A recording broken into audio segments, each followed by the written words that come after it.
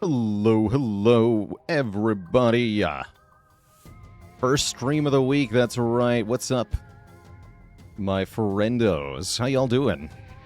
Hey there, GamerCat, Dynex, TJ Pell, Storm, MC Deep, Mark Za, The Raging Mule, Virtual256, putting the fun in dysfunctional. Loopy Jester, hello, hello. Mr. Cruisin', hello, hello. What up, the Nobester? The Nobester? Gavlar. Mitch. Quick couple thank yous to people.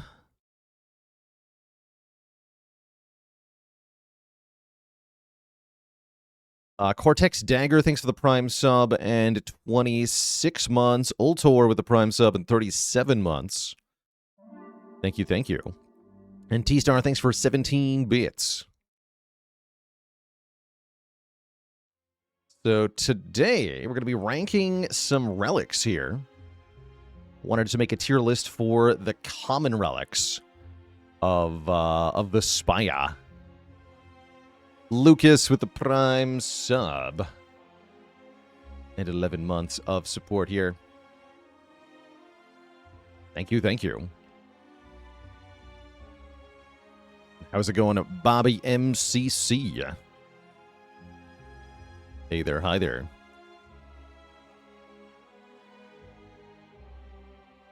And Lucas with the Prime 7, 11 months. I did, in fact, have a good weekend. Yeah, that reminds me. I wanted to open a window.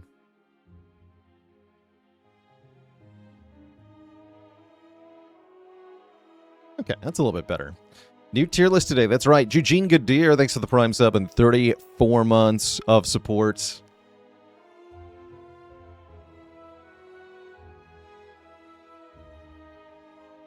I was finally Asynchronous trading in Path of Exile. That is interesting, Tom. I haven't looked at that game in quite a while. But that is quite a change, something that the game had really turned its nose up at for a long time. Jesus, I Want Pizza, thanks for 6 months, the half year already. Although if I was to get back into PoE, I'd probably be more interested in solo self-found leagues, so the trading improvements don't help me there.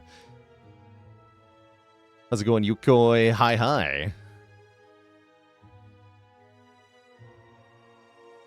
Balding Bigfoot finally got the clone Big Bang today. Good stuff.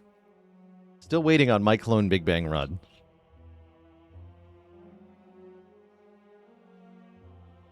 When they add new characters, will there also be new common and shared relics? There will definitely be new unique relics for that character. I'm trying to remember if Watcher added new general relics. Well, Cloak Clasp is a...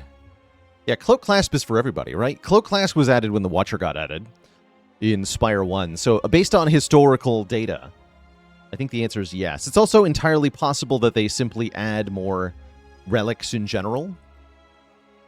I would expect... Currently we have a difference in the relic size pool. There are, I think, 30 common relics, 40 uncommon relics, and 50 rare relics.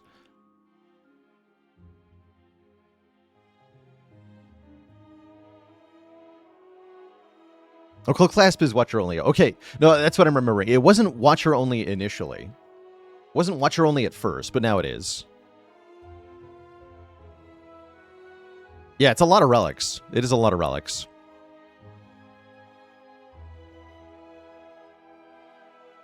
Oh, wow. Okay.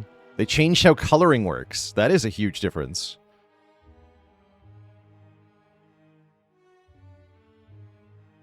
Interesting. Very interesting. Any news on a new character? No, that's still a long way out, I think, for Spire 2 here. We know they're planning at least one new character during the course of Early Access, but I think we're going to expect to see Alternate Act 2 added first before the new character is added, so... we're still waiting on news about that. They haven't leaked any information or hinted at anything relating to Alternate Act 2 quite yet. I'm not expecting our patch this week We're supposed to get a patch this week, right? Not expecting this week's patch to include alternate Act 2, but they might finally, like, tell us about it a little bit. Who knows? Who knows? But anyway, all that to say, yeah, I do expect we'll see more, like, generic relics that everybody can use added over the course of early access. I'd be very surprised if we never get any more common relics. Even if that just means that something gets deprecated. What could that something be? Well, maybe the tier listing can help us out. It should be a fairly quick one, so why don't we get right on into it, actually, here. Just drink some water and we'll get going.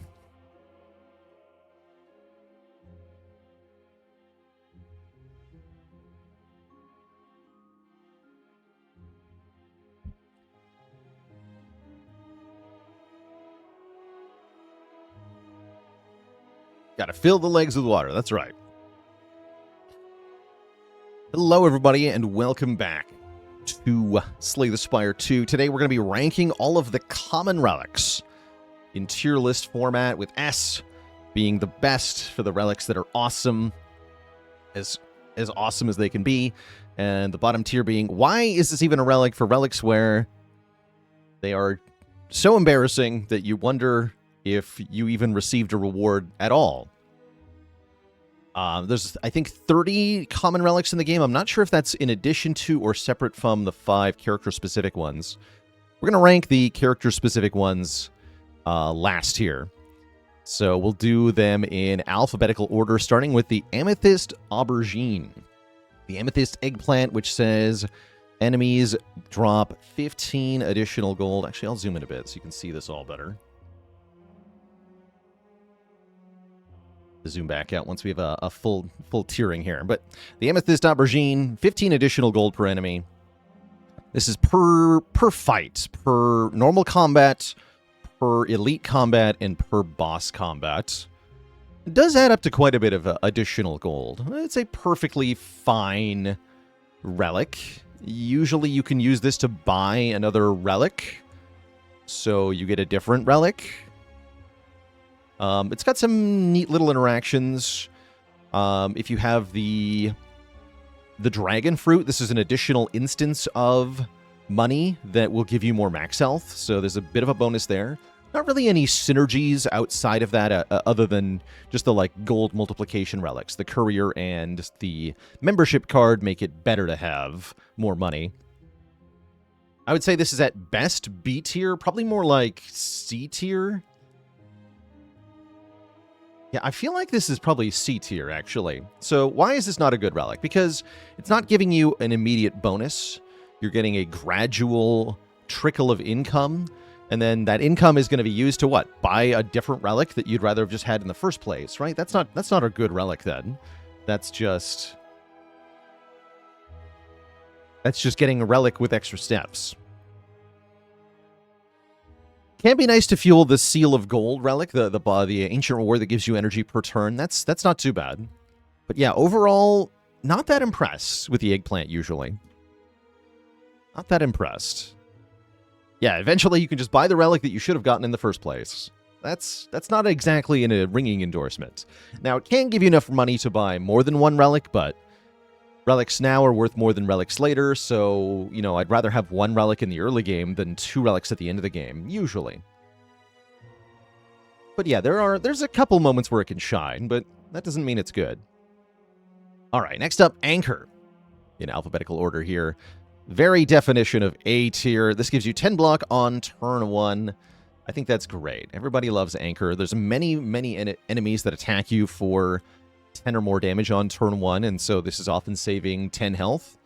Doesn't save health in every fight, but across an act, this is easily going to either directly save you health by producing block that you couldn't otherwise produce, or it will allow you to play more offensive turn 1s, and therefore save health in the long term, because you didn't have to block for as much on turn 1. Definitely nice with Vaku. Not any special synergies here. There's no way to increase the amount of block the Anchor gives. You can stack it with something like a boot sequence to get more turn 1 block. I like combining this with the inflatable anchor from the fake merchant to get 14 block turn 1. That's kind of nice. But yeah, it's just genuinely very good. Activates parrying shield on turn 1. That's actually synergy. Yeah, that's synergy. And if you have the diamond diadem from Nonu, you can retain that block into the next turn. So that's like 30 block plus retain into turn 2. That's pretty good. So you save 30 health across turn 1, turn 2. I like that quite a bit. But yeah, very, very good. Bag of Marbles. On turn 1, apply 1 vuln to all enemies. Bag of Marbles is definitely solid. You do 50% more attack damage on turn 1. Almost every character can make good use of this. Very nice in the early game, Act 1 especially. A little bit less so Act 2. By the time you get to Act 3, it's not that exciting, but it does still remove artifact off of enemies.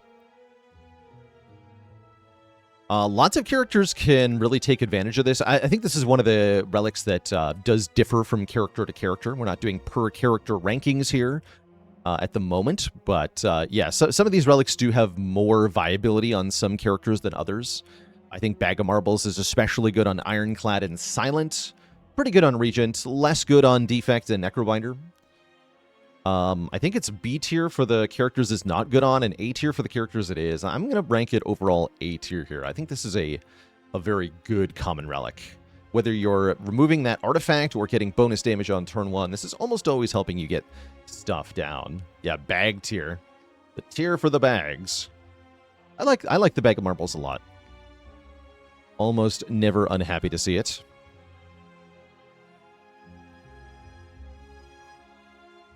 Next up, the legendary, the one, the only, the Bag of Preparation. Draw 2 more cards on turn 1 of every fight.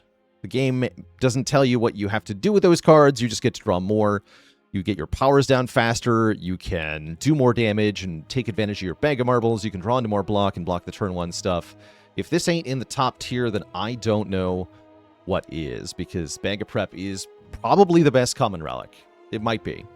It's definitely amongst the best. I'm always happy to see Bag of Prep on any character, on any build. It's just always very helpful to have 2 more cards on turn 1. You're speeding up your deck, essentially, and there's almost never a downside here. There are actually some niche interactions that can turn the Bag of Prep into a downside. The extra draw can make you draw too many cards that you can't spend all your energy on, and then you have to let some of them go to the discard pile. You know, if you have multiple Echo Forms and you draw them both on turn 1, then you can't play them both. But that's like rich person problems.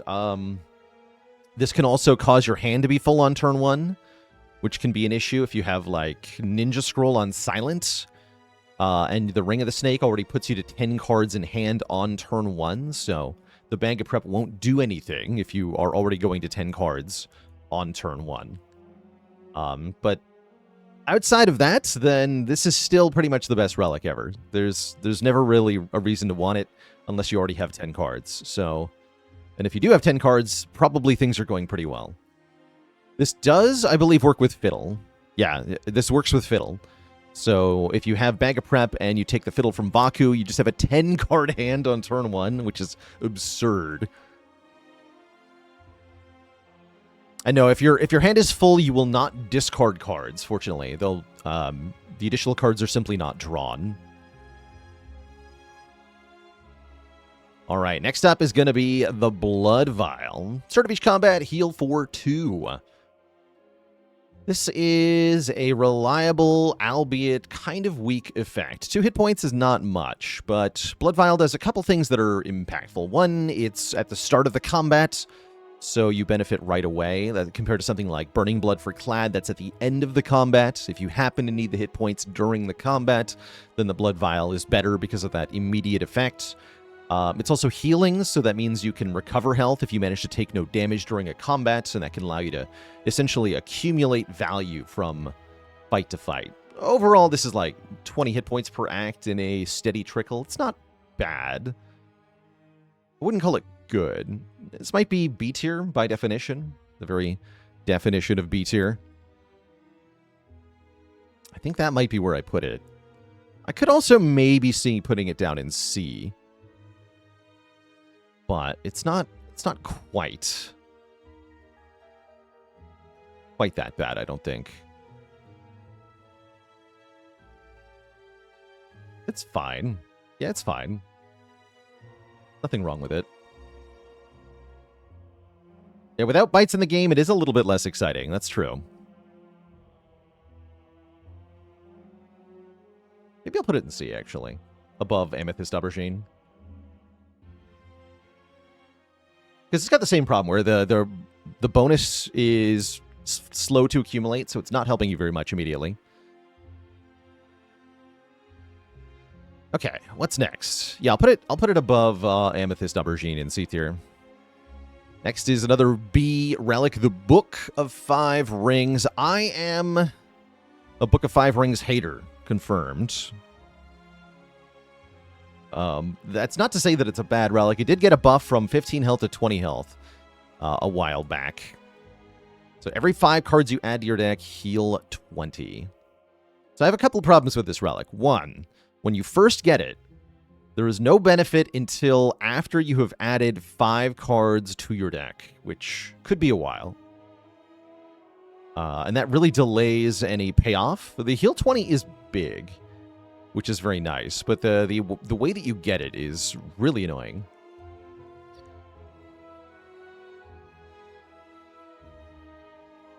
I often find the other thing is that, like, when you want to add cards to your deck, you don't really have the luxury of being like, oh yeah, I'm just gonna not add this good card to my deck because I don't want the heal yet. So I find often that I'm getting the heal at inappropriate times.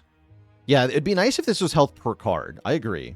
I find that I'm getting the heal at inappropriate times because I want to take the card that's good. You know, I see a good rare card, or oftentimes I'm getting an ancient reward that gives me cards. I already just healed because we got the ancient bonus. But then I'm getting cards because I transform cards, or I get an ancient card, and then I heal from the Book of 5 Rings, and that heal is wasted because I'm essentially already at full health. I don't know. I find it awkward. It's slow and it's awkward. It does sometimes heal for tons of health. You know, if you're consistently adding lots of cards, or if you've got Clone, this is insane with Clone. Or if you just have lots of cards that are getting added for any reason, then it can be good. But I think overall it's pretty meh. I'll rank it above Blood Vial, which is a generous ranking. I think I'm going to put it in C tier, though. I'm not... It does have its moments. I like it's more than the other C tier relics. It can really pop off in a way that the other two cannot, because they're just guaranteed per combat advantage. But in the same vein, it can also be worthless at times. So that's why it's in C tier, is that it's sometimes really good, but most of the time kind of worthless. And I'd rather usually have Regal Pillow, which is not a compliment. Next up, Bronze Scales. Start each combat with 3 thorns. You do 3 damage back each time you get hit. This is a damage relic. Damage relics are good. Damage relics are definitely good because you need to do damage to win all the fights. This one in particular does damage proportional to the number of times you get attacked, which is generally pretty strong. This is... In most combats, I would say this is more damage than Mercury Hourglass, which does 3 damage for each enemy for each turn.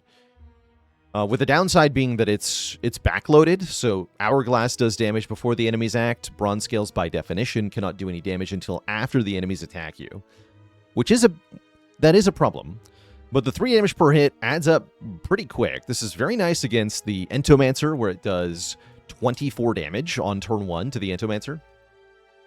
Very good in a wide variety of other fights. The Gardener Eels in Act 1, the Carapace Beetles in Act 2, even the Hunter Killer in Act 2. In this first game, this was really good against the very final boss. I wonder if that'll be the case in Spire 2. You know, will this be good against the Architect fight when the Architect is finally added? Maybe it will be. It's really good against the Fake Merchant, who attacks you, I think, 5 times? Or is it maybe more? Thorns are useful against the Skulking Colony in Act 1 because they do damage during the enemy turn. So they can bypass the damage cap of that enemy. Having Thorns in general can also help you set up optimal, quote-unquote, split turns against numerous enemies. if the frog parasite dies to thorns on its turn, then you get a full bonus turn against the wigglers, well, because they'll be stunned. You get a full bonus turn against the guardian deer, the Act 1 boss, if it hits the stun threshold by hitting you with thorns. And other bosses that change their intent when they hit a certain health threshold. I'm struggling to remember any. In terms of final bosses, does good damage to Queen, does pretty good damage to test subject. That's also very nice. Overall, I think it's hard not to put this in A tier, right? This is A tier. Maybe even higher than Bag of Marbles. It's a good relic. It's a very good relic.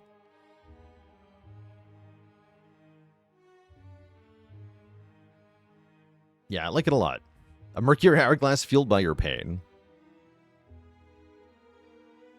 Yeah, I don't think it quite deserves S tier, but it's definitely up there. Next up is Centennial Puzzle.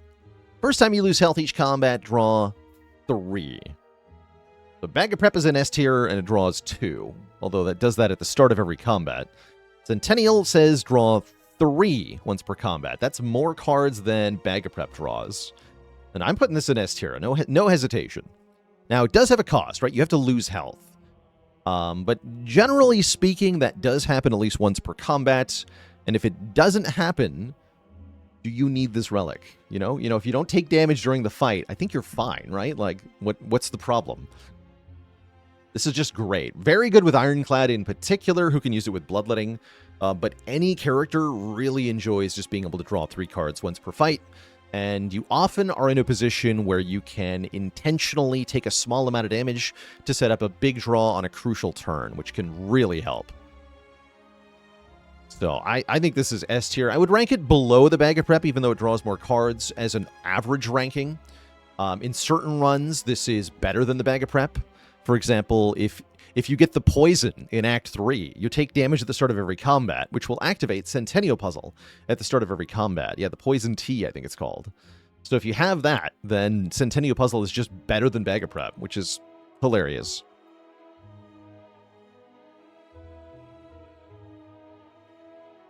More draw in my deck building game. That's right. Yeah, it's very good.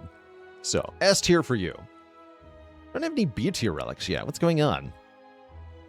Well, next up is Festive Popper, which does 9 damage at the start of combat to all enemies. It's like 3 Mercury Hourglasses, but only 1 time.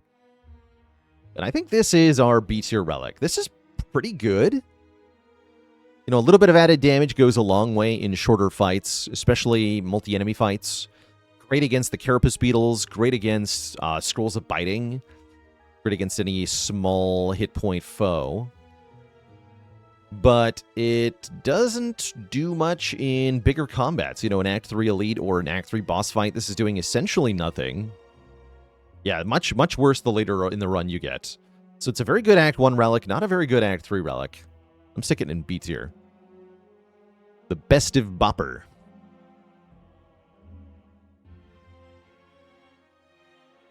Not much to say. There's not really any synergies with the Popper.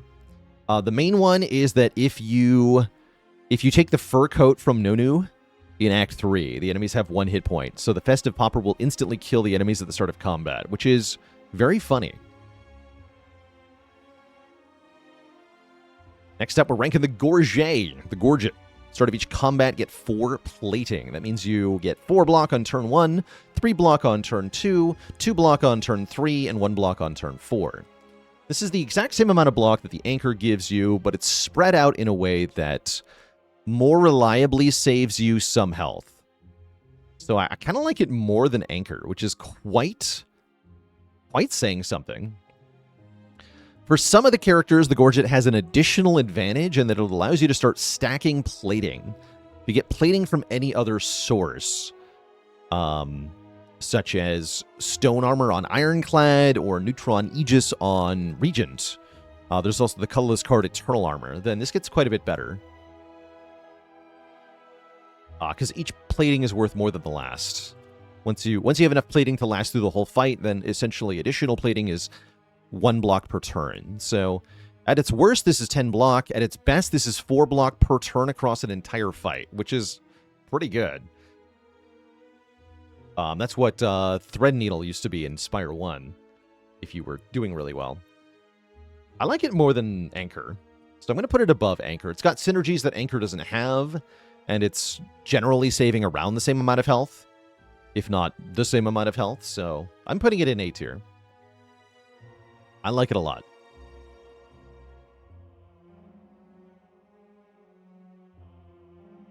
Next up is Happy Flower. Every 3 turns, gain 1 energy. This is great. Energy is very good. Is this S tier? It might be. This is a lot of energy over the course of a fight. The 3rd of an Ancient Reward. That's pretty good. Yeah, that's pretty good. Maybe this is an S tier. This is one of my most bought common relics across both Spire 1 and Spire 2. Which says a lot. These two are the other ones, probably. Yeah, I think I have to put this up in the top tier. I think it's worse than both Bag of Prep and Centennial. Only a little bit, though. So the main advantage is this is what we call a setup relic. So you can manipulate the length of a combat to end with Happy Flower on 2. Then Happy Flower will give you energy on turn 1 of the next fight. Plus energy on turn 4 and turn 7 of the same fight. Or, you know, on and on. The longer the fight goes on, the more total energy it gives. And that's really good. Getting energy more than once in a fight, very good. Yeah, that makes it pretty much by definition better than Lantern, right? Lantern's energy only on turn 1. And that's a good relic, too. We'll talk about Lantern in a moment.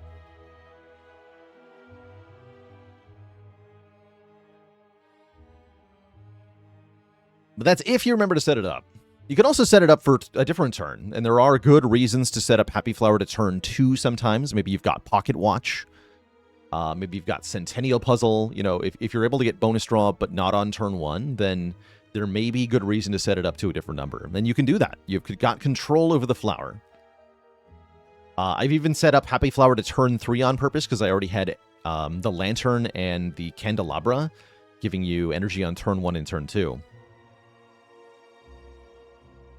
So it's fun. Very fun. So yeah, I think up in S tier. This is definitely amongst the best of common relics. So S tier by common relic standards at minimum here.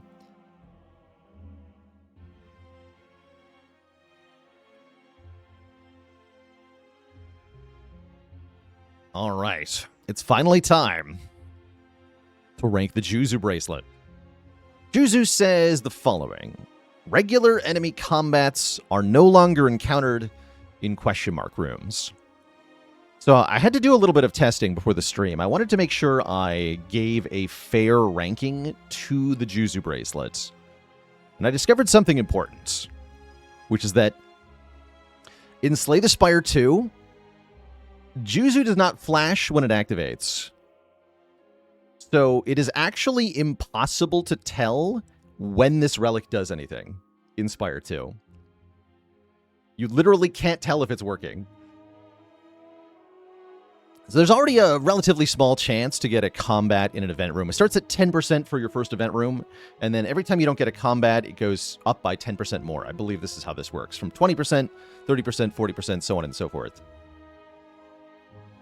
How I believe the Juzu bracelet works, I don't actually know this for sure, and if there's anyone around who knows better for sure, they can correct me, but how I believe the Juzu bracelet works is that if you rolled a combat, then it turns that, specifically that combat result, into specifically an event result. That is, the Juzu bracelet will not do anything unless you already rolled a combat for that event room, and it can only give you an event. It will not turn a combat into a treasure or shop. You can still get a treasure or shop in an event room, but that just means you were going to encounter them anyway. So the Juzu is not generating more relics. It's not generating more shops. It's just giving you events specifically. Now, events are quite good in Spire 2. There's some cool quest events. You can enchant your cards.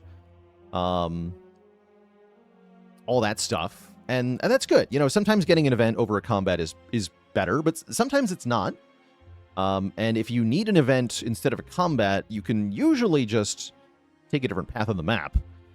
What I want from my relics is that they do something in a fight. They improve the deck's output or resources in some way, and Juzu is not doing that. Juzu is giving you one floor instead of another, something you can already do by taking a different path on the map.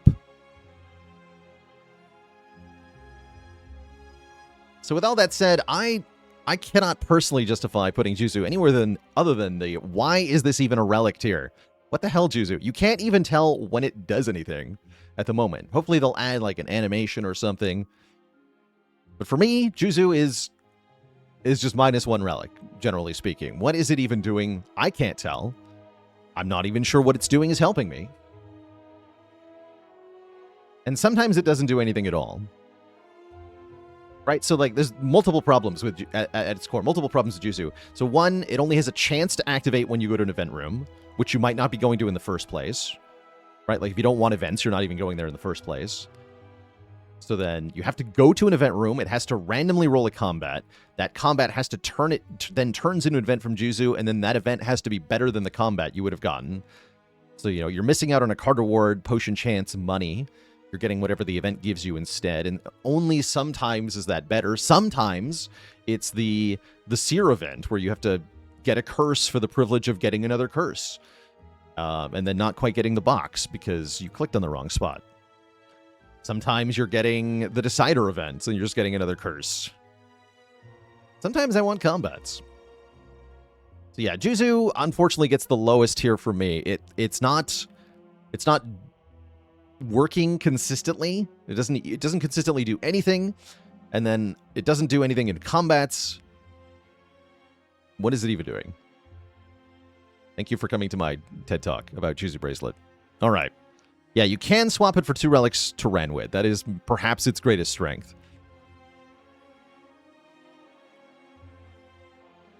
All right, next up, let's talk about Lantern here. Leave Juzu off the screen where it belongs. Lantern says, start combat with an additional energy. That's good. 1 energy on turn 1. You love to see it. I think that's not as good as Happy Flower. We said Happy Flower is better than Lantern almost always. Not always, but almost always.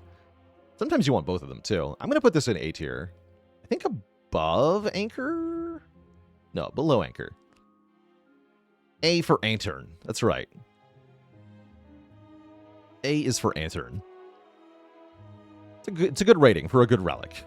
Generally speaking, you love energy. Lantern and Bag of Pepper, of course, best friends, and if you have both, you're having a good time. Meal tickets up next. When you enter a shop, heal 15 health. This happens if you go to a regular shop room or if you get an event room that happens to be a shop. This is pretty good. It's a good healing relic. This will usually heal you 2 to 3 times in a run.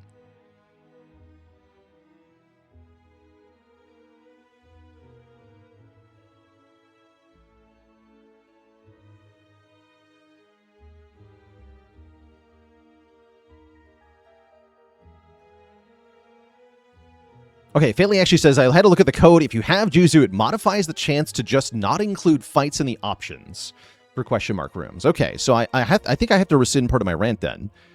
That would explain why it doesn't flash Inspire 2. You can't tell when it's doing something because, well, actually the way that it works, you literally can't tell if it changed your outcome. So that's something. Like, you literally can't tell. But that does sound like it sometimes gives you a shop or a chest you wouldn't have seen otherwise. But that's a whole different level of mystery box. Like, you couldn't even program it to tell you if it changed the outcome. Because it's just a mystery. It's just a mystery. I don't think I love that very much. Good lord. Okay. So meal ticket. This is typically 2 to 3 15 hit point heals during a run. I like that a good amount. Is that good enough to be an A tier? I'm not sure that it is. I like this relic more in a world where there's an Act 4. I like that it healed you in Act 4 a lot, very consistently. It definitely can clutch out by getting you a 30 hit point heal in one act. But, you know, so can the Book of Five Rings. You can do better than that, actually. Yeah, you can plan around it more so than the book, which I do like. It's good. Is it great? I'm not sure. Yeah, I think it's B tier for me. Yeah, I think B tier.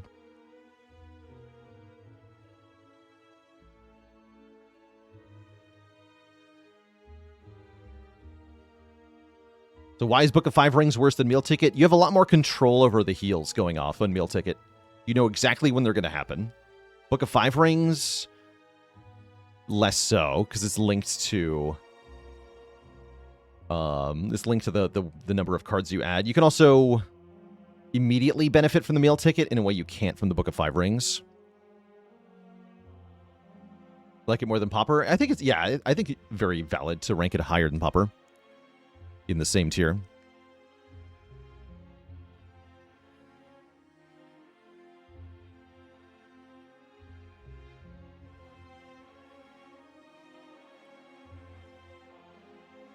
Next up, the Oddly Smooth Stone here gives you 1 dexterity, which means 1 more block per block. Every block card you play is 1 more block. That's good. This is also a good defensive relic. Reminds me of Gorget in some way. Yeah, B or low A. I think probably low A or maybe high B. It's good. Some decks benefit more than others. Some decks are really only adding the 1 block per defend card, which isn't doing a whole lot. I think I'm going to put it in high B. I don't think this hits the A tier threshold for me. Although it often is saving, you know, one or 2 block per turn might not sound like much, but over the course of an act, it really adds up to a lot. Yeah, defense in general is quite good in Spire, too. Maybe it is low A. All right, let's put it in low A.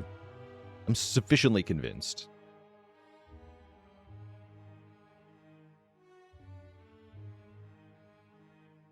Yeah, low A. Let's do low A. I'll try not to have too many A-tier common relics. Let's see. Alphabetically, next up is going to be Pendulum here. Every 3 turns, draw 1 card. It's like the draw equivalent to Happy Flower. But I think what I've realized is that one energy is better than 1 draw. No offense. Why? Bag of Prep is 2 cards and Lantern is only 1 energy. So this can be 1 draw on turn 1 plus 1 draw every 3 turns. That's pretty good. I haven't felt like this is not an A-tier relic. I think I put it in high B. Being able to set this up to draw 1 more card on turn 1 is valuable. And the fact that it gives you consistent draws across the course of a boss fight can be very helpful. I like this a lot in the Knowledge Demon and the Insatiable fights, where card draw is very valuable.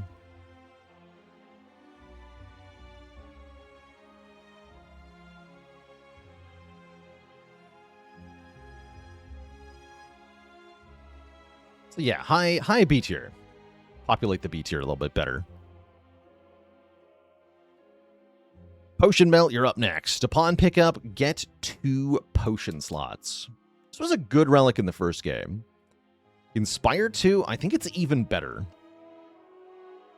Inspire 2, currently in the early access version, with runs ending always at the second Act 3 boss, potions are very valuable as a way to get through your tough matchups. Potion Belt does have a disadvantage of not giving you any immediate benefit, right? There's no actual benefit from the Potion Belt until you have filled and one of the empty potion slots it gives you, which might be hard to do. This is an on-pickup relic, which is noteworthy. You can give this to Ranwid and you don't lose the potion slots. That's kind of cool. I like that this has synergy with the Frond from Nonu. Allowing you to fill all your potion slots every combat. That is way better if you have 2 more potion slots. Yeah, very good as a wax relic. I don't think I can reasonably rank this lower than A. I'm thinking about putting it in S tier. This is just such a consistently useful find on most runs.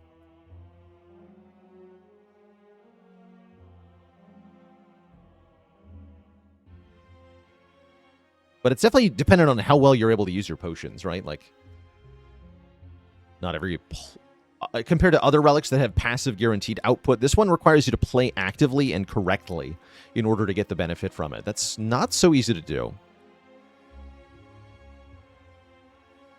Oh yeah, this into finding the Rancid Potion events. Yeah, there's a bunch of events that like give you like super good potions too.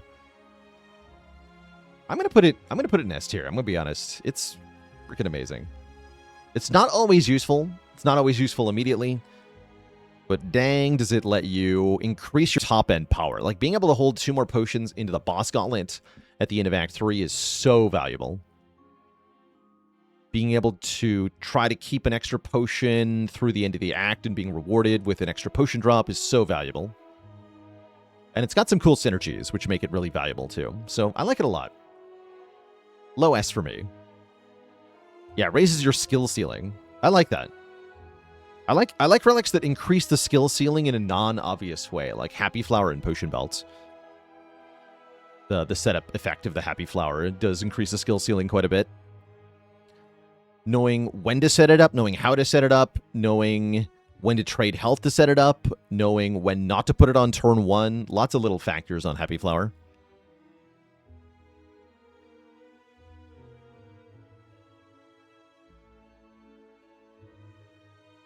Next up is the Red Mask, applying 1 weak to all enemies on turn 1. Weaken is definitely useful. It's kind of like Anchor, but it's a percentage reduction. Really good if you're stacking weak from other sources, because then the debuff will propagate into multiple other turns. I kind of don't like it as much as Bag of Marbles. I feel like the Vulnerable is more valuable than the Weaken. I'm not sure that's true. In the early game it is, I think. Maybe the further you get, it's different. Very good against most elite combats. Almost all of them will attack you on turn 1. Almost all of them. Let me think. Act 3 elites, yes, they all attack you on turn 1.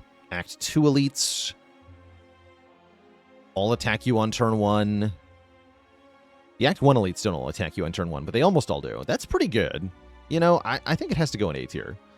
Put it right next to the Bag of Marbles. It's a good tier. We have a problem, though. There's too many A-tier relics. Oh, good. There's none left. Great. Regal Pillow. When you rest, heal for 15 more. This is like a... What's the opposite of a win more relic? That's what Regal Pillow is. It's only good if you're struggling on your run. But it's not good if you're already winning. So if your run is strong... I guess it's lose less. This is a lose less relic. That's exactly what this is. It's a lose rest relic. Yeah, never rest anyway. Well, then you've already won, so do you need it? No. But if you're doing badly and you are resting, then the extra health from this is really nice. I especially like this when I have low max HP, so that you can rest for a decent amount of health. You know, if you went down to like 50 max health because you took the Fresnel Lens or the Transform 2 from Niao, then your rests are kind of terrible, but not if you've got Regal Pillow. I feel like this has to go right next to Meal Ticket. They're kind of very similar in that it's 15 health a couple of times in a run, at best. With Regal Pillow, you have a little bit more control. You get more rest sites than shops, and you get to choose which ones heal you more. So I'm going to put it in a little bit higher than Meal Ticket in the B tier. But I definitely wouldn't put it in A tier. It's not a relic you're always happy to see. Sometimes it's doing nothing. Sometimes you don't get to a rest site before you die because you didn't get a better relic that would have done something in the next fight. You know, that can happen too. So I'm not usually happy with Regal Pillow, but it definitely can save your run. So that's nice. It's nice to have. Strawberry. Gain 7 hit points. One time. Well, gain 7 max health. So every time you rest, you get an additional 30% of your max health as healing. So technically, this is healing you by what? 7 times 0.3 is 2.1. You get 2.1 additional health every time you rest. Plus the one-time bonus. It's a pickup relic, so You can get rid of this without losing the max health. That's fine. It's the worst of the fruit relics. Yeah, you're going down in C tier. At the bottom of C tier, mind you. One of the worst common relics. It's not to say that max health is useless or undesirable, but typically you'd rather have some other kind of bonus than a dinky amount of max health. So yeah, get wrecked, Strawberry. Strike Dummy. Cards containing Strike deal 3 more damage. This wasn't a very exciting relic in Spire 1. It was an uncommon relic. You didn't see it early very often. And strikes weren't that good in the first game. Spire 2, this is a lot better, actually. This is, if you get this in Act 1, it's ridiculous, actually. And it can have some fun synergies with stuff like Soup from Tezcatora.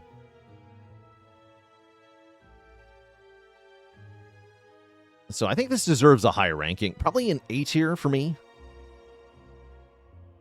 Later in the run, this can be useless, especially if you got rid of a lot of strikes, but the added damage on your strikes will make your Act 1 so much easier. And the potential to combo it with stuff like Soup is significant. Yeah, even on Necrobinder, if you get this early enough, it's pretty helpful.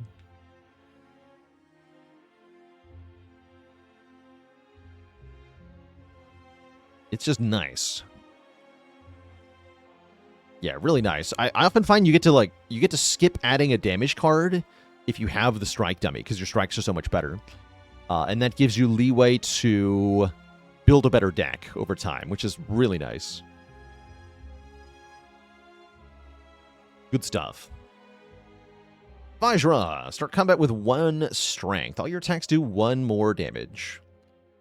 This is definitely character and build dependent. You know, Shiv Silent loves this. Regent tends to love this. Ironclad might love this. Other characters might not. I think the Vajra is a little bit less good than the Smoothstone. Again, depending on your specific build. If you've got multi-hit cards, this can go pretty hard. Yeah, Defect has a lot of ways to utilize it, too. You know, there's Gunk Up, there's Helix Drill, there's Claw, all-for-one stuff. If you're doing damage with skills, though, like on a Necrobinder, this might not do anything. On Orb Defect, this might not do much. Poison Silent won't appreciate this. I don't think it's as good as Strike Dummy. I'm going to put it in the top of B. It is a damage relic, a slow and steady damage relic, often not doing as much as something like Mercury Hourglass. It's fine. It's fine.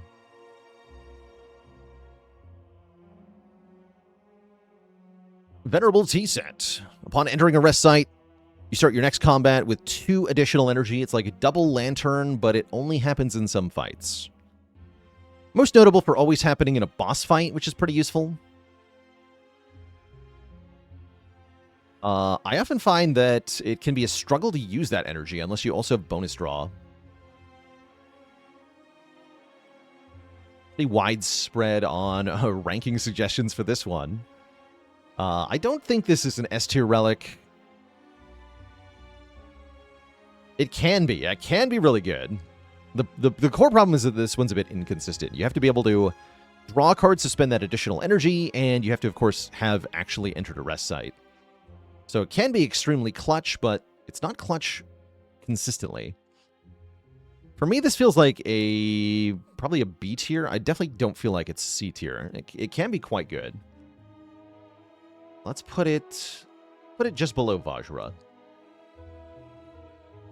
This is solid. Good enough as a common relic. Sometimes worth buying at the shop. I have bought this a couple of times. Definitely not something I buy nearly as often as, you know, some of these other relics here.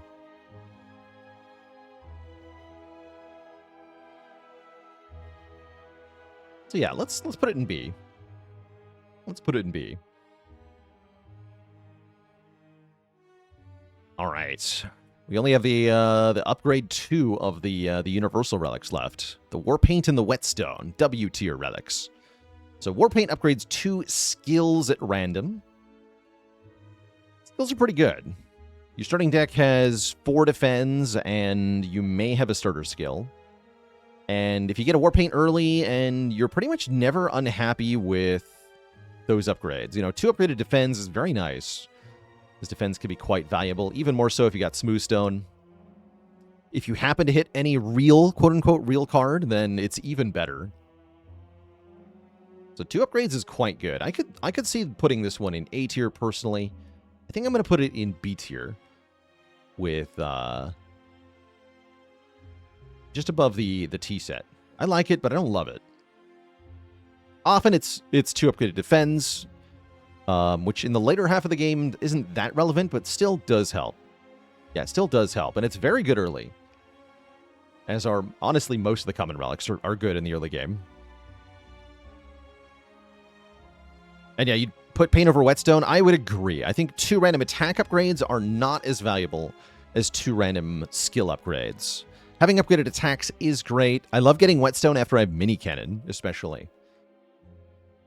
But often this is strike upgrades, as you're very likely to have unupgraded strikes in your deck.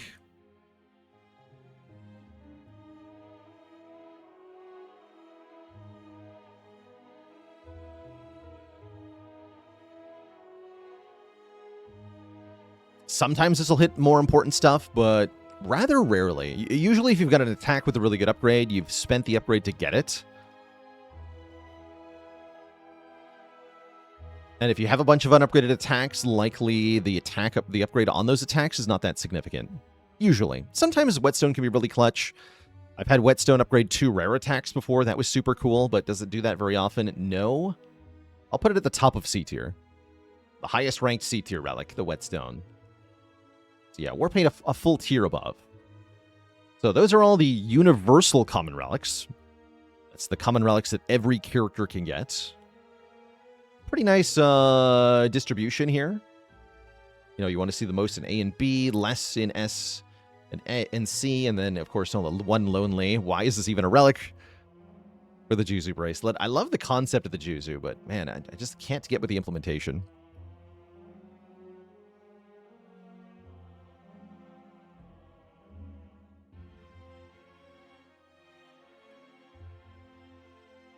I could definitely see ranking the Book of 5 Rings higher. I explained my ranking a little bit when we ranked it early. It's a powerful but inconsistent effect, is my problem with the Book of 5 Rings, that is often coming in at inconvenient times. And because of its method of activation, you're not given the luxury of delaying it. Why the Juzu bad? As we discussed earlier, one of the current problems I have with it is in Inspire 2, it is actually impossible to tell when this relic does anything. And that should say a lot, right? You literally can't even tell when it's working. All right, let's rank the 5 class-specific common relics. Starting with Clad's one, the Red Skull. If you're at or below half health, you have 3 strength. That is a lot of strength. That is so much strength. That is ridiculous amount of strength. That is ridiculous damage. There's so many ways to leverage that 3 strength into just dealing incredible amounts of damage. And if you start your fights with 3 strength, you are likely to be able to just deal with them without taking any damage. So much so that it's often just worth taking damage on purpose so that you can counteract your own burning blood.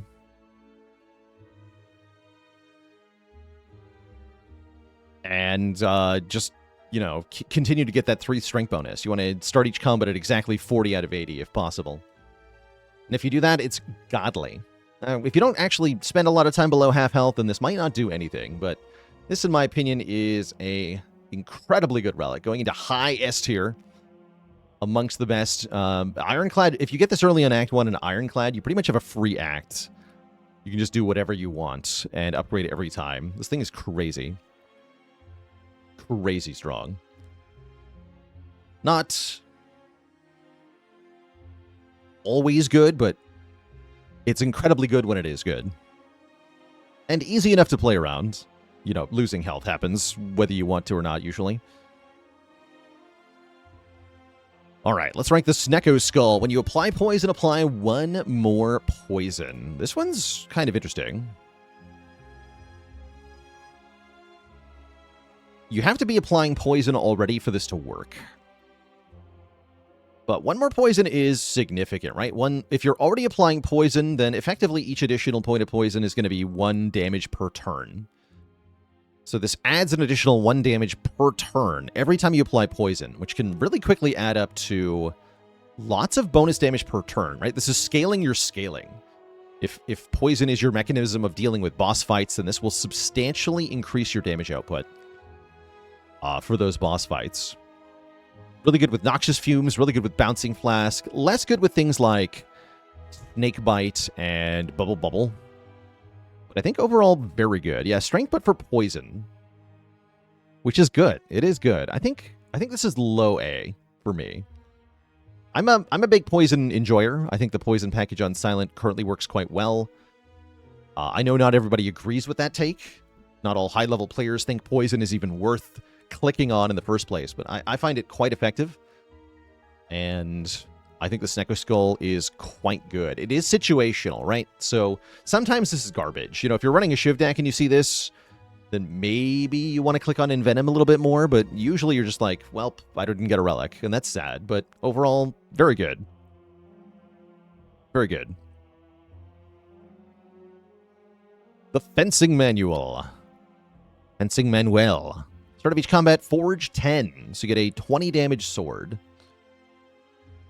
This is a nice head start if you're running a Forge build. It's not that exciting otherwise. If you're not explicitly running Forge in your deck, then this is just add a retaining 20 damage 2-cost attack to your hand on turn 1, which is fine. It's very good in Act 1. In the later game, it can be just nothing. The thing that takes up a spot in your hand and doesn't actually help you. So it's a little inconsistent. A little inconsistent.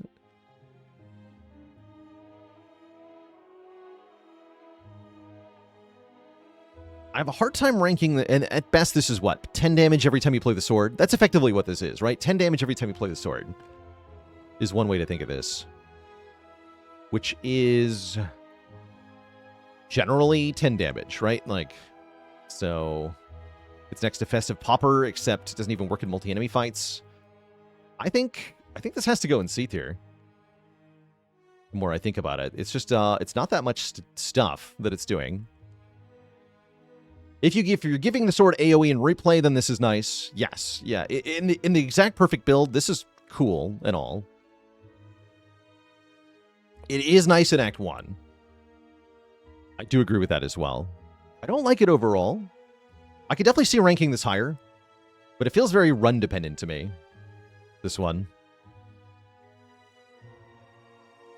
I don't know. I'm not usually wowed by it, but yeah, I can definitely see it working really well. Yeah, with Bellows or with Apotheosis, it lets you get an upgraded Sovereign Sword early, which is quite cool.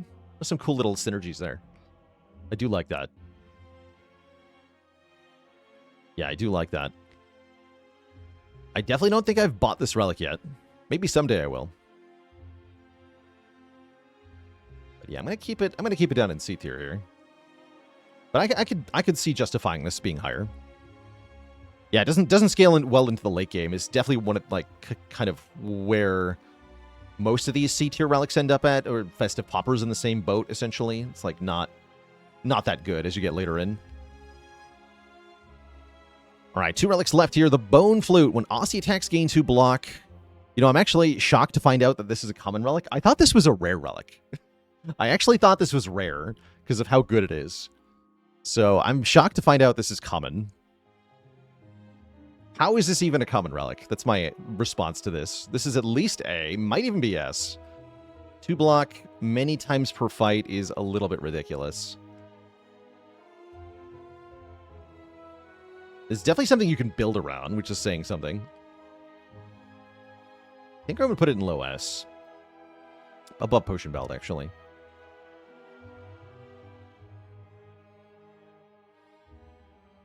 It's nice. Yeah, it's really nice. Some builds don't use it very well, but the builds that do, it's very nice. Yeah, especially good with fetch. Something to note, though, Rattle, which hits multiple times, will only give you block one time, I believe. It's not block per hit that Osti does. But it's overall very nice. It's not that hard to play Osti attacks more than once per turn, which turns this into, 4 or more block per turn, which is great.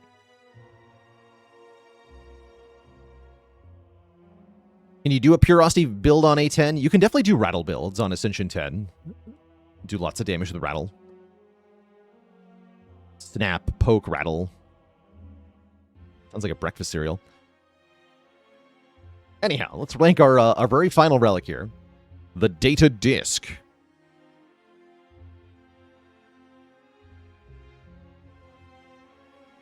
One focus. This is equivalent to having the rare power, Defragment, put into play on turn 1. That's pretty good, right? Like, how many other common relics can you say are equivalent to having a rare power in play?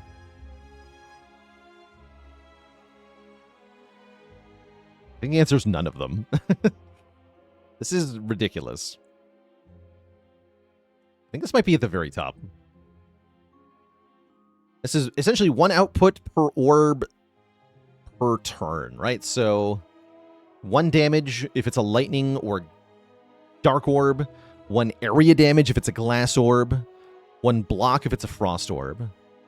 Doesn't do anything for plasma orbs. That's per turn per orb. So this can be 3 damage or 3 block or even 3 area damage. And then glass orbs get even better if you evoke them. So the Data Disc is insane with frost and glass especially. Although it benefits any kind of build that's using damage, that's using output orbs. Yeah, every orb, every evoke, and every turn. So the per turn effect of this can easily be 5 or more, which is ludicrous. Ludicrous output. And you can get more orb slots to make it more effective, or more effective with loop. This is a huge loop enabler. This is really has synergy with Defect's other character-specific relics. It has special synergy with the emotion chip. It has special synergy with the runic capacitor. It has special synergy with the gold-plated cables. Very ridiculous. Yeah, ridiculously good for a common relic. And I think easily the best of the common relics. So here is our full ranking of all of the common relics, ranked from with S being the best and Weiss is even a relic being the worst. Poor Juzu at the bottom there. Banished to the bottom tier for being impossible to tell when it's even helping, which you can't really say for the other relics. So, if you disagree with any of these rankings, feel free to leave a comment in the chat explaining why you think Juzu Bracelet is the best relic in the game, or why you think Fencing Manual is better than the Data Disc. If you like this video, don't forget to subscribe to the YouTube channel to see more ranking/discussion videos like this one. There should also be a link to this tier list on Untapped, on the Untapped website. So that you have a permanent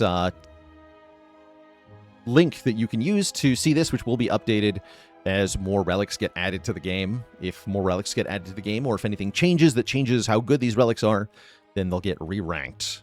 And you'll be able to see that through the link. Although I can't use YouTube magic to retroactively change what I said in this video, I can go back and change the rankings. So that'll be the place to find it.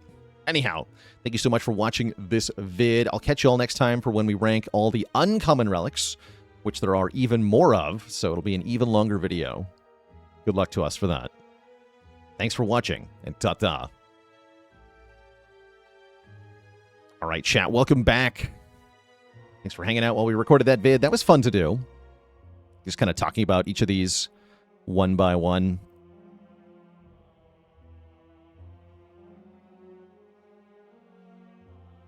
Robot Acid joining the almighty list of channel cuties. All hail Twitch Shop. We got a new cutie on the list. Let me get that Acid Robot. Added right away.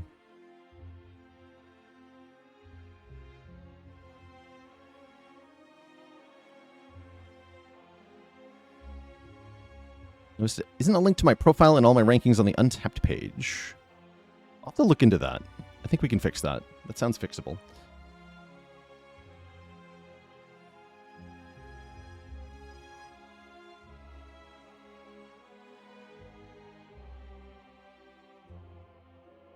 Robot Acid, you are on the list of channel cuties. Welcome, welcome.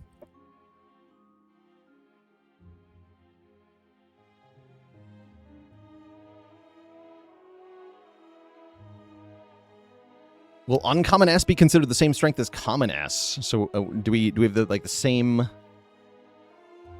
strength ranking across rarities for relics? I'm not sure that we do. Because then some of the uncommon relics are going to be like super S.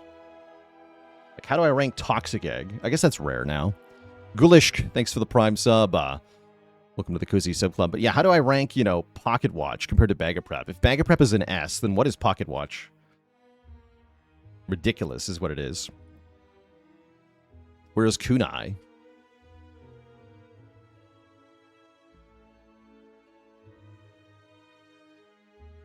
Yeah, I think I agree. I think the design philosophy of the different relic tiers is just fundamentally different. Yeah, I think so. I think so. All right, let's get the Spire 2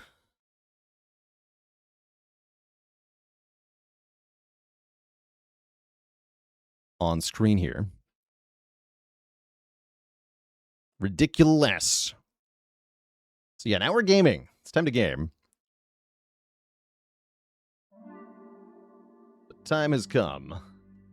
Well, time has come to take a break, because I talked a lot of words and I need water now. But then...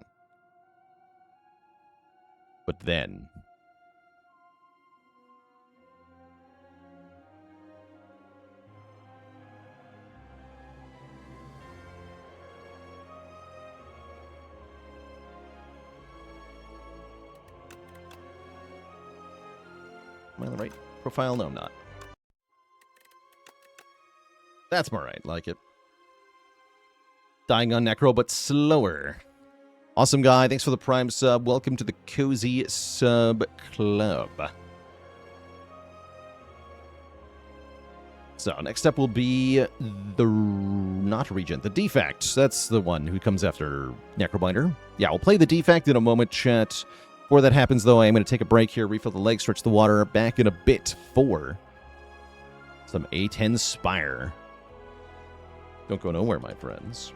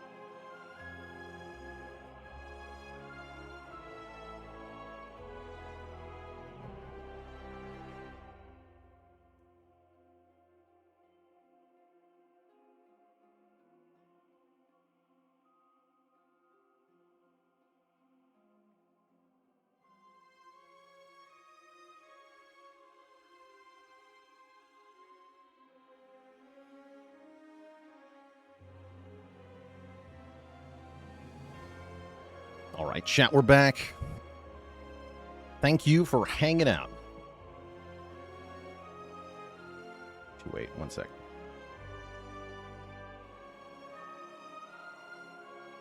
Magneto Had, thanks for 17 months. What are my thoughts on the current state of Act 3 bosses? They feel limiting in deck types and styles and might need rethinking a bit. They are limiting, but that's intentional. Yeah, just like Time Eater was limiting, right? Time Eater definitely had sway over us. Awakened One was also somewhat limiting. I actually think we're lacking an Awakened One equivalent currently, something that punishes the player for taking too many powers, because currently one of the easiest ways to get through the endgame is just play a lot of powers. Doesn't really even matter what they do, just get lots of them down. And you're doing great. Slight, thanks for the Prime sub. Welcome to the Cozy Sub Club. Globehead stops powers. Only in theory, though. In practice, he's not actually strong enough to stop powers. So a deck with lots of powers just walks right over the Globehead. And then you're fine.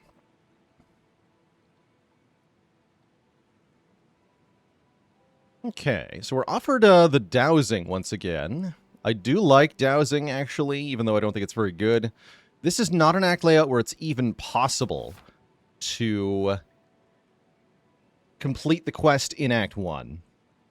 Looking at the map, we have a maximum of 4 event nodes this act.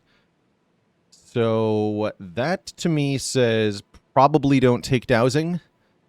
Otherwise, what are we even doing with our life, you know? Yeah, probably we should take a colorless card or even just remove a strike. Here in Underdogs, I think remove strike is perfectly good. A totally valid way to start your run. How do I feel about the mechanics of quests in general? I think they're currently very limiting with the way that they're implemented, in that quests are a card in your deck that is unplayable. That is what they've currently decided. That means that quests are a curse. And so, and they're a curse that will remove itself and give you a reward once you complete the criteria. But they all share a commonality in that they are an immediate big penalty for an eventual upside. And I think in order to change this, what I'd prefer to see is that the quest card itself should be a card that you can do something with. It doesn't have to be a good card, but it should be like an item kind of card, you know? It should be something that you can use to at least try to do something, so that it's not a complete curse. This could also give more identity to the quests, if each quest has a different function while it's in your deck. Like Dowsing could be a scry the top 3 cards of your deck kind of effect. Yeah, scry 3 would be a cool thing for Dowsing to do.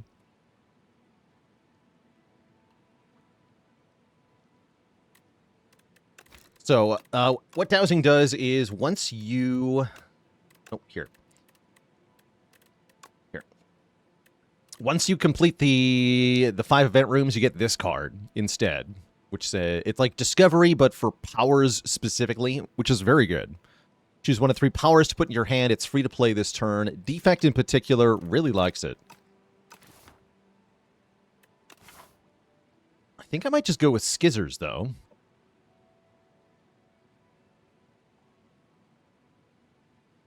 What if Skizzers?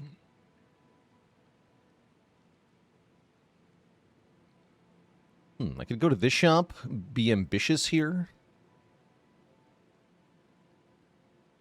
Because I'm not getting very many elites if I don't go to that shop, right? If I go to this shop, I could go to this shop, I guess. And then we could do 2 elites, even 3, actually.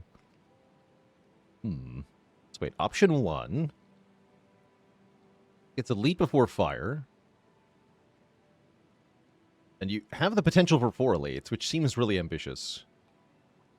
Maybe go that way. Option B. Get 2 rest sites. Oh yeah, the rest site's before the elite instead of after. That is probably better.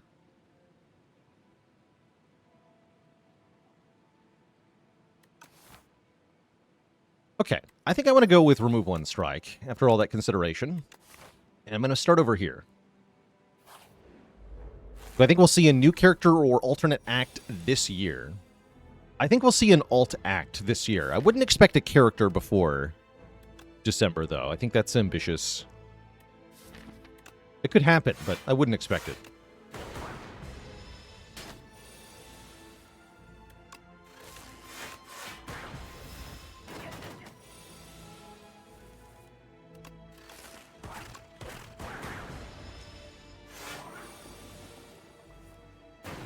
Okay, I find Defect with 1 strike remove tends to do quite well in the opening combats. We're offered Null versus Ball Lightning versus Barrage. Hard to go wrong with Null in the early game here. But I'm also down for Ball Lightning. But yeah, I think I'll take Null. 2 turns a weaken is very nice. Trashy Lover, thanks for 100 bits.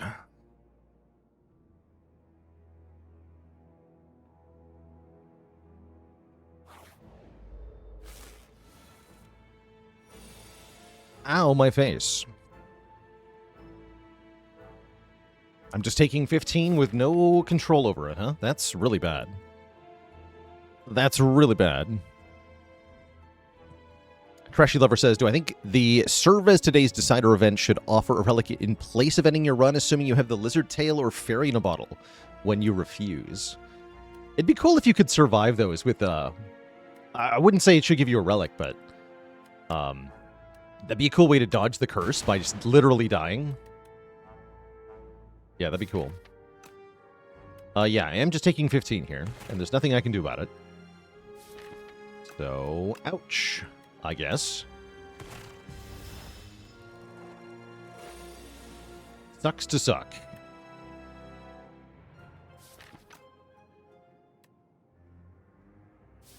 And I think I just null... Yeah, it won't be frail here. Null this one, strike this one. Perfect. Okay, that was quite painful. That's just how it is sometimes. I'm going to grab Boost Away. It's a block card in the Underdogs, and it goes well with Null. It's also a first status generating card, which can be quite valuable. We like all of these things. We also like Glacier, I think. Or Refract. Both of those are pretty good. Probably Glacier, though. I was originally going to remove a card here, but that's not going to happen. Could also buy Barrage. Yeah, Glacier Barrage is quite good. Well worth adding to the deck. Yeah, let's go ahead and add both of those. That should make a remaining easy pool combat very easy and make this elite pretty doable. Hopefully getting a potion from here. We might choose another combat, actually. Try to get another potion. We'll see. This enemy should be no problem, thanks to Glacier.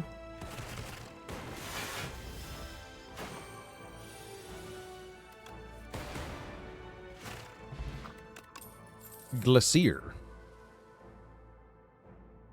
Okay, do we want to Focus Strike now that I have Glacier? Kind of, right? I don't really like Synthesis or Fight Through here. Both have big downsides. The wounds are currently a huge problem until we find Adaptation.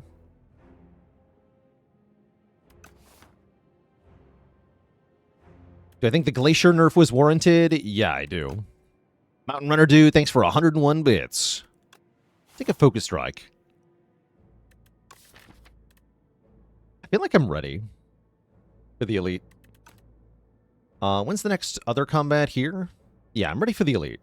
Let's just go. Ho, ho, ho. Excellent. I can remove yet another strike. Or I could upgrade too. Strike remove is actually quite tempting here. But getting our first 2 upgrades is so important. Tough call. Yeah, very tough call. Yeah, upgrade 2 is good, really good into the elites I'm planning on fighting. Yeah, I think I have to take the upgrade 2 here. We get a defend and a barrage. Those are very good hits.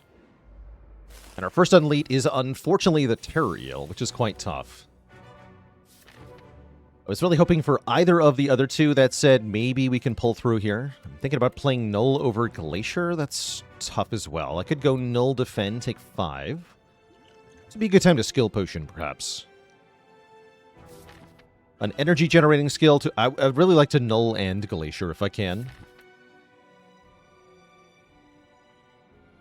Yeah, what do you got? Leap is pretty good. So is Cool-Headed.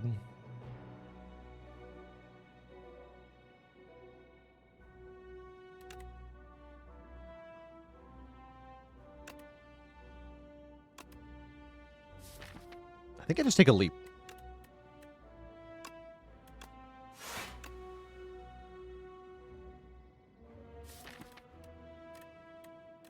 Do I dare skip the Null?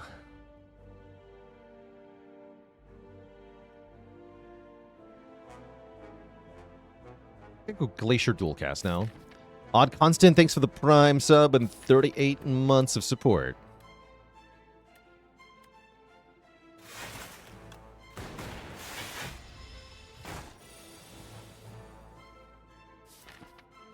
Okay, not too bad. This turn's gonna hurt, though. I can't make enough block on this turn.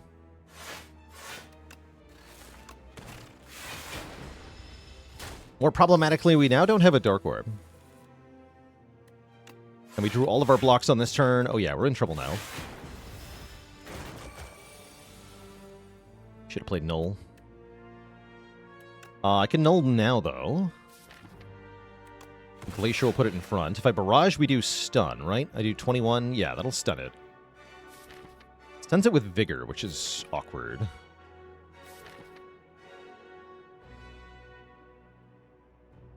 Not sure I want to do that.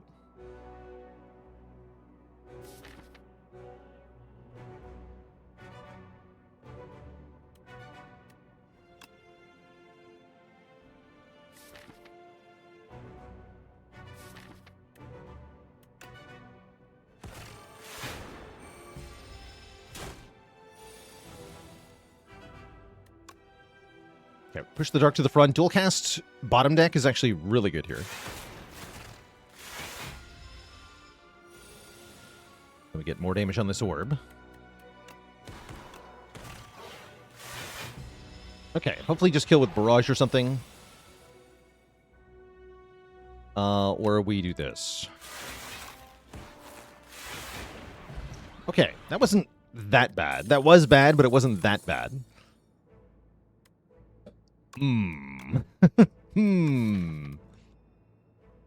My child. I probably should take, like, I don't know, Hotfix or something? My child. Now, we'll do better than the next fights if I take Hotfix, surely. Twitchy Victor, thanks for the 6 months of support. Is block more important to consider early on in Spire 2 than it was in Spire 1? Yes.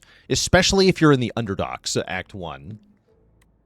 Because most of the elites of Underdogs are quite easily solved by just blocking for a lot. Which, as you know, you couldn't do in Spire 1. It's like being offered Dark Embrace with no exhaust? Yeah, kind of. What we found is that last time it was rather painful to take that early subroutine, but then it really popped off later. So if we're feeling like we're strong enough, we might want to just consider taking it. And suffering for a little bit. But yeah, we'll be suffering for a bit. That's the problem. I think I'm just going to take a hotfix. It's been my favorite change to the game from Spire 1 to Spire 2. Well, aside from losing Wild Strike, my favorite change, I think, is the Ancient Rewards. The broader variety that we're seeing in what you get after your boss fight as a relic, and how many different kinds of wacky run you can get as a result. Like, Clone is so cool. I love that Clone's in the game. I hate that Clone is hurting me in the way that it is, but I'm very happy that it's in the game. Alright, we're going to get some crucial upgrades here. Focus Strike is a big one. So is Null. So is Zapper Dualcast.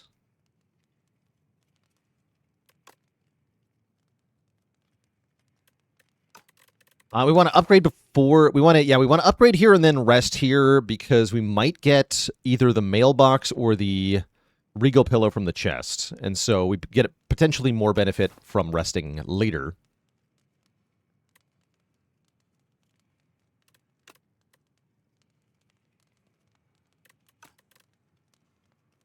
Can you enchant curses with clone? I don't believe you can enchant curses. Let's do null. Make sure I play that when I see it. Get the merchant. Subroutine, come back.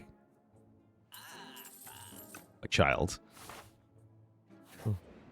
My child. Okay, there's the bag of marbles. I did rank those pretty highly in our tier list. Are they any good for this defect run? Maybe with Barrage, maybe with Null, maybe. Yeah, maybe. Doesn't clone just turn the run into clone as much as possible? I mean, sometimes. I think it's most fun when it does. The challenge is, how do you clone as much as possible? And there can be runs where you clone twice and then stop cloning. I know because that's the only way I've actually managed to win with clone, is by cloning twice and then stopping. I'm still mad about this. It's not what clone is for.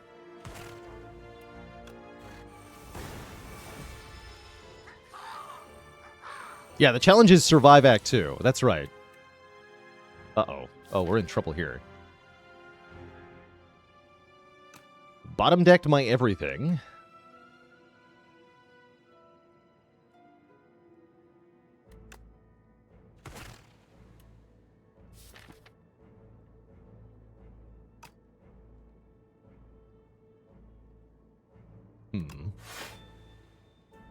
Could drink this now for 9 block. Slightly tempting. That would also let me to strike here, putting you to 19. That's a good number to be on. I'm doing it.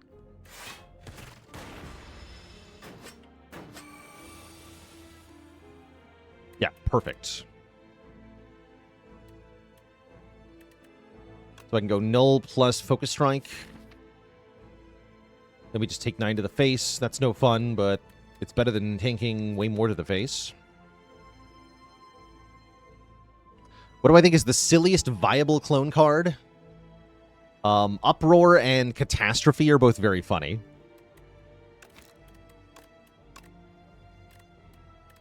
Catastrophe being the colorless card that plays multiple cards from the draw pile. This one. You can also use Cascade in a similar fashion.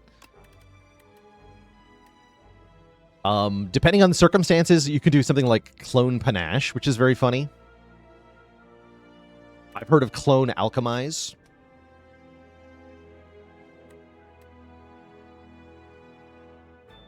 Clone Rolling Boulder would be extremely funny. Is that any good? I'm not sure.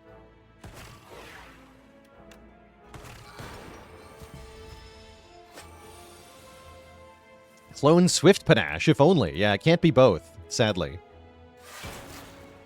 can be one or the other, but not both.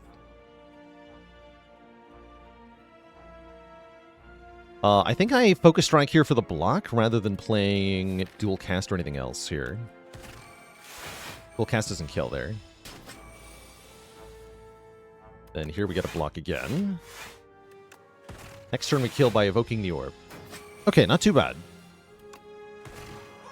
Not too bad. That was bad, but not too bad. I'm pretty happy with Compile Driver, because we have multiple orb types in this deck. Definitely want some more draw. Yeah, Stone Armor with Clone. That works pretty well, actually.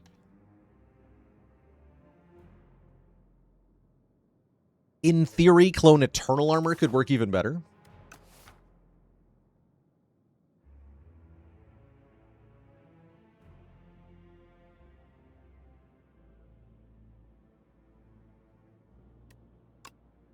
I'll take Compile. Yeah, Overclock can also work there, giving us more status stuff. Good news is we should match up pretty well against the Skulking Colony. We have decent block, and we have Frost Orbs, we have Weaken, so we should be able to take relatively little damage here, while dishing out a lot ourselves.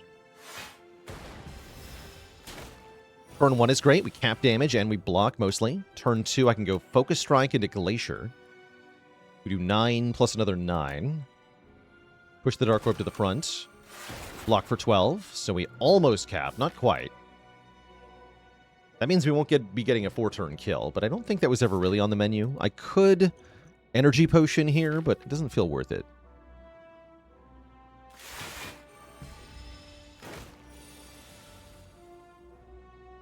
Ow.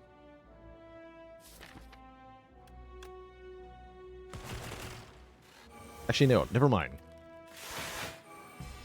What's the opposite of ow?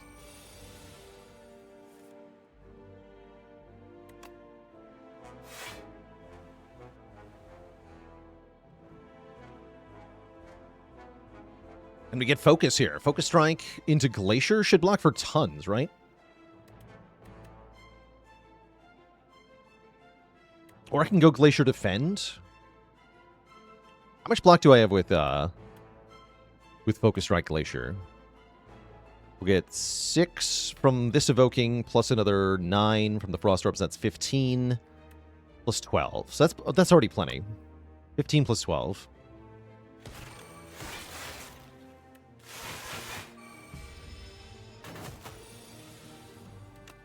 Okay, that was a very good fight. We get the Planisphere healing us in event rooms. We're offered Compact. We're also offered Uproar, the clone target. Doesn't feel like a good Uproar deck, though. I'm pretty happy passing on these. I mean, we could take Compact for later, but it'd be a for later pick, not a for now pick. I'm pretty happy skipping. Let's skip.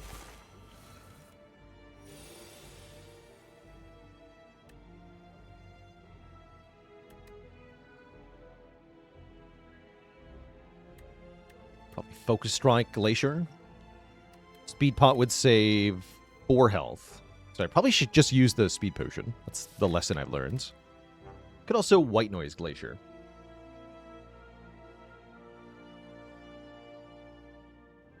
Probably we want to take advantage of the Vuln, though. Let's go Focus Strike, Speed Potion, Glacier.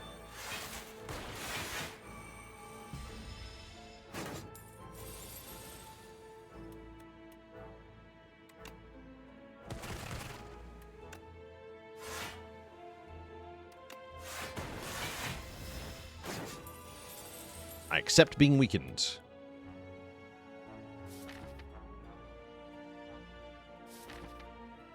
Let's see.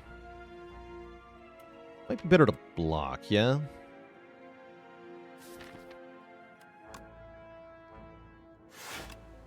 Let's wait a turn here.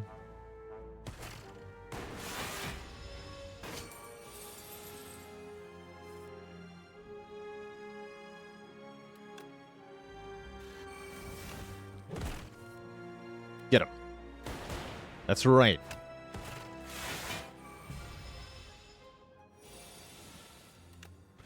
Okay, very clean fight. I'm generally a charge battery enjoyer. I can also see taking Cool-Headed here, given that we already have ways to get focus. Yeah, actually, another way to get Frost sounds really good. And this will be the Garden Eels fight. They're called, right? Phantasmal Gardeners, that's right.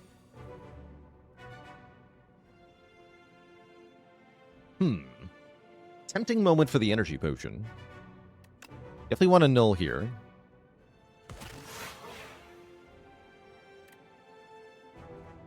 Yeah, it'd be cool if I could Focus Strike and Glacier as well, yeah? Go ahead and use the Energy Potion. I don't expect Lagavulin's going to be that hard.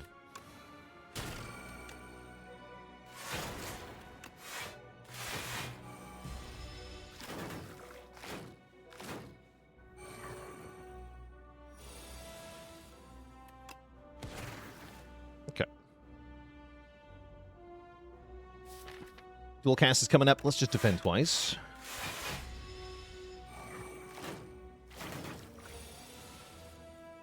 Perfect. 19 twice. Kills this one, then does lots of damage to the front one.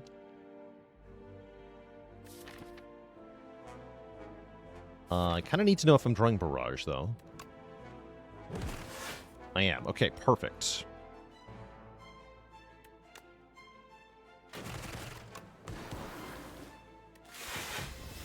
Remember, Dark Orbs are not randomly targeted like lightning. They always hit the enemy with the lowest HP.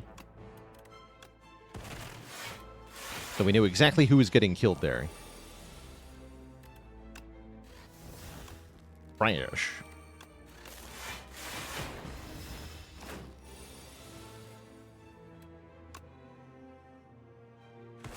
Oh, I should have just... Yeah, whatever. The Gorget. Excellent. We like this thing. Gives us block, air return. Go for the eyes, another source of weaken. I'm also kind of down for another boost away. Yeah, I am down for another boost away here, giving us more incentive to pick up status stuff. Was Dark Orb targeting like that in the first game? Yes. Yes, it was. So if you played 8,000 hours of the first game and never knew that, then A, I'm sorry, but B, you're welcome. Okay, I think I want to upgrade Focus Strike so we can get even more focus here. Somewhat tempting to upgrade Hotfix to be reusable under the same premise, or White Noise to be cheaper. But consider that this is a reusable 2-focus card, but you know what? So is this one. This is also a reusable 2-focus card. And it also does damage.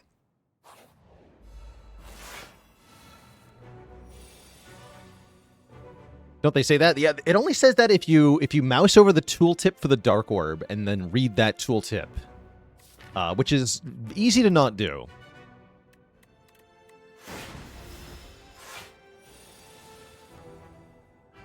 Easy enough to miss.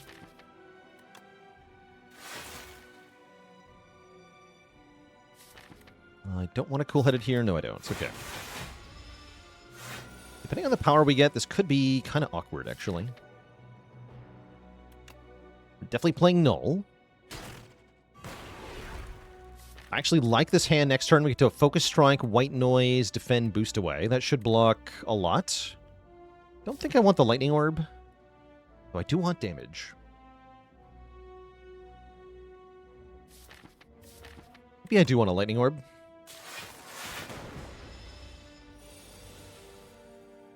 What do you got? Subroutine, of course. Thank you for that. Okay, now we're officially maybe in trouble. Only maybe.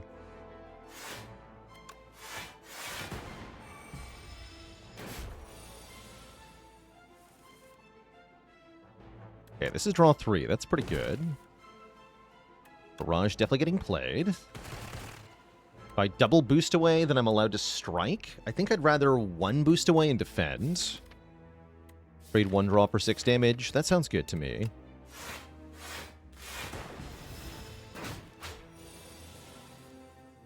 Okay, perfect. It's worked out. Dual cast this. Okay, the bad news is that the boss is not even close to dead yet. Why are you not dead yet? I can't really Focus Strike because I have to cool-head it into Null. Does give us a Frost, at least. But now we're in a bit of trouble here now. We're in a lot of trouble now with this dual cast draw. Oh yeah, we're in trouble here.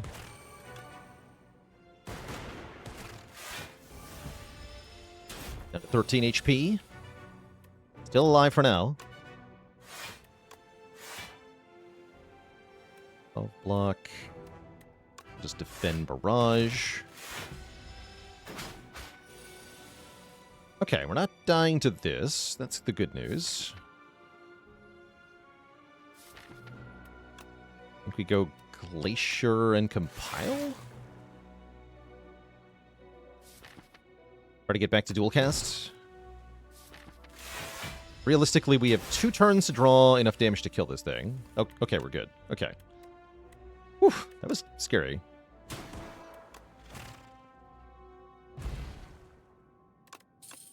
But we're through it. And we're offered 3 powers. Subroutine, my child, come back.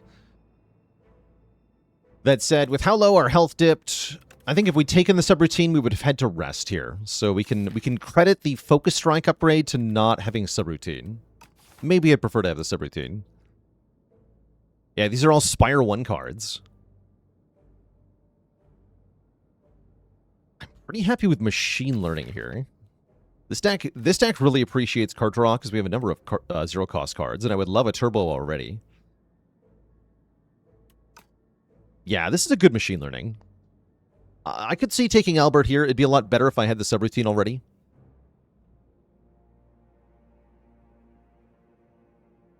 I'm taking Machine Learning. There's also Buffer, I guess, but I don't like Buffer as much in this game. We can imbue a skill. You ever have Imbued Glacier? That's kind of neat. Imbued Glacier.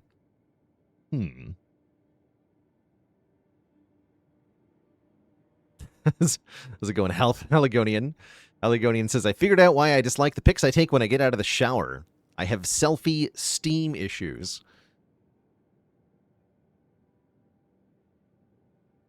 And Solar System Wolf, thanks for 49 months of support. Yes, this would be instant barrage payoff. The Infused Core is an upgrade to our Cracked Core. You start with 3 lightning, and your lightning does 1 more damage. So it's better if you have bonus damage on lightning, or bonus channeling of lightning. This deck has only zap, so we don't really have any lightning synergy. I'm leaning towards taking a whole bunch of potions here. Potions are good. I currently have no potions, which makes the prospect of 4 potions really appealing. Extremely appealing. And this act map looks juicy. There's many things I can do that look very nice, this act. We can get 4 Resites, 2 Elites, potentially 2 Shops. That really makes me want to go with more potions.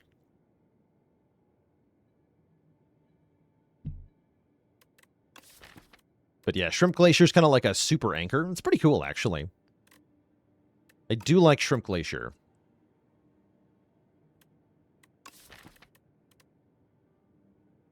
I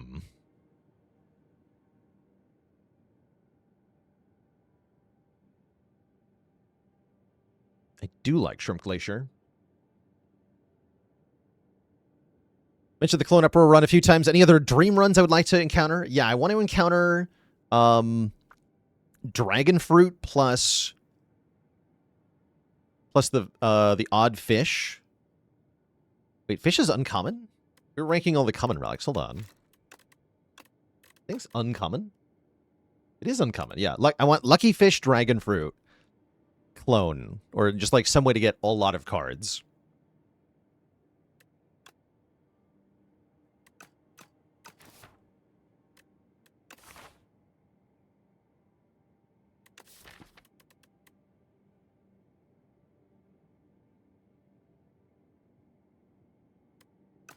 Potions give me the power spike I need for these elites. I'm going to go with the potions.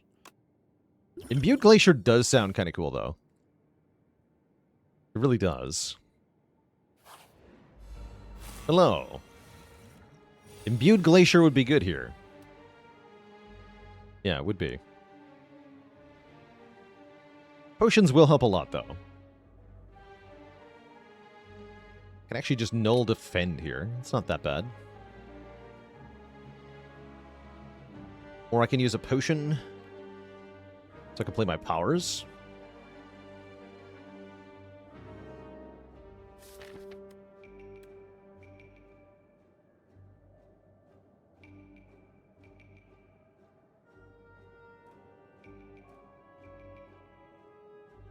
Stop playing in mid-May. What's changed since then? Let's see.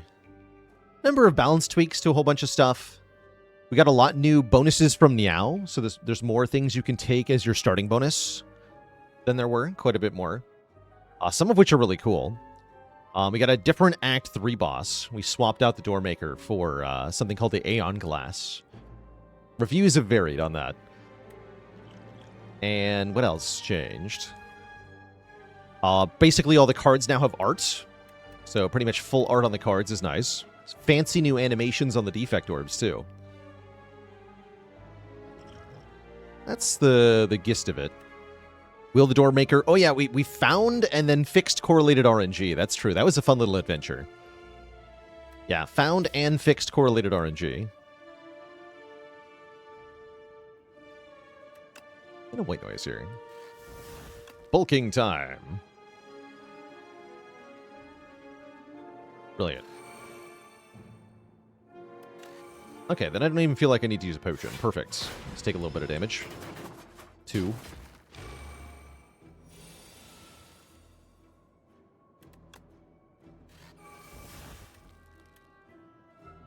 Okay, I can't actually kill this thing, can I? This one, then.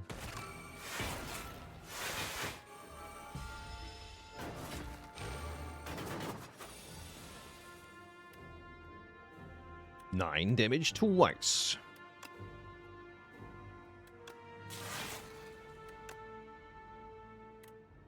The wrong amount of damage. Whatever, just get rid of one of them. Be gone, fiend.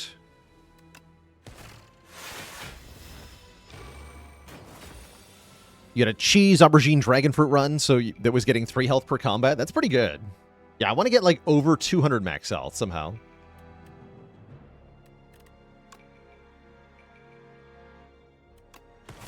It's like a truly ridiculous amount of max health.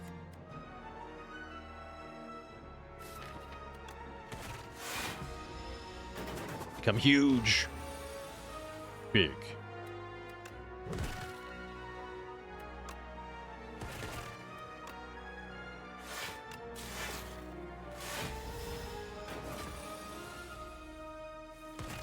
Okay, that was a fun little fight.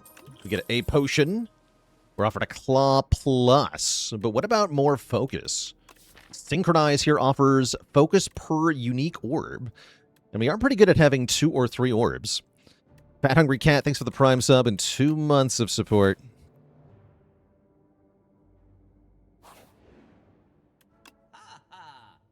Ho ho ho.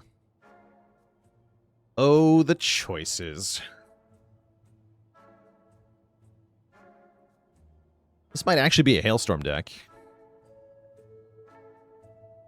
In lieu of bottled shrimp glacier, I'm pretty okay with Anchor, actually. Oh my, I didn't even see hologram. That's saying something. This shop is so good, I didn't even notice the hologram until now. I was looking at Turbo and Anchor and Wing Charm and Hailstorm and Focus Potion and Calamity. Cade Wu, thanks so much for the Prime sub and 30 months of support. Yeah, I wish I could buy Wing Charm plus Turbo, because I would do that instantly. Wing Charm says, for every card reward from here on out, one of the cards is enchanted to draw 1 card. And this adds up to, like, a ton of card draw. Especially if you're intentionally taking the ones that have Swift. So it becomes very... If you get this in the first half of the game, it's very strong. Wait, where is Bailerbot? Is he dead? He's supposed to be here. There he is. But yeah, I want Turbo for surezies. And I'm pretty sure I want Boat Thingy for surezies. I also want... I really want to remove a Strike, too. I might go Strike, remove Focus Potion, but I think I'm buying the Anchor for Act 2. Yeah, I'm buying the Anchor. Can't tell how good cards are comparatively when some of them start getting Swift. That is tough to evaluate. Yeah, that is... The enchantments really throw that for a loop, right? Let's go for more events, right? We get healing from Planisphere. Let's go this way. Yeah. Oh, look at that. Instant massive payoff here. I'd have to use the block potion if I didn't buy the Anchor there. Nice. Perfect block. So, perfect 10 saved health. Yeah, that would have been our block pot, for sure. Kill. Thank you. Easy. Easy peasy.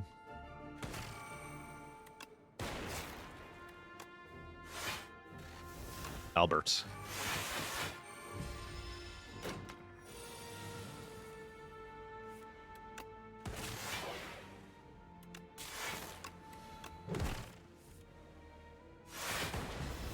I should have hotfixed to end the fight there. Whatever.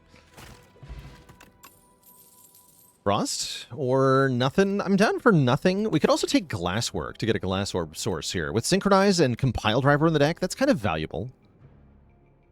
It's also good against Decimillipede, right?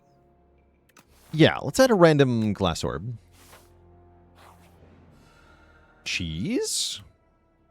I'll take the Chosen Cheese. I don't really want 2 common cards here, do I? Not really. Got a lot of junk in the deck as it is. I wouldn't mind, like, Hologram Turbo, I guess. I'm just gonna take the cheese. Delicious. Delicious cheese. And then we get an event that turns out to be a combat. That's the best, because then Planisphere and Chosen Cheese get to activate. What's not the best is this turn 1 draw, which is rather concerning. Could be in trouble here. Bad draws against the Spiny Toad tend to do really badly, I find. This is one such draw. You get Spinner, though. That's nice. But yeah, I'm blocking 13. That's exactly minus 12, so let's go ahead and glug our block potion for perfect full value. That seems like a perfect opportunity.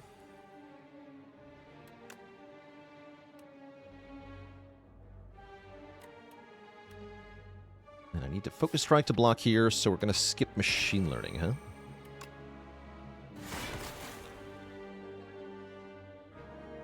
Yeah. Go Blue Brewer, thank you so much for the Prime sub. Welcome to the Cozy Sub Club.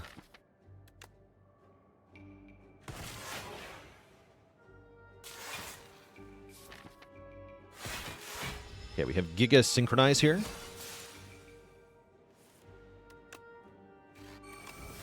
Eight focus. 8 focus. Look at that damage.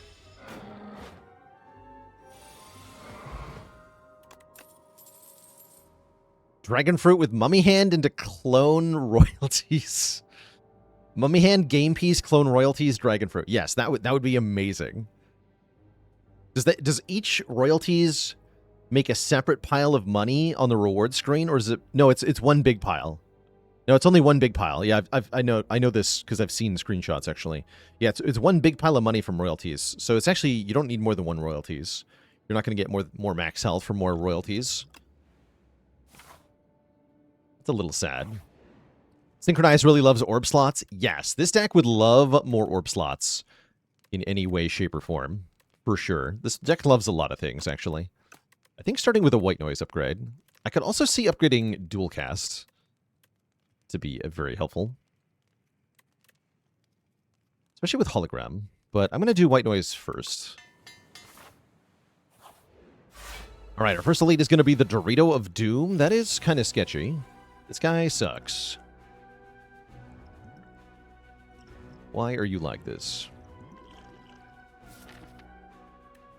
Yeah, this fight's going to be a little tough. I don't think I have the luxury of not playing this White Noise. Okay, Bulk Up's great news. Even better with the Potion of Capacity here. I think I Weak Potion as well. We only take 1 on this turn. It's not too bad. Turbo really jobbing there, unfortunately.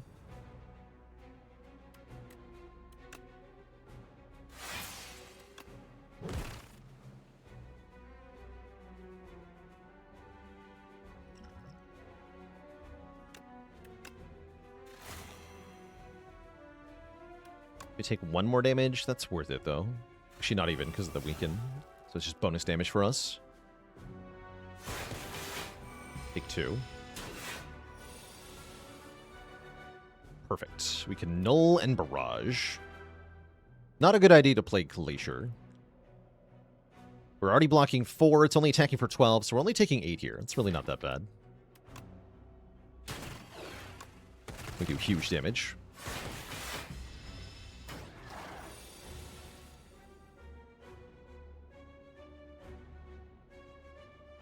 Am I more excited for new alternate acts or for new characters? I think for new alternate acts, actually.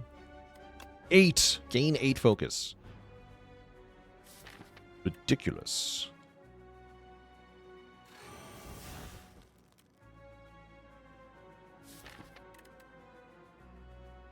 I got a Hollow Barrage, yeah? Yeah, I do.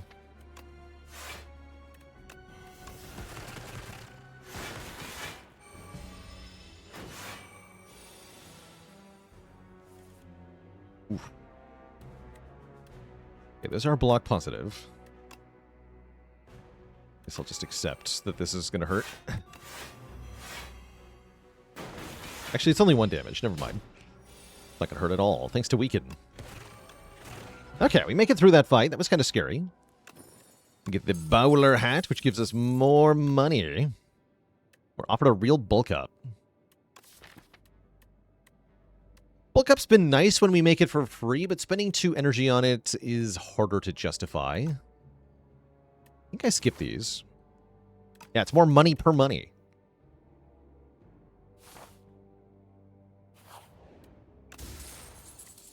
Gales are here. Okay, the B guy is looming, so that's perfect.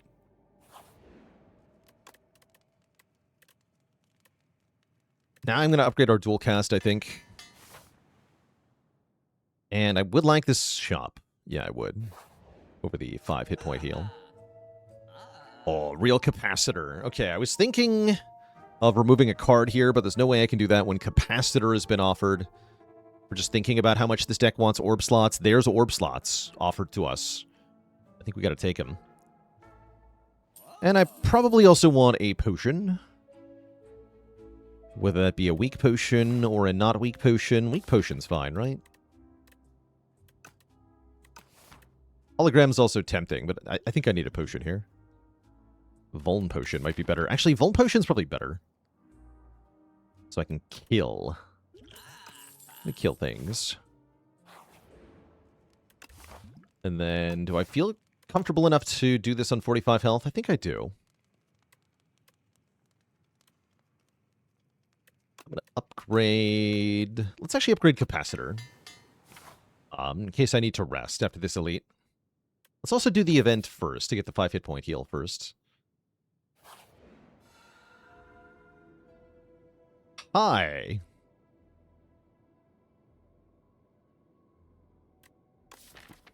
Offering me a history course, huh?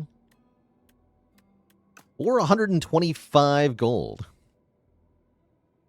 I don't like 125 gold. What with the bonus money?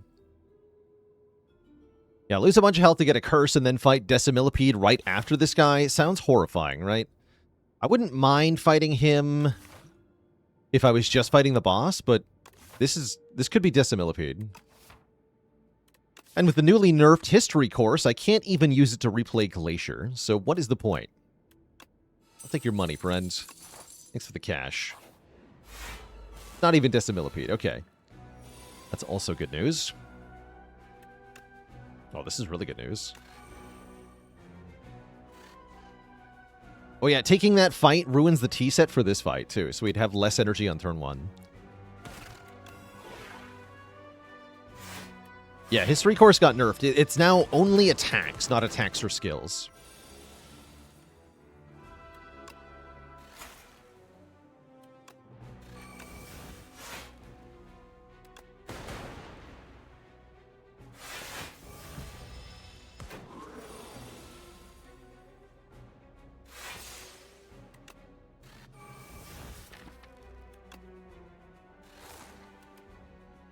Focus. Or I can draw 4. I can take the focus. Do good damage there. If we draw a hologram, I think we can win instantly. We do draw a hologram. But yes, I can just holo the dual cast and win.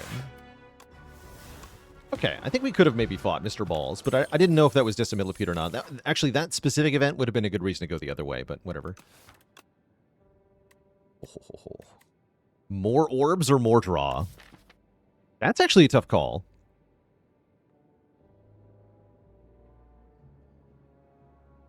I think I want the draw. And then we want to upgrade Synchronize to be reusable. Yeah, I think that's what I want. Oh, this is going to be good. Oop. Morbs. Okay, we have a couple potions for this fight. If we need them, am I going to need them? Honestly, probably not.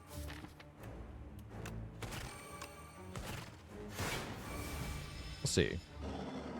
Blarg. Okay, no, we're probably good.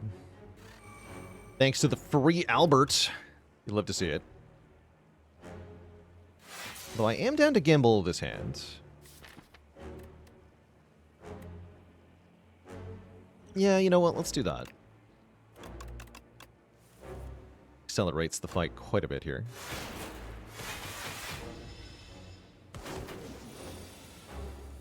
Storm. You got it, bud.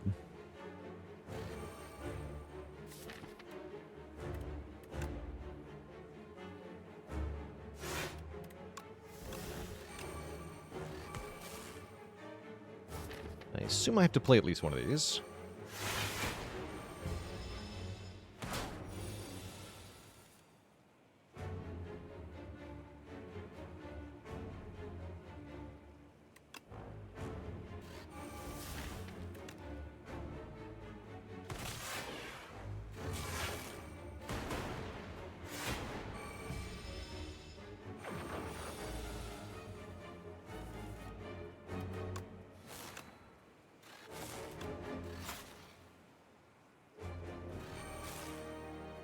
At least one of these. You defend one time. Yeah, defend one time. Next turn is not the big hit yet. It's another multi-hit. Second Storm is here. Looks like I don't have the luxury of playing that, though. I gotta play Glacier here. Could Energy Potion to also play Storm. Which, looking at the boss's health, looking at my health, might be a good idea. Let's go ahead and do that. I play one of these as well.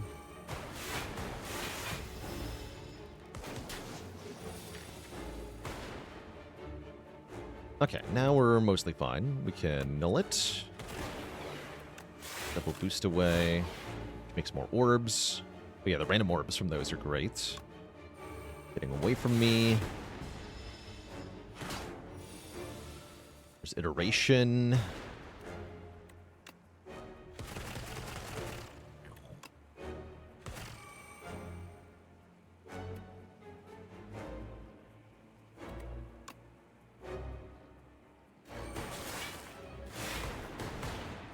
Turn guaranteed. Subroutine is not in play. No, we didn't make any subroutines this fight. GG. Okay, that was kind of sketchy. We still have 3 potions, if they're not the best potions. We're offered a real Trash to Treasure, which I think is pretty solid. We have Turbo, Boost Away, Boost Away. That's good enough for this to be pretty good. I'll take it. Subroutine, come back. And it's Vaku. Oh, Lord's Parasol meal ticket Vaku. I can go to 2 shops. Probably I'm going to do that. That's going to add a whole bunch of garbage into my deck, but guess what? My deck already has a bunch of garbage in it. Preserve Fog could be pretty good. Yeah, the remove 3, that could be okay.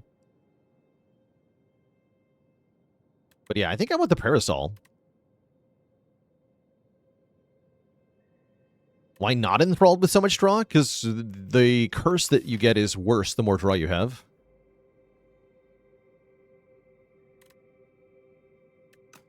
I'm going to take the Parasol here. I think Parasol is very fun. Get everything in the shop. Don't mind if I do. I guess the question is, how many elites do I want to fight?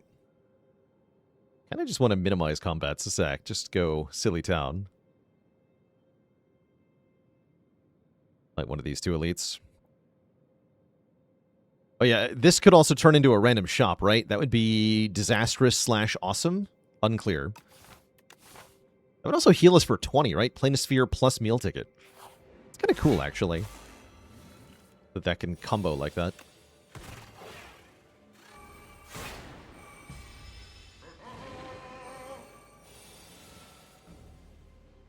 Notably, the Parasol doesn't help me in this fight. Could have a slight problem here.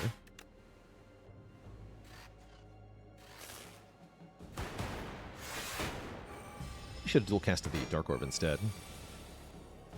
Yeah.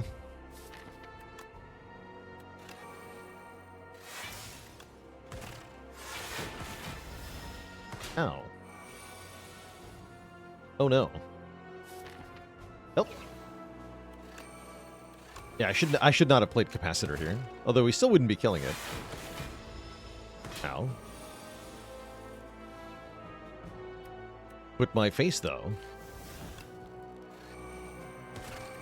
Please draw 5 cards. Actually, do I even want to draw 5 cards? Do it. Let's do it. Great. Nice. Now what? Are you even dying? You're not even dying. Should have Vuln Potion before I did that, huh? Let's see, if I Vuln Potion, we can do 50 damage plus another 9 plus this. Yeah, that'll kill.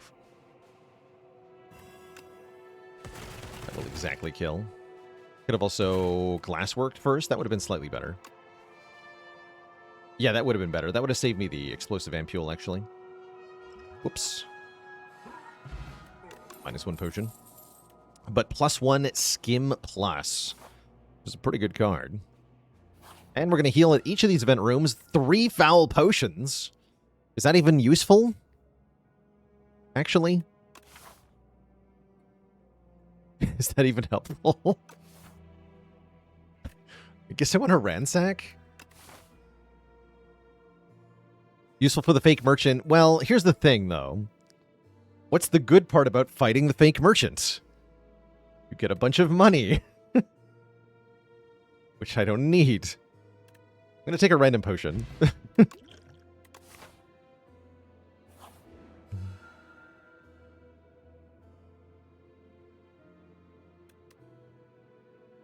I actually don't mind paying the money this time.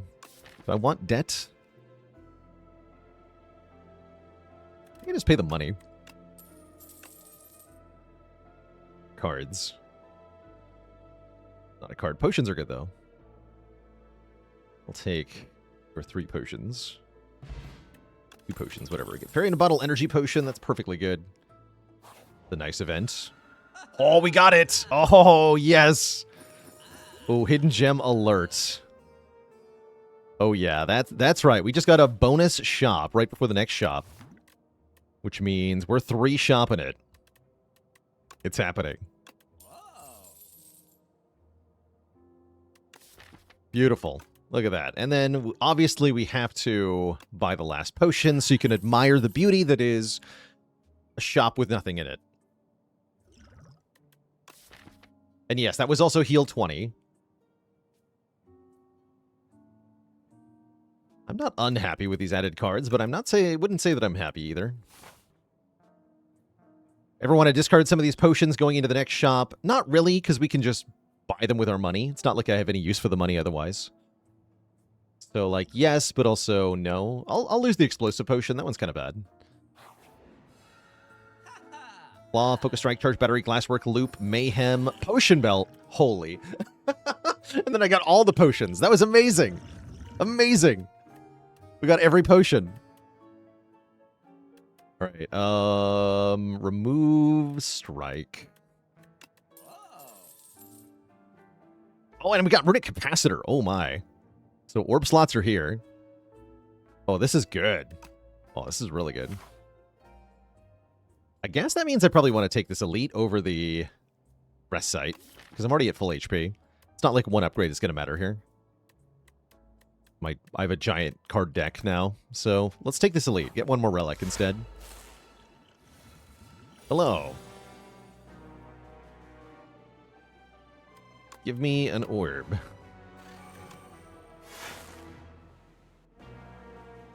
Just getting, like, every time I look up at the potion belt, I get overstimulated. It's impressive, actually. There's just so much stuff up there. We could use the Heart of Iron here. I think I'm just happy taking a little bit of damage.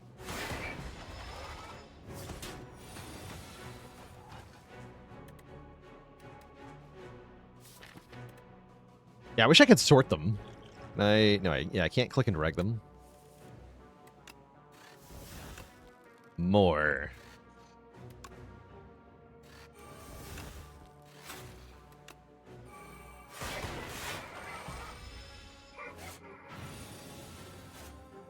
Bulking time.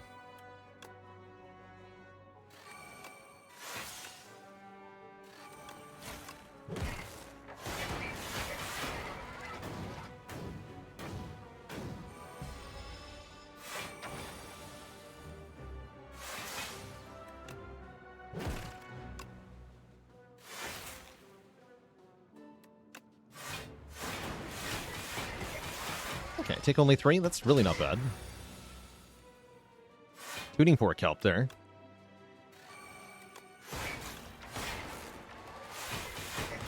Yeah, too bad we didn't get the Delicate Frond. This would have been the best Frond run ever. Pretty much.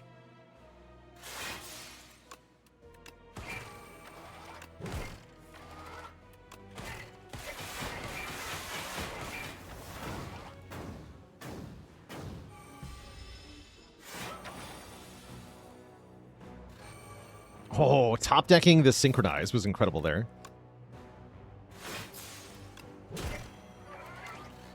Hidden Gem Turbo. Is that even good?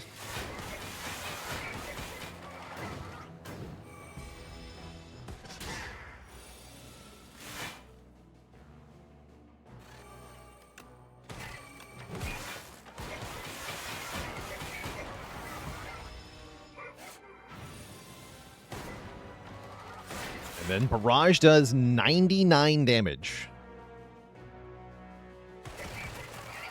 Dang.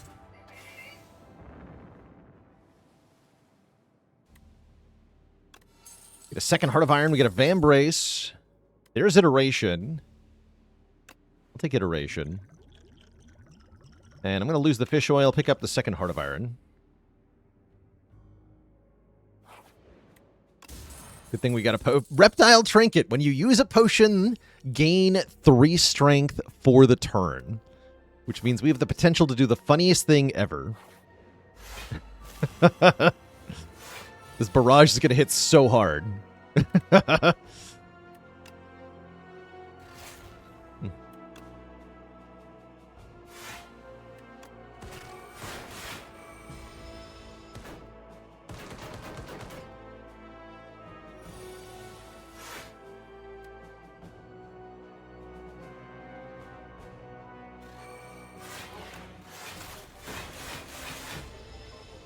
We take a little bit of damage here. Not a problem, though. We're meal ticketing momentarily. Yeah, we're going to heal to full, so I'd rather just keep the potions. I know it seems crazy, right? We have so many potions. Why not use the potions? But we're healing to full anyway, so I don't have a good enough reason.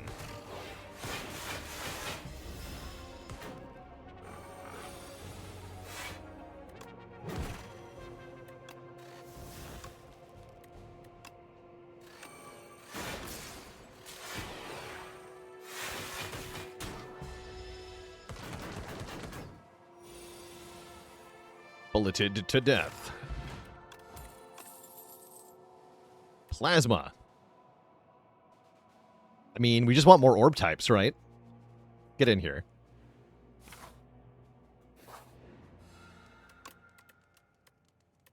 And then I can upgrade, I don't know, Loop? Mayhem?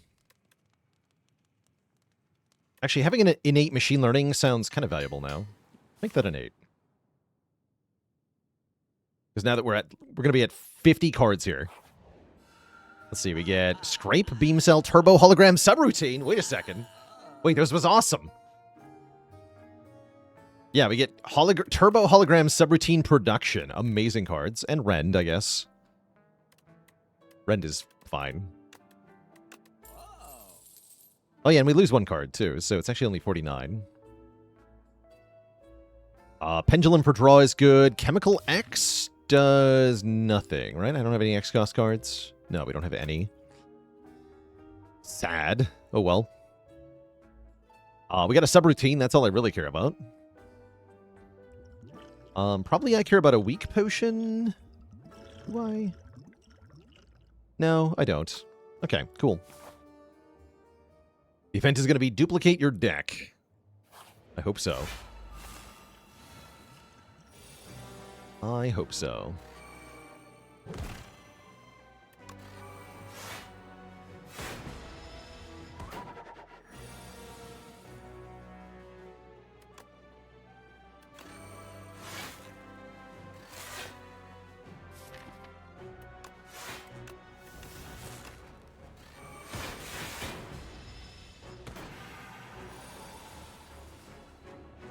Dare.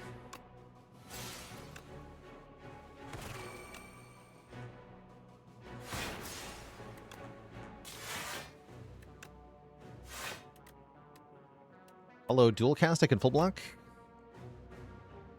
Yes. Let's do that. That does mean no frost, though.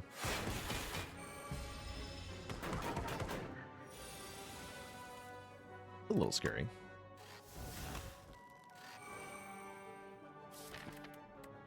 No other turbos in the draw pile, so Skim is a little sketchy here. Just go defend, charge battery. All hidden gem.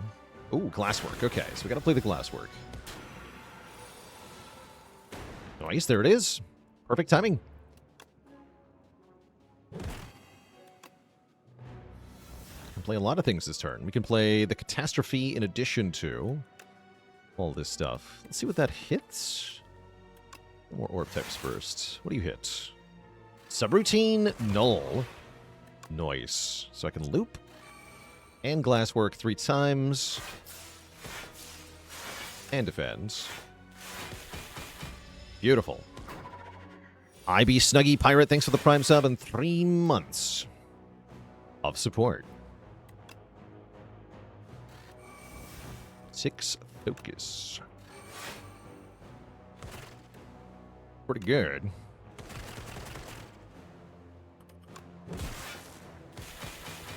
GG. Get the strike dummy. And more importantly, a power. But which one? Storm Plus is here. That's pretty spicy. There's of course Echo Form. That's obviously good. But Storm Plus is also good. So they're both good. I think I will take Echo Form. Yeah, pretending like we don't take the Echo Form. I think you can take either of these, and they're both pretty good. We'll take the Echo Form. And Ranwood is here. Hey, Ranwood, you want this meal ticket? I have no use for this, and you're going to give me 2 relics. That's better than giving you money that I won't use. What do you got for me, bud? Oh, that's a nice reward. We get the... He ate the meal ticket. Ranwood. I know I said it was meal ticket, but that doesn't mean it's edible. It's like you have to exchange it for the meal that you then eat. Ranwood. You've misunderstood the core concept here, sir. Anyway, we get really good relics. We have upgrade 2 and draw 2 at the start of each combat. That's great. And I'm going to upgrade the other machine learning. So we have double innate card draw up stuff. As we go into the queen fight here. This guy does attack for tons on turn 1. But thankfully I draw for tons on turn 1, so it's fine.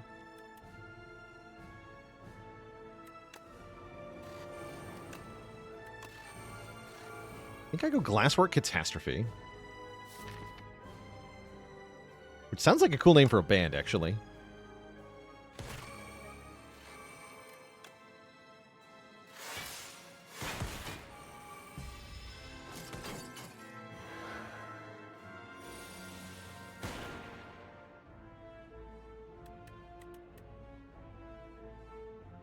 The barrage is here, but I don't have the orb slots filled. Wait, but I can just fill them. Hold on a second.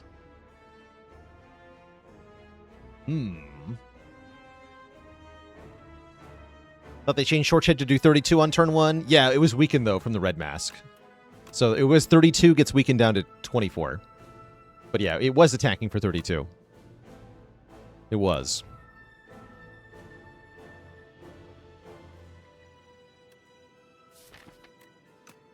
This will be a lot more effective on Aeon Glass.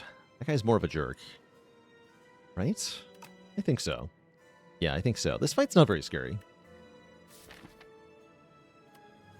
Don't have trash to treasure down. Should maybe use at least one potion, though. Realistically, I want to null this guy, right? Yes.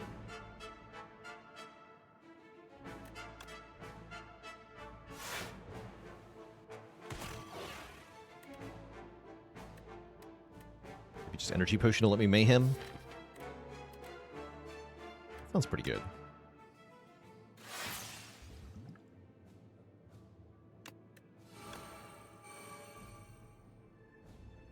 Also use one Heart of Iron here. It's not a bad idea. We're wasting the strength, I know. Feels bad. Okay.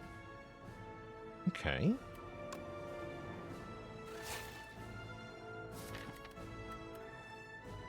What's Hologram doing for me is a good question. Answer seems to be not much.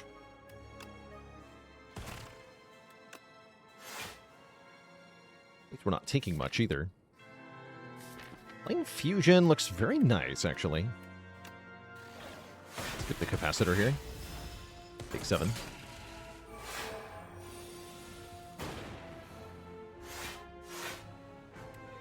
Compiled River is draw 5 here. Love to see it.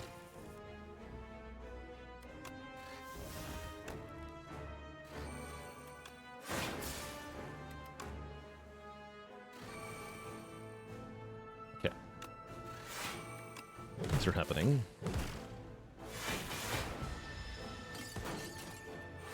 We have one of every orb? How cool.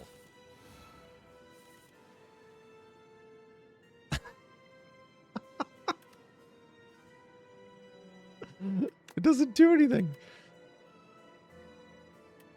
Well, I hear you like this card. Come on.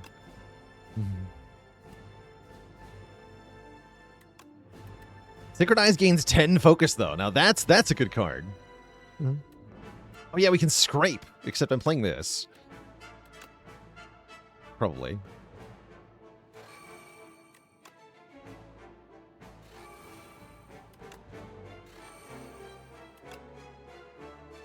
Gee, am I? No, I probably do want to scrape. Even get Go for the Eyes and Boost Away. Who knows?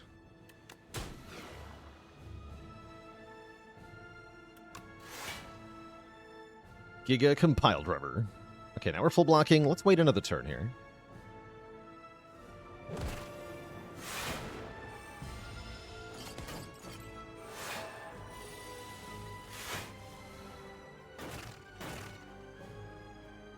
Oh yeah, we have Mayhem Echo Form. I forgot about that.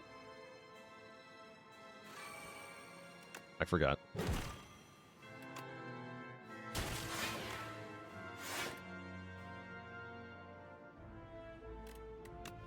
More focus.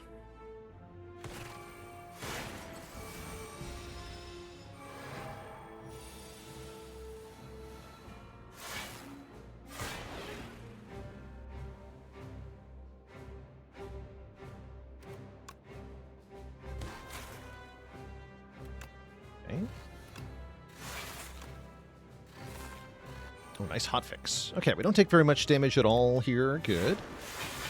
Any damage at all, actually. I think we get to save all these potions for Aeon Glass.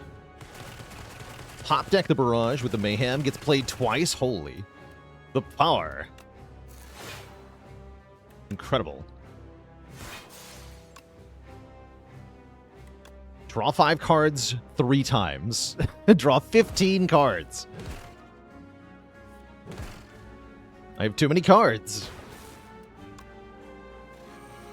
Shocking, I know. Barrage. And one more time for good luck. GG. Okay. We have one challenge before us now. That is the Aeon Glass. Graded Subroutine goes kind of hard.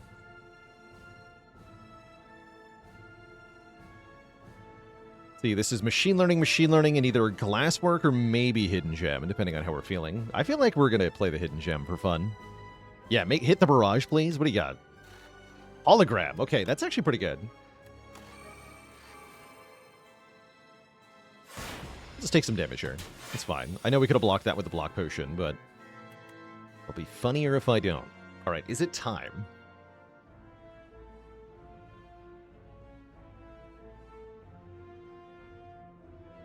I think we potentially just go for it.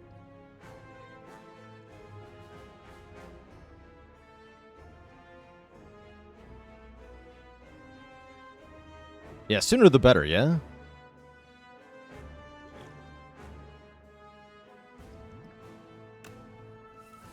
Yeah, perfect, perfect. Okay, yeah, full send, full send. So we capacitor. Go up to 9 orb slots. Then we drink the Essence of Darkness, which channels an orb into each orb slot.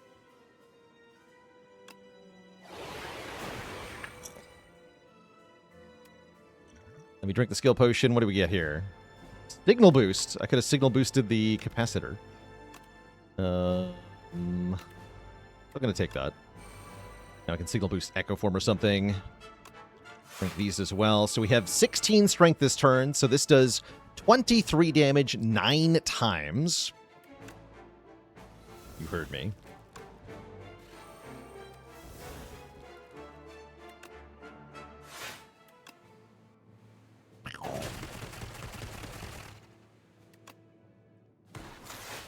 Not get hologram, or do I? If I catastrophe, is there any hope? There might be a hope.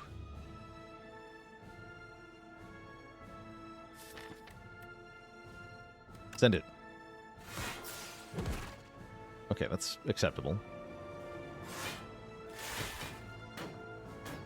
Focus Strike that turn would have been decent as well. Okay, that was great.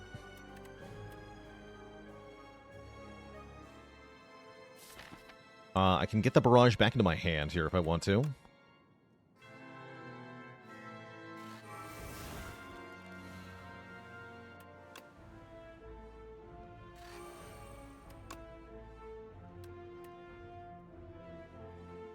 Oh yeah, we have signal boost active. Let's boost this one. Double trash.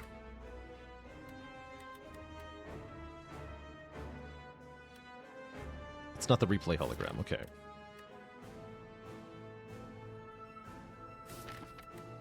We have loads of block. Not really, right? I kind of need another Frost Orb here.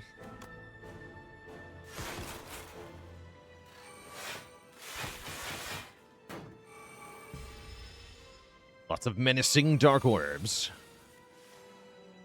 Okay, that's the hologram with replay. I should have dual casted first there. That was badass, though.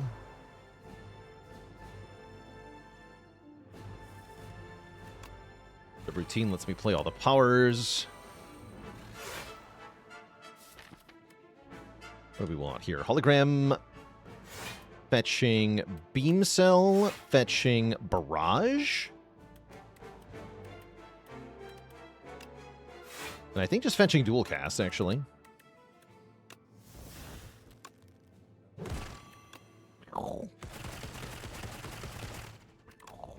GG, nerd.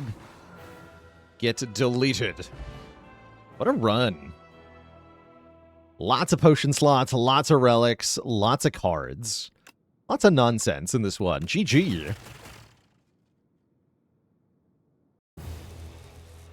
Ill. Be free, my fairy friend.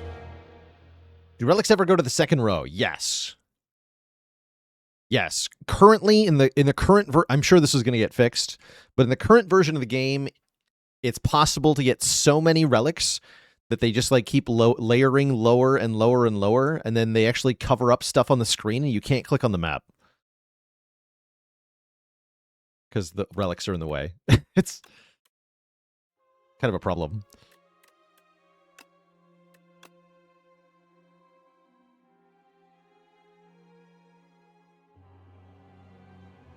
So what badges do we get? We got 6 elite killed, 40 or more card deck, 25 or more relics, 200 or more gold left over. A lot of abundance type relics here.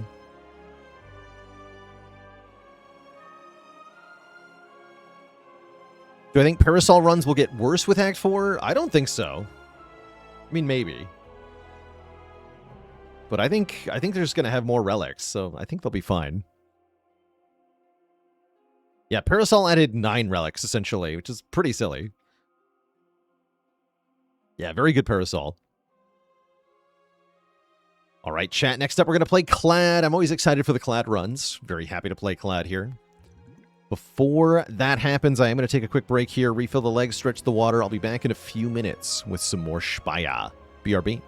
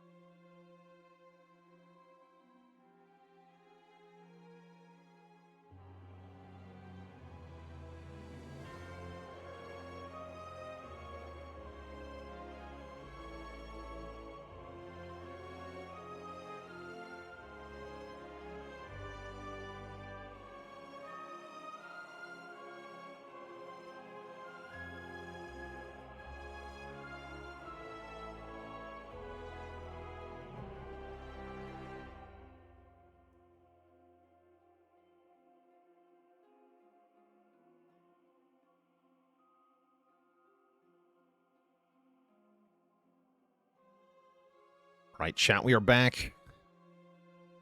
We are back. We're going to play Clad on Ascension 10 here. Offered scroll boxes, Lost Coffer, Niao's Bones. Interesting. I don't rate either of the boxes or the coffer very highly. Maybe we just roll the dice on the bones and see what happens, or what do we do here?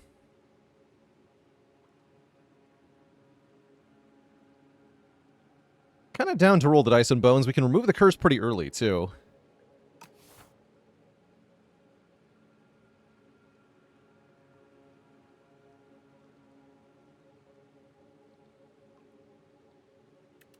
Let's roll the bones here. What do we get? We get Fishing Rod, Arcane Scroll. Okay, we get to have a Fishing Rod Clad run.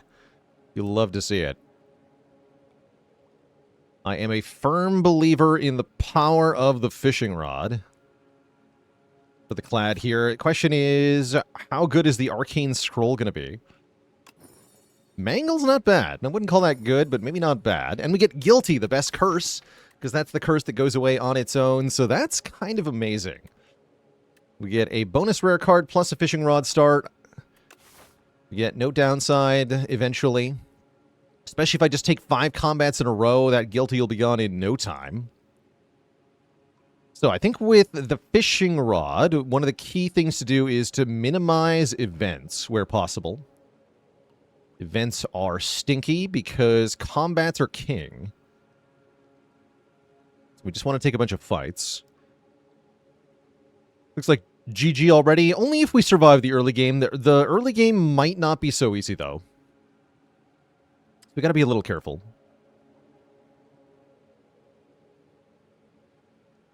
Just looking at my options for event minimizing. Get more elites and more rest sites up the left side, plus the early shop.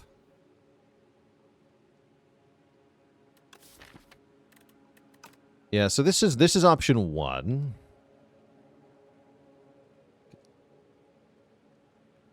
Fighting the elite with Guilty is kind of annoying, though. You get a bunch of rest sites for resting at, which is nice.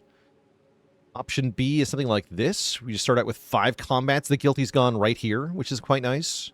We get a second random upgrade here. And then we can either fight the elite or rest as needed.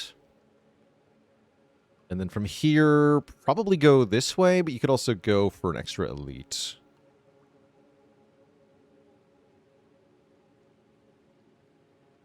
Gotta take an event to get Slither on Mangle. That'd be fun, but I won't be relying on events really at all on this run. Yeah, with this elite being optional, I'm gonna go this way. I like 0 elites this act. Or 0 events, excuse me, this act. I think is the way to go here. Is 2 elites an act enough to win Ascension 10 runs? It is enough to win a Fishing Rod run. I think a normal run, you probably want to be a little bit better than that, but 2 per act is pretty reasonable, actually. Yeah, 2 is enough. Not ideal, but it's enough. Man, Mangle would have gone so hard here. Ow. But that's the price of having a curse. That's okay. We take the Perfected Strike. We do want some ways to do damage. Tremble helps a lot too, actually. Let's go and curry you up. Did I hear about the person who got caught selling gold-plated stones? They were found guilty. Like, gilded. I'm gonna go with Tremble here, actually. See how that feels. Ow. Hello. Cards.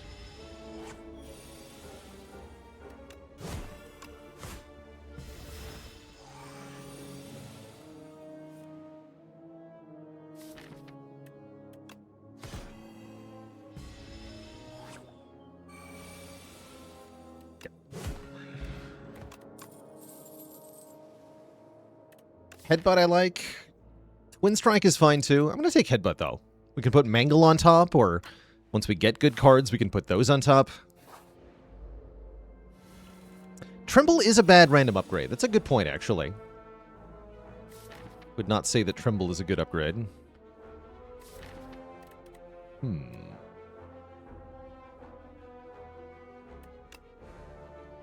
But this one, strike you.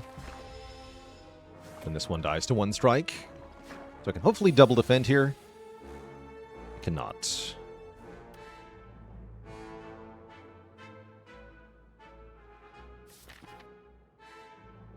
I think we just mangle this one. Take 4. If I defend, strike, and tremble, I also take 4, actually? Yeah, it's take 4 as well. No, wait, never mind. Let's kill this one. Tremble this one.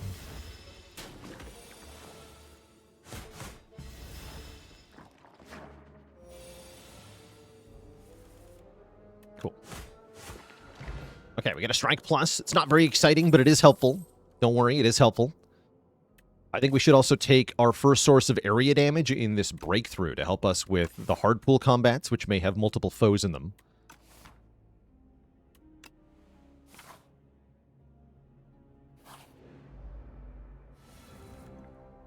Like this one. Although I could just mangle here. I think this is breakthrough and strike and defend. Tempted to dexterity potion here. It saves me 1 health right away. And likely more across the course of this fight. I'm just going to go ahead and do it.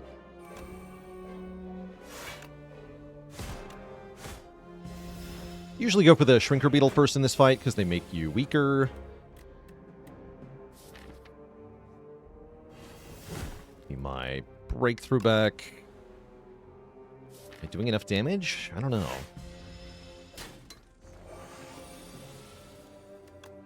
Does 9. This will do a similar amount. Okay, we're fine.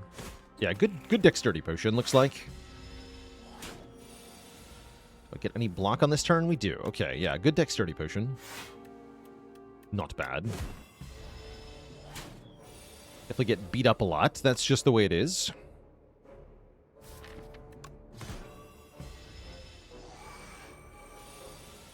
It's just the 4th combat on Clad. But think of it this way. Every combat this act is going to be easier than this one. From here on out. So, we take lots and lots of combats, but they just keep getting easier and easier and easier. We get more and more and more upgrades. Sounds like it's time for some blocks. So, let's take a True Grit, I think. So we can exhaust some cards and block for better than 5.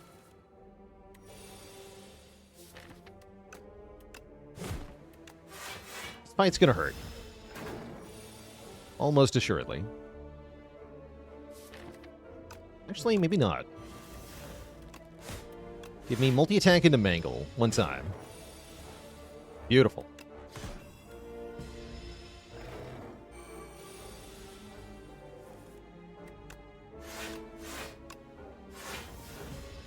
Where's the Vuln turn? There it is.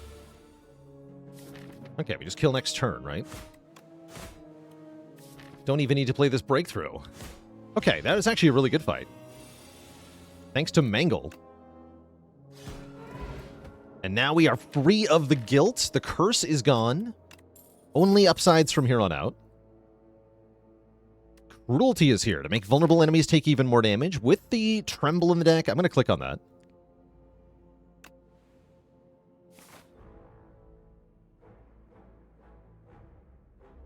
Okay.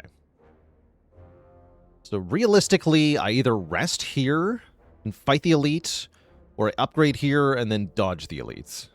I think I'd rather rest. Get another elite. Although upgrading Cruelty would go pretty hard. Okay, we'll get another random upgrade after this fight. This fight is a nightmare, though. So keep that in mind. Cruelty not a rare card? Not anymore. They changed it. Wow, there's no way for this to not suck, huh?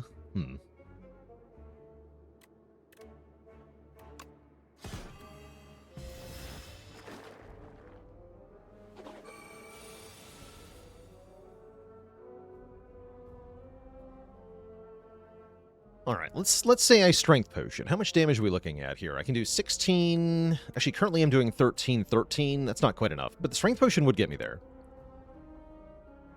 I guess I want to do that, huh? Yeah, I suppose so.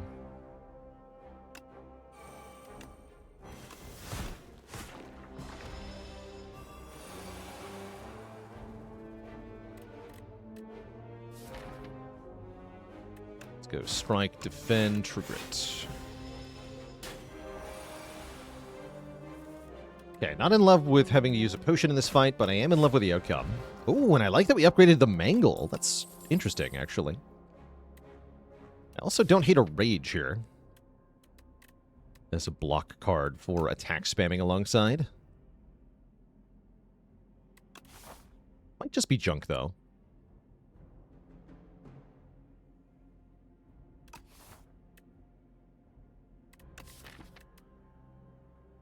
I'll try it.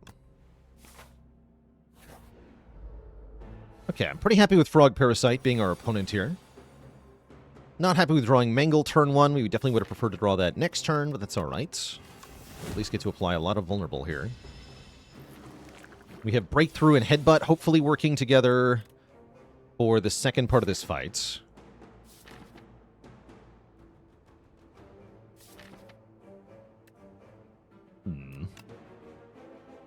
I am Dory. Thanks so much for the Prime sub and the good luck wishes.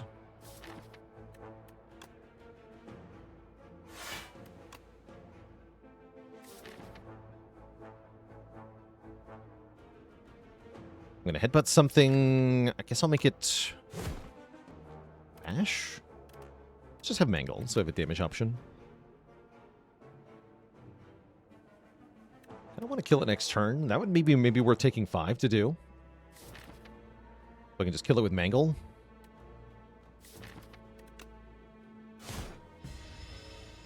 Let's line that up. Yeah, perfect. 3 strikes doesn't kill, but Mangle does kill. Good work, Mangle.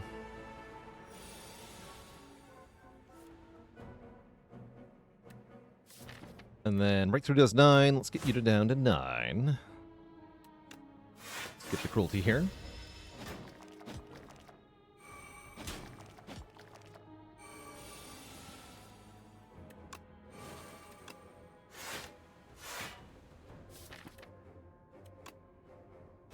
Like that. Lots of attacks in the draw piles. Give me Rage.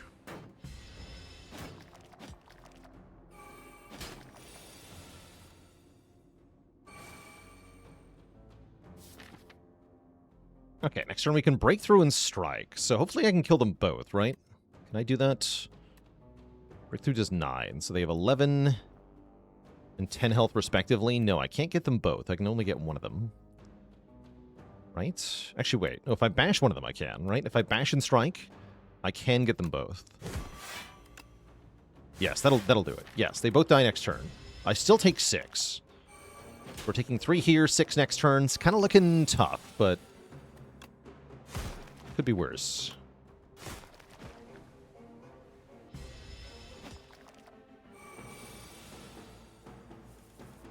Okay. We are through this fight. Not bad considering we got no potions. We get a very crucial relic here. Orichalcum.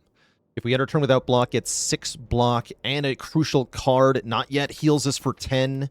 Now, we can start to really just benefit per fight. And it might be that we can actually just go back to full health from this position. More money is also not bad. Not bad. But I must contend with Jebel Jowarns. I'm going to go for the turn 3 kill on the front one. Yeah. Not going to do enough damage. Let's just go Cruelty and not yet. Questionable choice, I know. Oh, I didn't do enough damage. Oh, crap.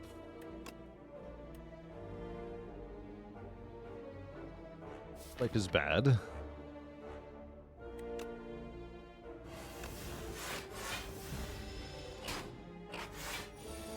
Freaking ouch.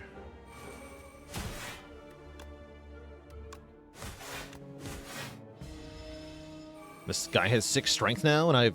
Oh, actually. Get bonked. Okay, Mangle's awesome. Mangle just saved our life there.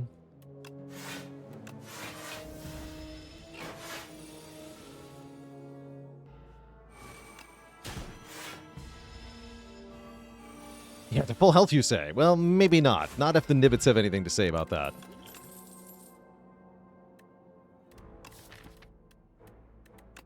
Colossus looking pretty spicy.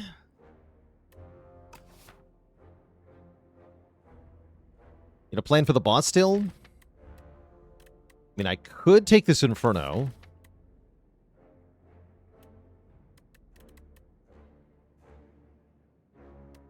My plan for the boss is just hit them.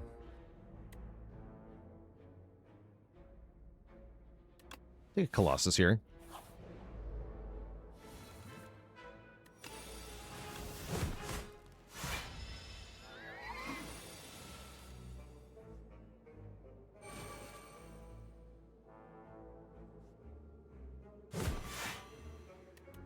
And then Colossus will full block. Let's go ahead and do that.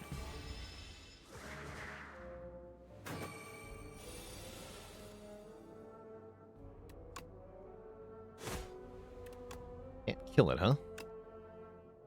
Might as well just take my heal for that nice draw.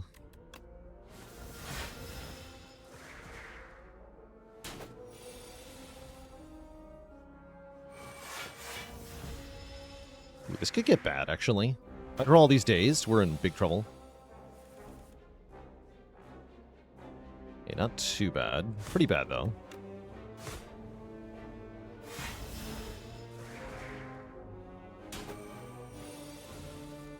Okay. Great.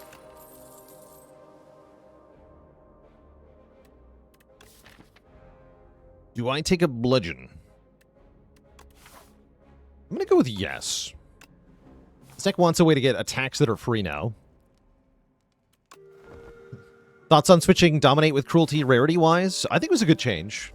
Dominate at rare makes a lot of sense.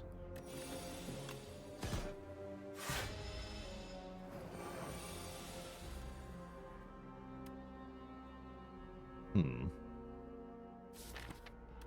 think we just play the Bangle.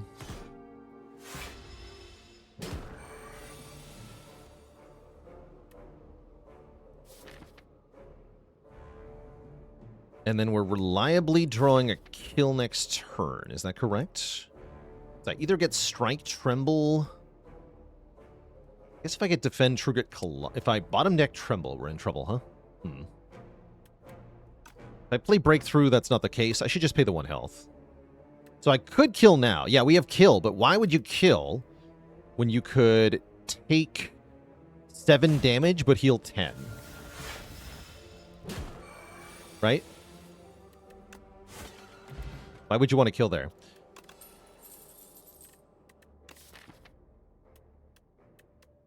Let's take Shrug.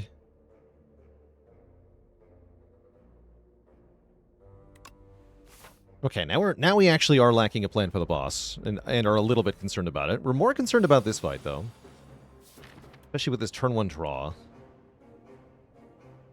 Kind of have to play the Tremble over the Bludgeon. Feels bad.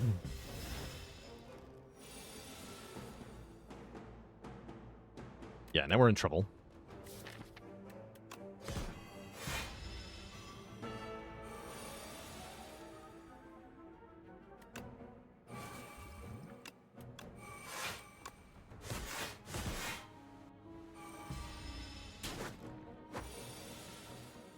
Oh, bottom deck my bash.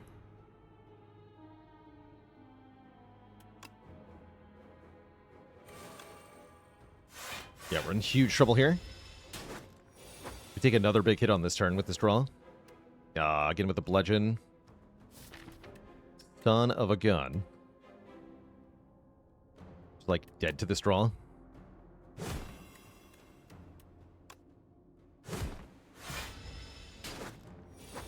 He'd mangle or I'm dead.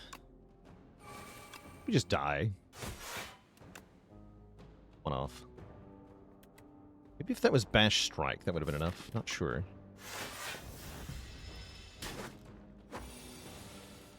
Okay. Yeah, that was horrible. That was actually terrible. Good news is we get a Bloodletting, which will let us play these big expensive cards, and I can rest at the fire. But that might have been bad enough that we now die to the boss without the proper plan here. It was really unfortunate that we were not able to get Bludgeon with Vuln in that fight. That sucked.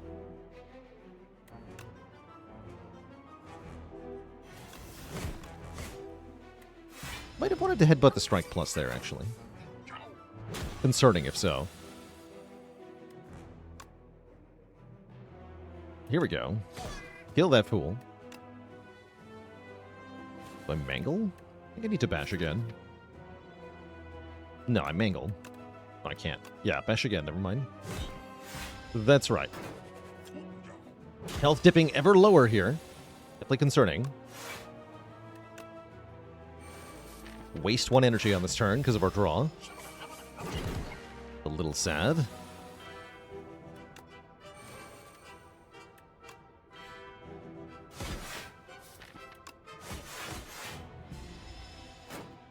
Yeah, we're in big trouble here.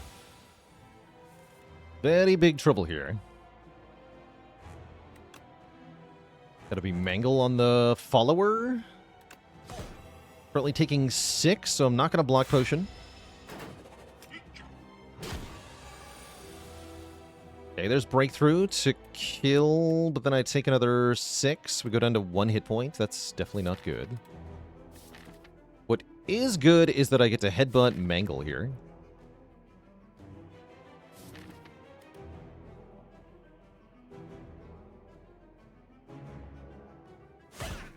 All you need is 1. We could Potion for our 6 health now.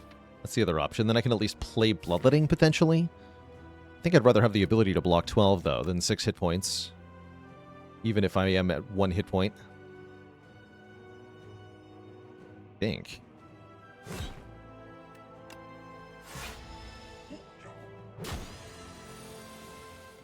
Yeah. But yeah, can we win from here? I really doubt it. Wait. I'm a fool. No, I have to play Bash Strike, right? I definitely do.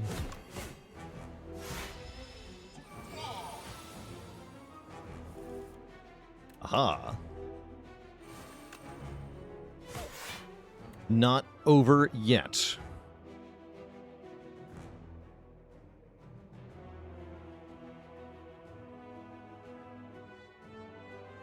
Yeah, let's use Not Yet and Block Potion.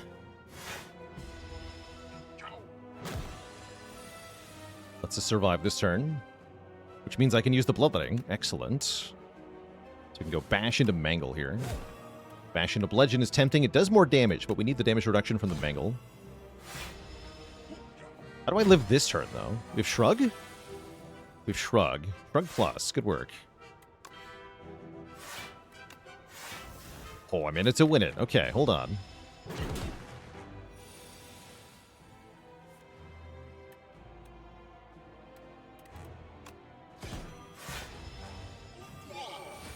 Close, but probably no cigar.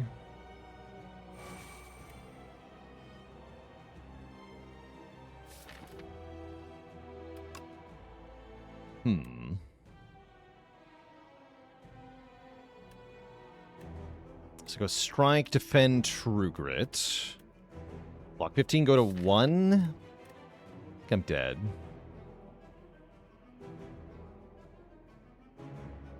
Yeah, I think I'm dead. Because I can't kill with Bludgeon without playing the Bloodletting, and I can't play the Bloodletting because we have 1 hit point. So I think I'm always dead now. Good try, though. Yeah, we're always dead here. Yeah. A nap sounds good. GG, good try, Clad. Good try, but couldn't quite get it together. It was fun. It was a fun try. Didn't do a good job of showcasing the fishing rod. I think what really killed us was this Bygone effigy fight going so badly. That was tough. Overall, it wasn't that bad of an Act 1. We did have a tough time in the Nibbit fight and the Parasite fight. Didn't get great cards, I'll be honest, for Overgrowth.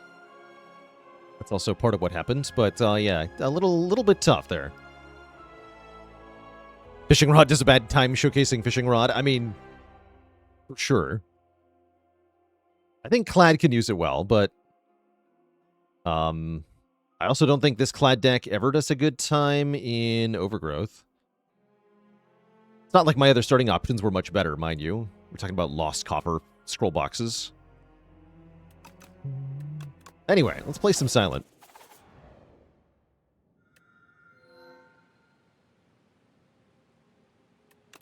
Do I Silver Crucible here? Is the first question.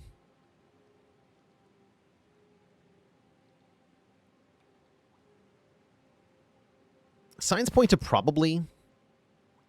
I do like Silver Crucible in Overgrowth for helping with those very threatening early elites. Kaleidoscope, get Arsenal, become Shiv Silent. That'd be kind of fun. Very unlikely, of course, but it could happen.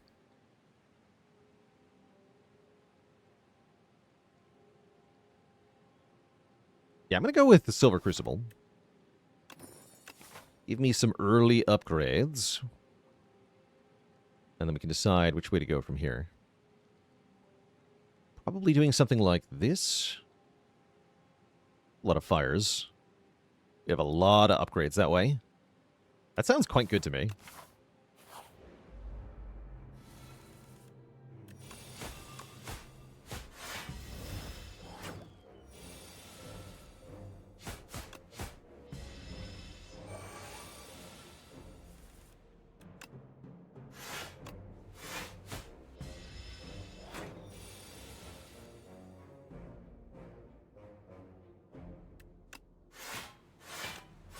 I should probably give Copper some more tries. I just don't find Card Reward at the start of the game very exciting. I didn't rate pick a card very high in Spire 1 either, of course. Mirage Plus? Whoa. Slice Plus is also going pretty hard in Overgrowth here. But what about Mirage Plus? This is like something you can build a deck around, in a sense. Let's give it a shot. Let's give it a shot.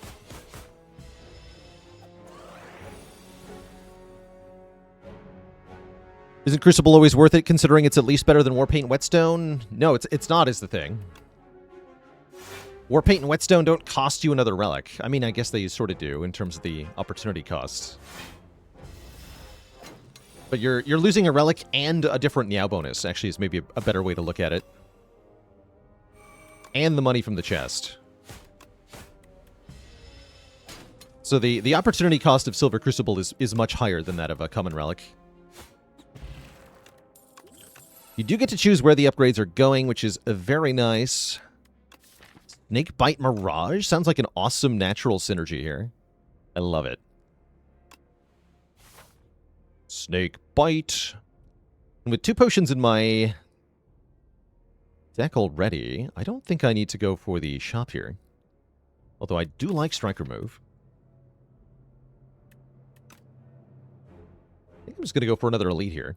Make up for the Crucible. Costing us one from the mid-act thingamajig.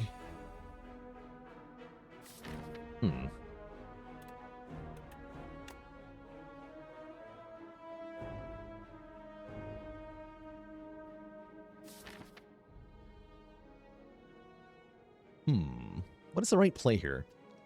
It might just be Snakebite Strike, the small guy. I think it is, actually. I can't really kill the big one next turn. Unless I Snakebite and strike it now. That means taking 5 right now.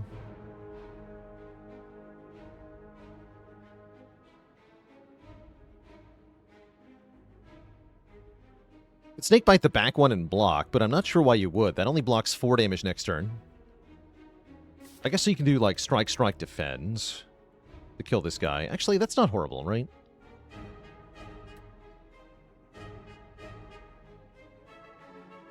Yeah, that's not a horrible line, because then you kill both small slimes, you take 4, maybe 1 if you draw Neutralize. What if you don't draw double strike? Then everything sucks. I guess you defend, defend, neutralize. That's not that bad either. Feels weird. But yeah, probably taking 4 or 1 here. 4 it is.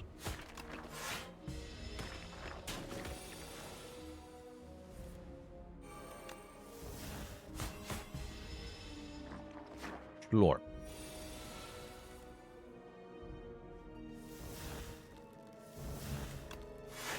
Mirage actually played there. Good job, Mirage.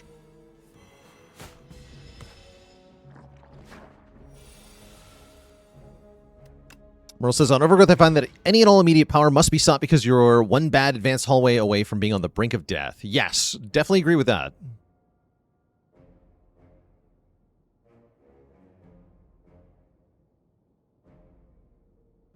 Yeah, no, I broadly agree with that. Honestly, in early access, I don't think Coffer is interesting enough for me to want to click on it, though, is the core problem. Like, I don't care about consistency so much here. I'm still looking for novel experiences. Coffer will never give me a novel experience. That's why it's not getting clicked on.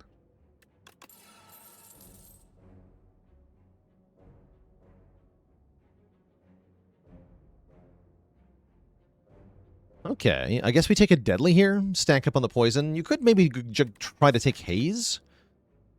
Haze is interesting here, actually. Yeah, normally I'm clicking Deadly. What about Haze? What about Haze? Mirage already makes me want to click on draw discard stuff more. Let's try it. My instinct says take the Deadly there, though.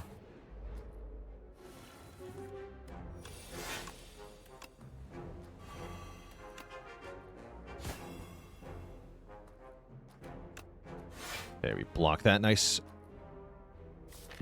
Let's kill Jack's Fruit first. It's a lot easier to kill. It's already dying with the poison. Ow. Not dying fast enough, though. Taking 10 here, unless I potion. Potion is pretty justified. Swift Potion is guaranteed to get me 3 defense. That sounds pretty good. I'm going to do that. And the Barrage, too, yeah. Okay, then I can Snakebite next turn. Yeah, that feels pretty strong. Aren't you supposed to take a turn off of attacking me, though? Yikes. Oh, boy. This guy's rude.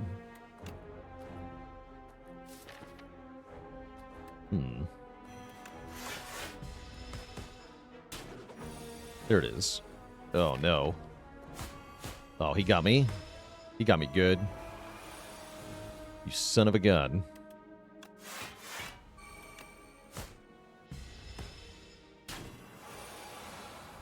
Okay, not that bad, actually.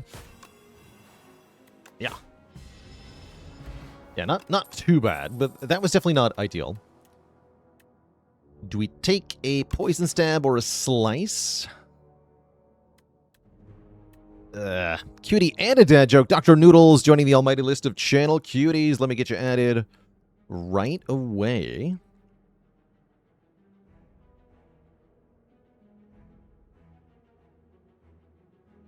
Welcome to the list of cuties.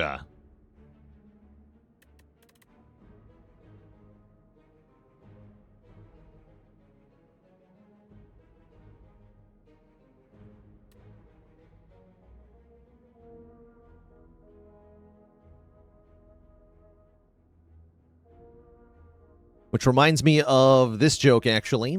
What is the best time to go to the dentist? Tooth hurty. No refunds.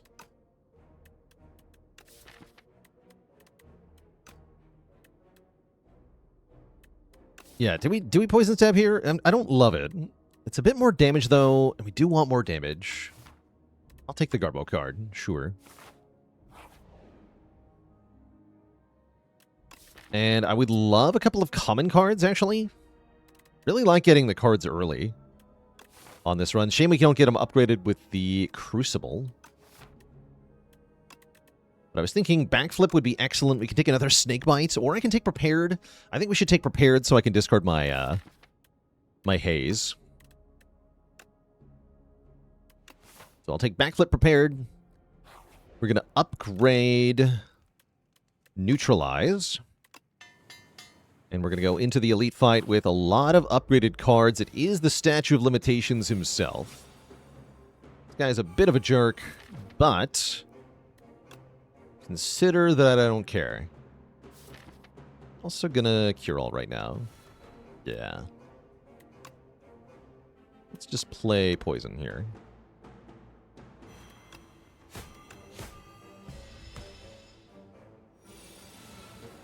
Oh, no Snake Bite. Curses.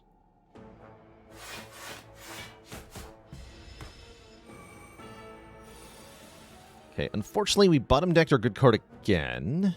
Now we're in trouble.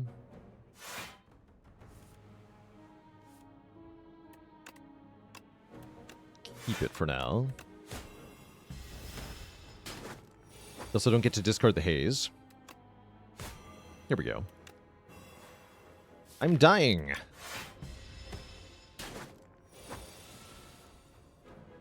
Not dying.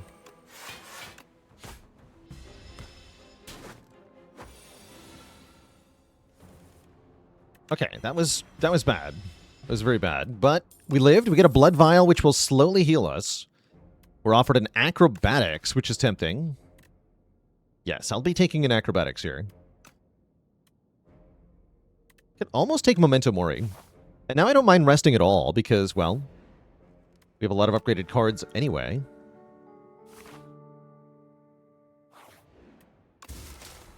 We also get nothing out of the chest, which means we only have 28 health into the bird, which is very scary. Because I didn't draw my Snakebite again. In theory, the bird's not too bad, though. Yeah, this is good. We get to Mirage, discard Haze, and Snakebite. Oh, yeah, this is no problem. No problem. Acrobatics. Let's do one defend, then acro. Perfect.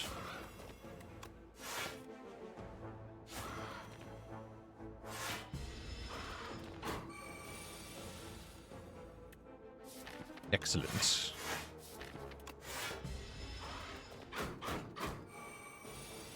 Wow, that's not an outcome you see very often.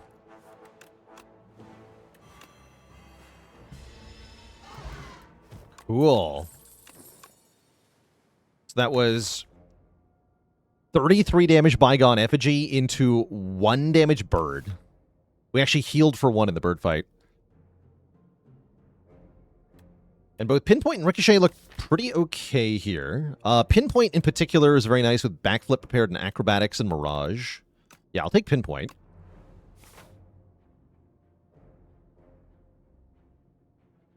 And then... yeah, I've almost never had a perfect bird fight. That's pretty crazy. Puzzle Box feels very excellent here, giving us a random card that is free to play on turn 1. We also get to heal and upgrade or add Sown to a card. Sown on Mirage is pretty cool, because then it would be 1 energy immediately as well. I do, however, like upgrading Prepared. So I think that's what I'm going to do, is upgrade Prepared. Because I do want those 9 hit points. Is Paper Crane Inspire 2? Yes. Yes, it is.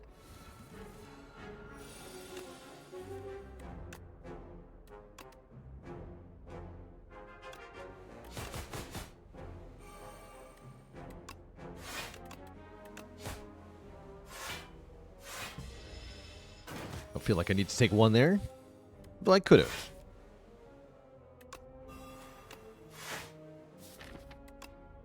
Maybe should have acroed there. Might have been worth thinking about. This kills, though. Great. Pounce makes a skill free that can be used on Snakebite. It can also be used on a Haze, which is pretty cool. I've actually quite come to appreciate Pounce. So I'm going to snag it here.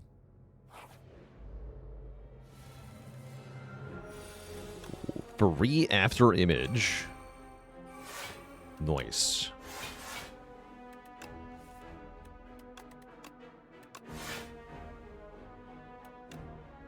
Kill the twig slime. It's evil.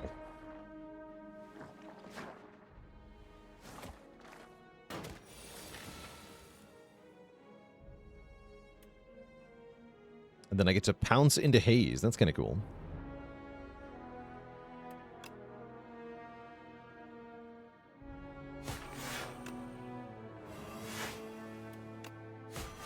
You take a little damage here.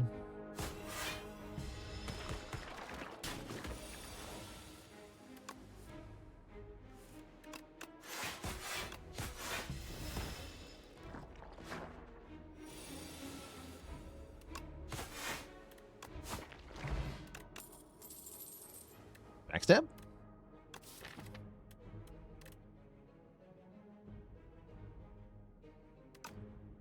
Nah. Let's fight these nerds. With thorns.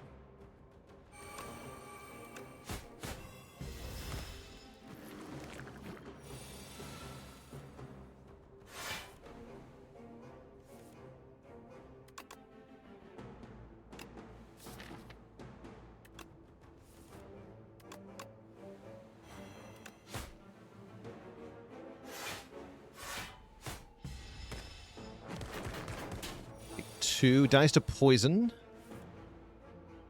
No, we pounce and then we play Haze. That's even better.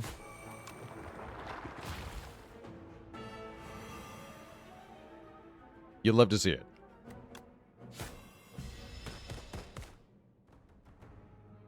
I could Explosive Potion as well to absolutely dumpster them, but honestly, I don't think I need to. From the looks of it, it is they who is getting dumpstered.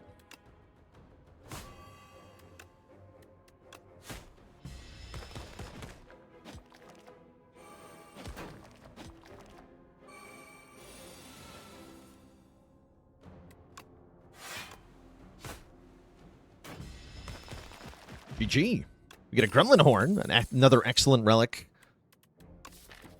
Dash, I think, is mainly worth including as an answer to the Dorito Next Act. The Infested Prism. It's also not that bad into this fight. The deer fight. So we'll pick it up here. And I'm going to upgrade my backflip, I think. Cake June, thanks for 22 months.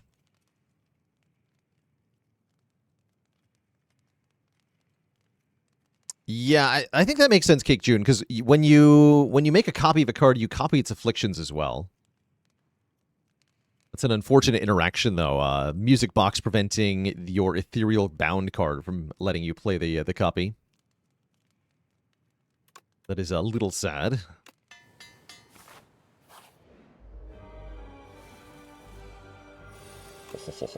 A mid. Look at it. Look at freaking just. This is Runic Pyramid, apparently. Did you know that this is Runic Pyramid?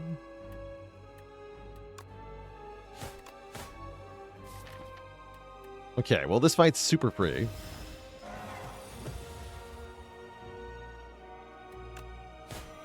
What if you just had a free Runic Pyramid? At all times.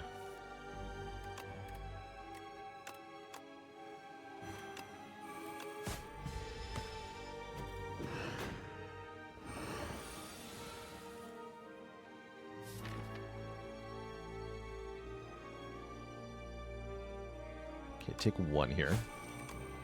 One is completely fine.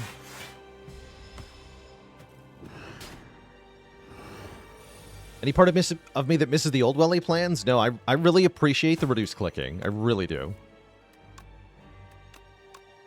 Big positive change, in my opinion.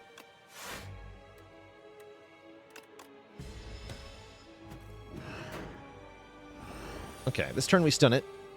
Perfect. We can Mirage. We can Acrobatics the Haze. Which lets me play Pinpoint. Which lets me play Snakebite. Oh, I should have played Pounce Snakebite, actually. Foolish.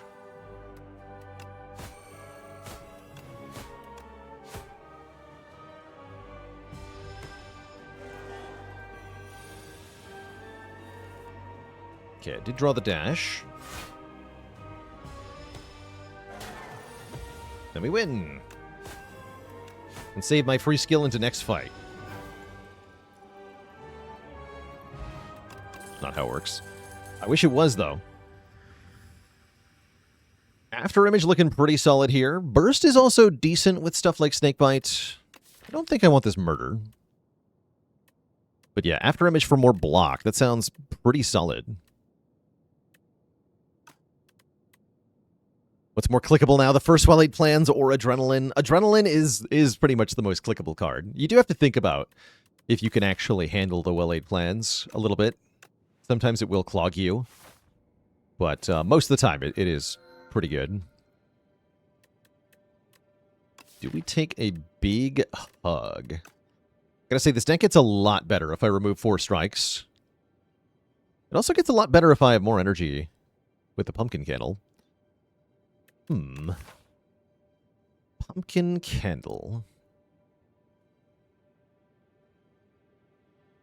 Not the worst candle, actually.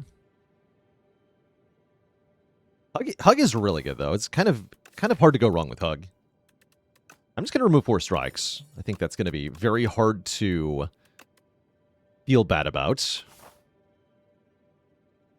Very, very hard to feel bad about that. And we can remove the last one at a shop, too. And now we're just going to have really good hands, right? Like, without strikes, I'm just going to draw the Haze with discard every time. I'm going to have block in hand every time. Seems good.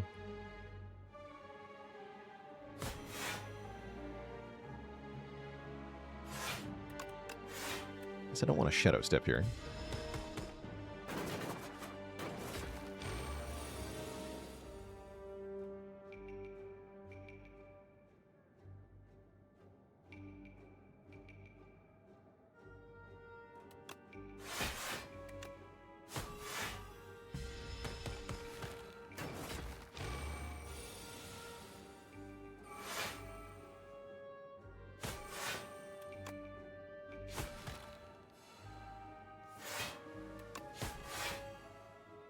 Snake Bite.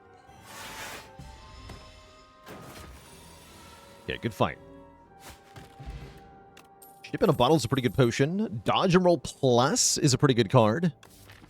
Yes, I will take Dodge and Roll that says plus on it.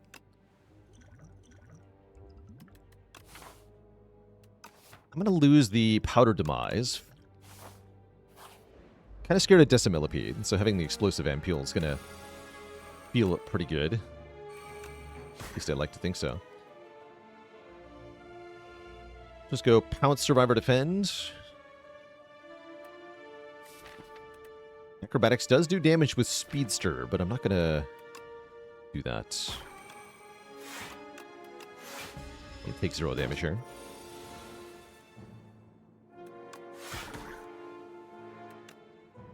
Dodge and Roll plus Snake Bites.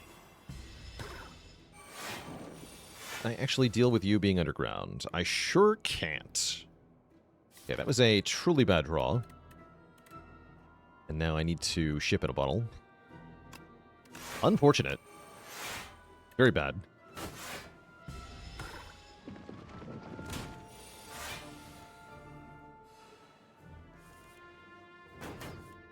Still pretty bad.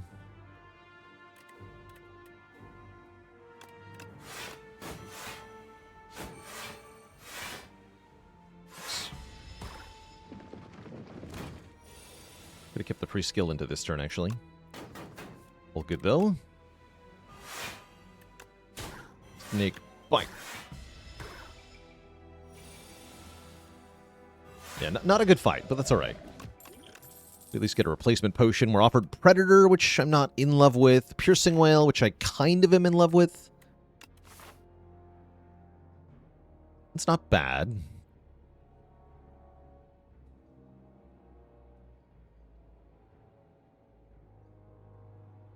Don't think Well-Laid Plans is 2P OP, even though it's basically an Ancient Relic. I mean, there's lots of powers that do essentially what an Ancient Relic does, right? Like, what do you mean, essentially an Ancient Relic? Hold on. One sec. Let's talk about Ancient Relics. There's a little Ancient Relic that I consider very good called Pale's Blood. 1 draw per turn. This is a great Ancient Relic. This is very good.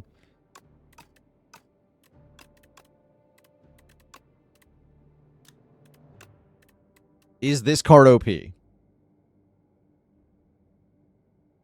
No, right? Like, this card is not even amongst the best cards on Defect. But it does exactly the same thing that Pale's Blood does. But notably, the Relic is a lot better because, well, you know, it works on turn 1. This can't work on turn 1, even if you play it on turn 1. You've got to put resources into playing it. Same thing with the well-laid plans, right? You're spending the draw and the energy to get it in play, assuming it's not upgraded. If it is upgraded, then you spent an upgrade on it. You lost a different rare card. There are costs to it. But yes, is it good? Yes. Yes, well-laid plans is definitely good. No question. But just because it does what an Ancient Relic does doesn't mean it's OP, I think is the thing I'm trying to express here.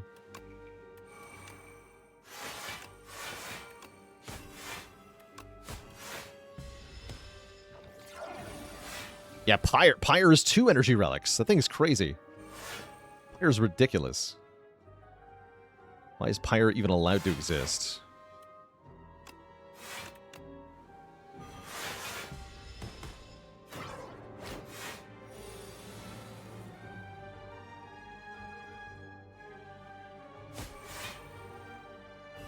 Nick Bite.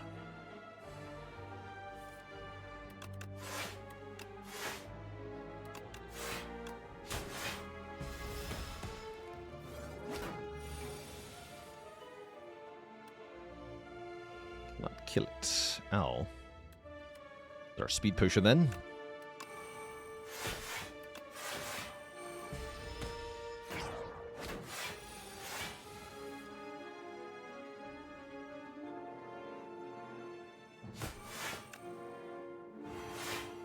Here we go.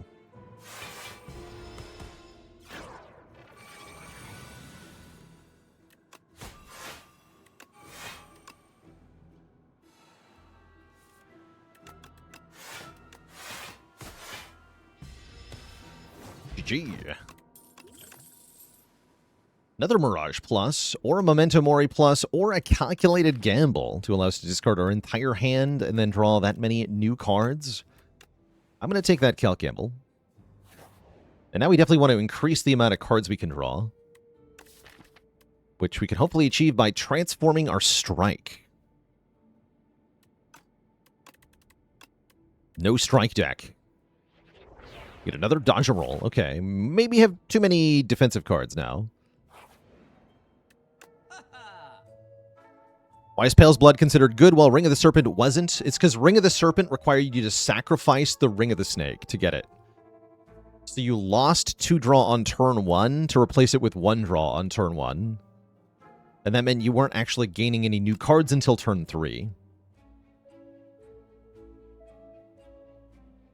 Okay, this could be a Speedster deck, actually. Yeah, now that we have Calc Gamble, this really looks like a Speedster deck. Can buy Speedster and Backflip here.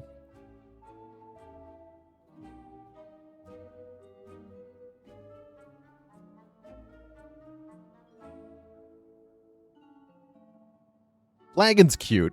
I definitely cannot play all my cards, usually.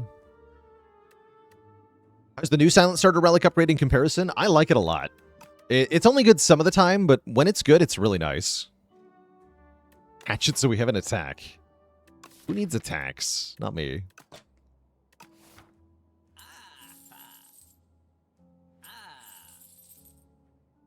About Mayhem?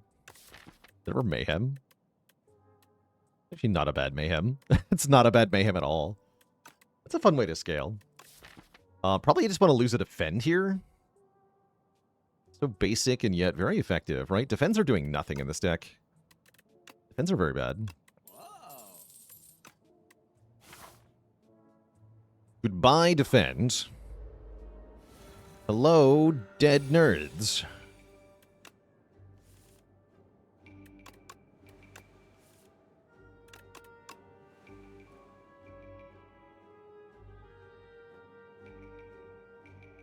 Pounce, Piercing Wail, Pinpoint, Shadow Step. That's pretty good. It's actually not a full block. Let's do Backflip. Nice. Then we whale Shadow Step. Shadow Step even doing anything? I mean, not really, but it could.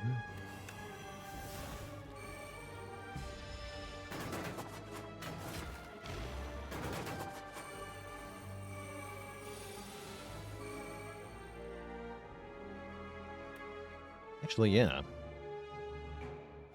Well, sort of. I think I need to use this.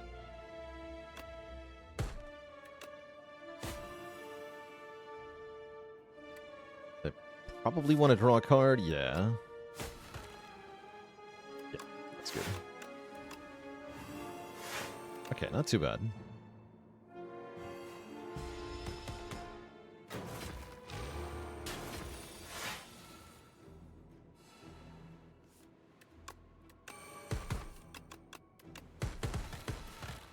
Crunchy.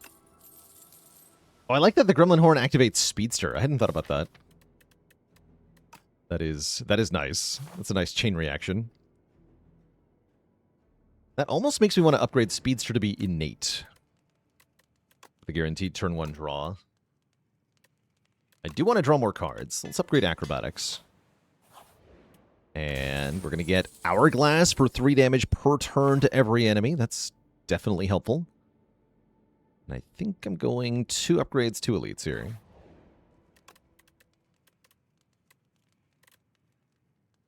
Upgrade Dash for the Dorito does help. AoE Deck.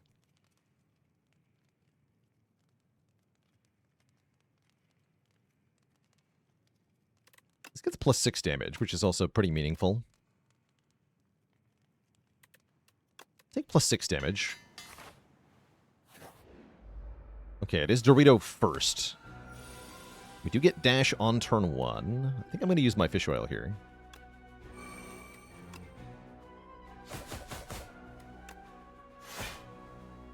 Means no Speedster, sadly.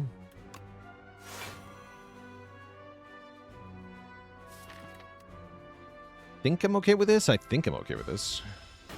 Not happy about it.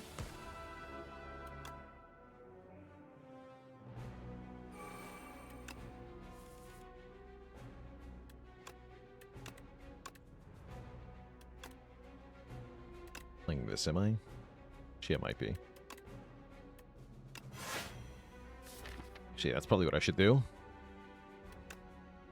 I guess I don't want to play Mirage, because, yeah.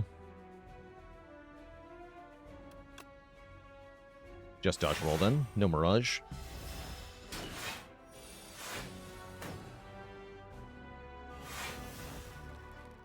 Okay, this needs to get played.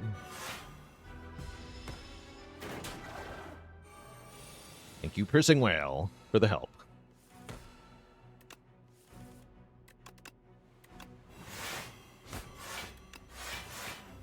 Okay, okay.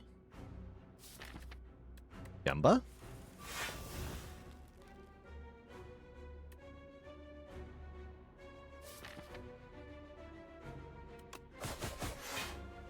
Next turn. I would appreciate Mirage, wouldn't I? I would.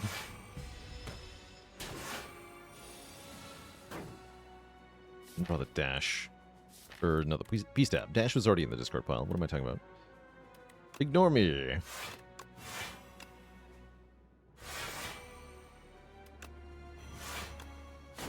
Okay, take 6, and then I might take a little bit more on this turn, and then it'll be over. Ah, we get the Dash. Perfect. Okay. Not bad.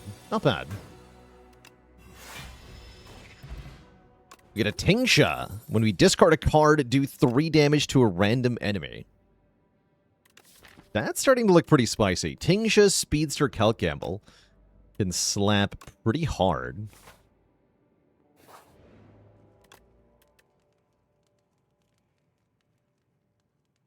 Let's upgrade Speedster now. I think it's time. And we can add Exterminate or Squash to the deck. Those are both kind of sad. I guess I'll take Squash. It's another way to apply a debuff. We don't really care about the AoE of Exterminate because I already do so much AoE here. Like so. I think I just play acrobatics here. Go for it. Deal 8 AoE. Definitely going to take a lot of damage to our face here. Oh, or am I? Calculated gamble. Here goes. Oh my god. We actually get all of them. Wow. Rewarded for our incredible power with a Juzu bracelet. Now we're unstoppable. Do we take a Piercing Wail Plus or a Blade of Ink? The Blade of Ink is more weakness, which I do like. Nice with Afterimage. I guess it's not bad. If I think of it as a leg sweep, it's pretty good. Give me that. Is Juzu worth not picking up? It actually could be in Act 3. Sometimes you'd rather get a fight than an event. They should buff the Juzu by making it rare.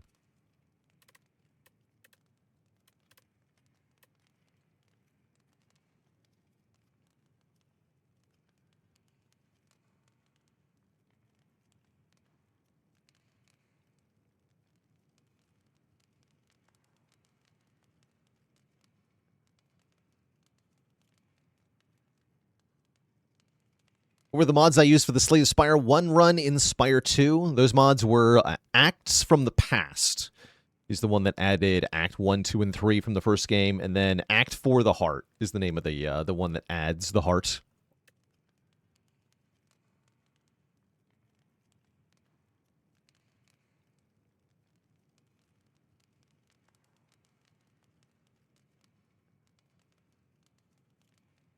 How's it going, Royal Princess Azula? Something that might help.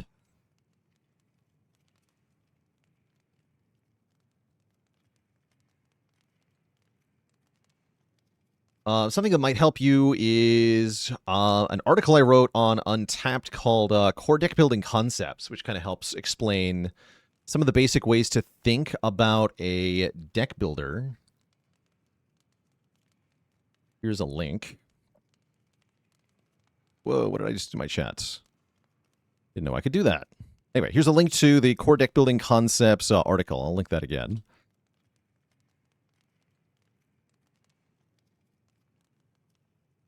Recommend giving that a look. With regards to cards that you're adding, typically I'm looking to do things like improve my damage output, improve my block output. Not necessarily having an end goal in mind with each card that we add, but simply evaluating, like, does this card improve or worsen the performance of the deck? And that can shape your decision quite a bit. I don't think I want innate Afterimage here. I'm going to upgrade Blade of Ink.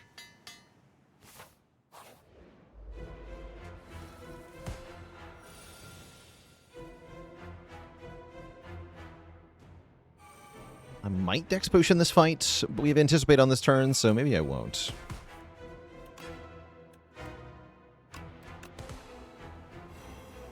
And I guess I'm just going to Afterimage and tank some damage. Feels iffy. Could instead dodge a roll for 8+8. Long term, though, this is better. I'm going to look for Neutralize. Okay, Snakebite's fine. We do take a lot of damage. But I think we're set up well by getting our powers down. So hopefully we'll be okay. Hopefully we'll be okay.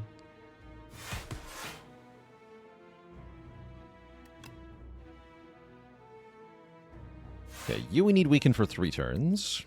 You I need Weaken for 2 turns. We'll do this.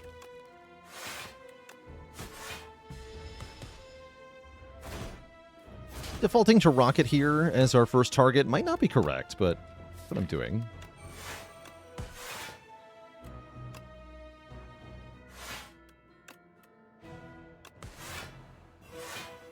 I can't really kill Rocket on this turn.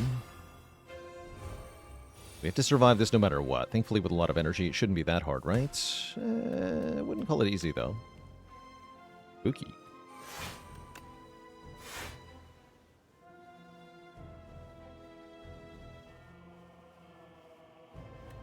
Oh, crap. I got distracted there. That was definitely not what I meant to do on that turn.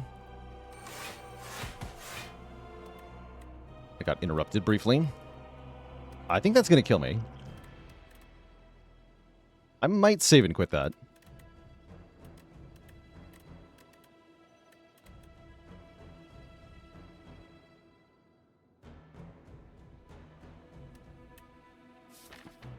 Yeah, I think I'm going to save and quit that, actually.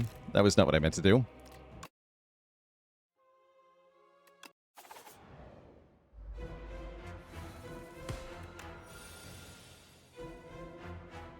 Just play the same way here. Oop, actually, slightly different that way. We get one more block because of what I did.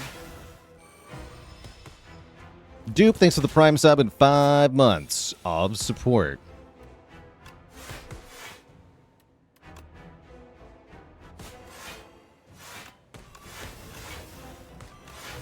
Oops, order again.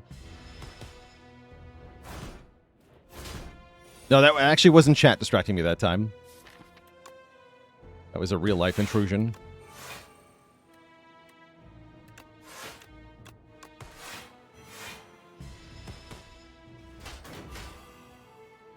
Should probably have Dex Potions, knowing what I was in for. Probably. Okay, we do get the same hand. That's a good sign. Let's actually play all the cards this time. You're going to be attacking next turn, so I'm going to put 2 weaken on you, and then turn back around. Yeah, well, go to 12. Okay. Yes, this is more reasonable now.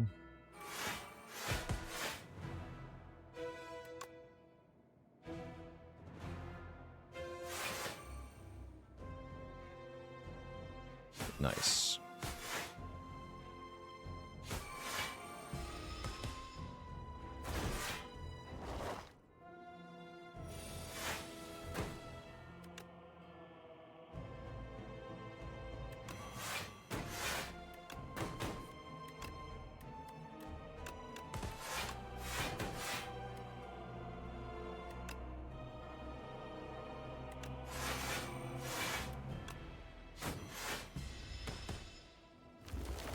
This one will die momentarily. Acrobatics for damage.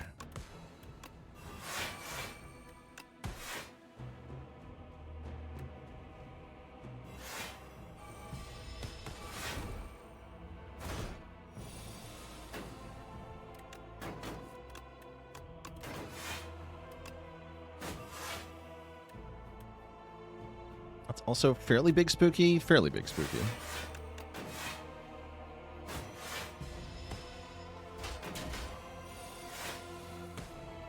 Did I ever cheat in the school? I don't remember cheating. I don't think so. I skipped my fair share of classes, but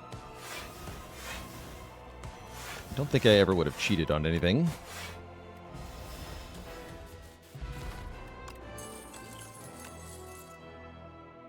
I definitely skipped classes. For sure. All right, we're offered Burst, Grand Finale, and Nightmare. Nightmare's kind of looking a little cool here.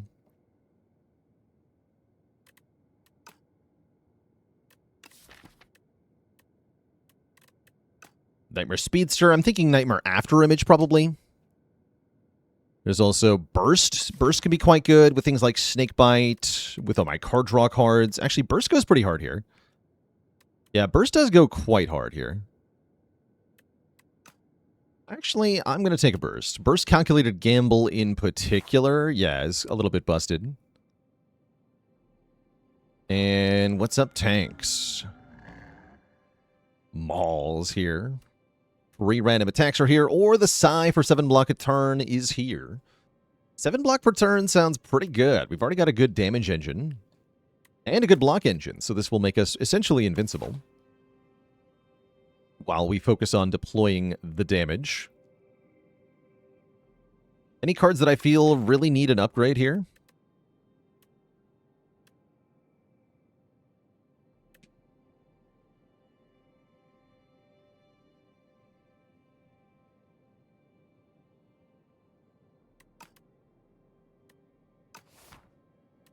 Yeah, give me Psy. Now we kind of like After Image turn 1, kind of. But yeah, upgrade. We want to upgrade Burst. And probably Calc Gamble as well. Let's set ourselves on track to do that. Let's go up the middle here. More like the Silent. Oh.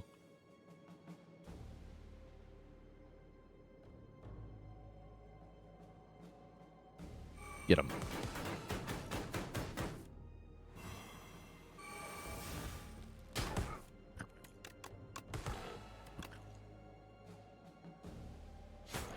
Oh. Death by Thorns.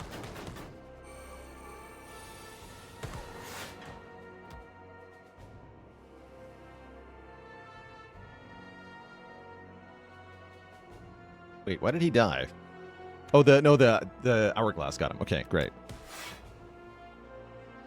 Yeah, okay, Hourglass killed him, then I drew 1 from Gremlin Horn, and that did damage. Okay, I see what happened there. That was fun. That's a fun little interaction. It says draw cards. And it says plus. So I'm clicking on the backflip plus. We can enchant a card to not exhaust. Oh.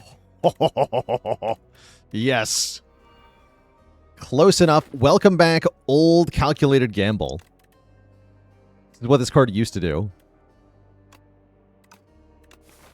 Busted. The Dream. Incredible value. Get him.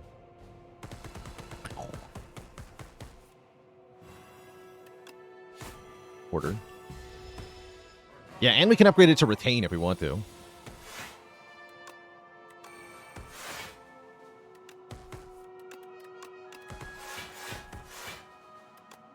Burst Mirage.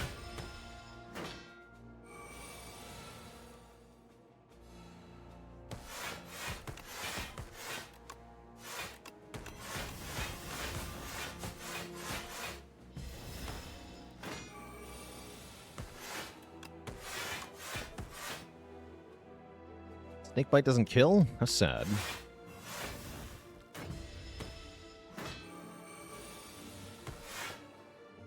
Burst Snakebite. When one Snakebite just won't do, consider 2.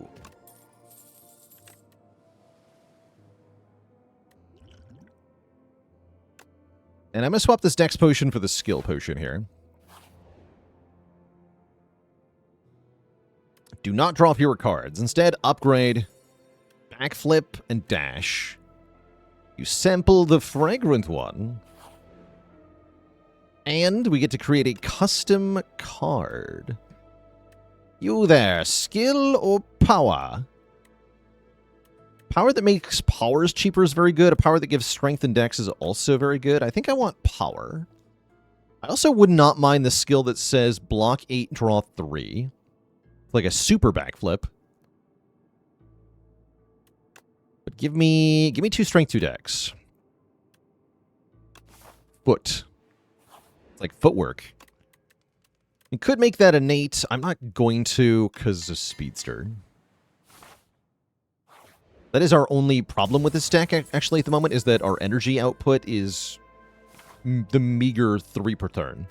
We don't have any improved energy output. I'm going to rest.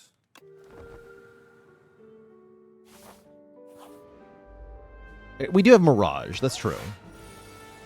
We do have Mirage.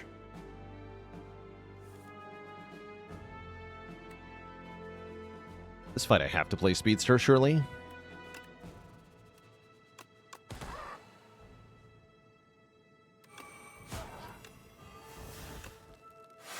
Let's keep the Mad Science.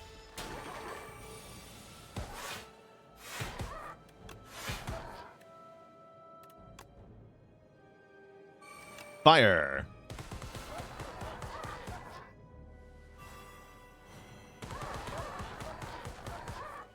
That was amazing.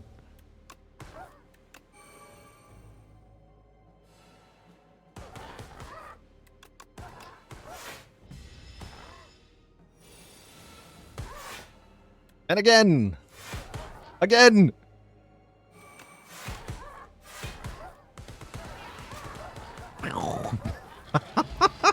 That's great. That is absolutely excellent. This deck probably wants a Memento Mori, huh? This thing can do crazy damage.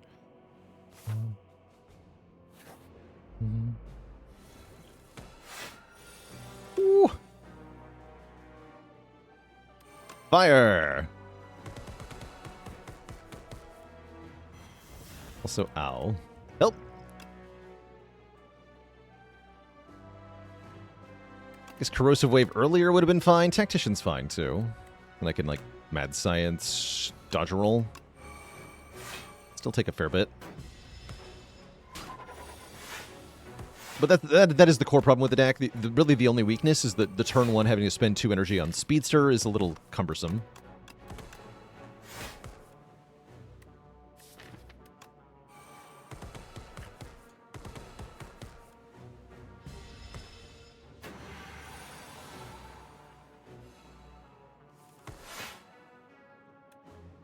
Ooh, that's not good.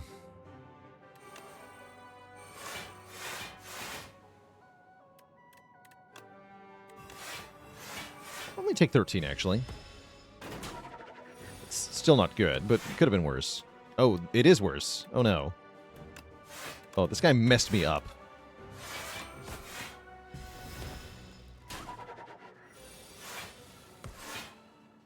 The freaking guy that attacks you. Very tough.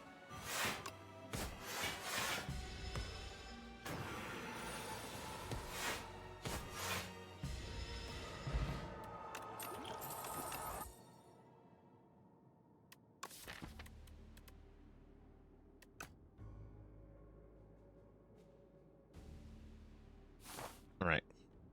Maybe there's a waffle?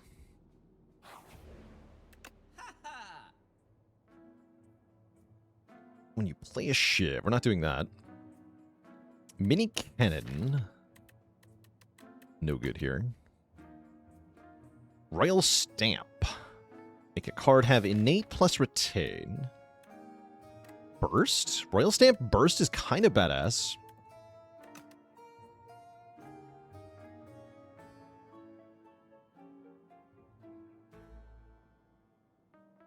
Yeah, Royal Stamp on Burst is nice. Ever Royal Stamp on Mirage? That could be okay, too. Yeah, we can't enchant Gamble, because it's already enchanted. I think I want it on Burst. And I'm going to remove the Curse. And then I'm going to swap the Flex Potion for an Energy Potion to help with that nasty turn 1. We're also just going to dodge the Elite, because ouch. I'm going to rest at the Fire and try to find Aeon Glass. Brutal. That's actually brutal. Upgraded rare power, you say?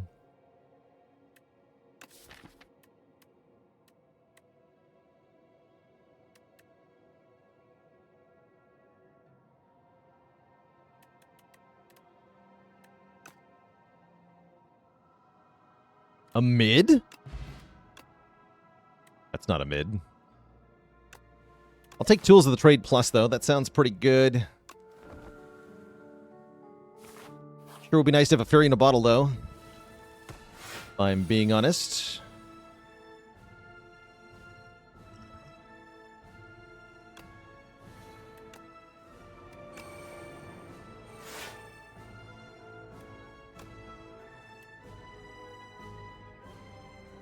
Burst Blade of Ink, Burst Expertise?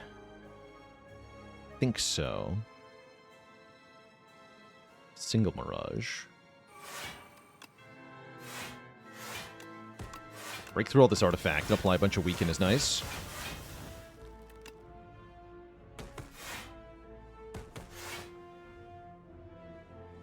And I can just play that? That's pretty nice. Although these have Retain currently. Probably better to wait one turn, yeah? Yeah, probably better to wait one turn. Probably. Take some damage, that's alright.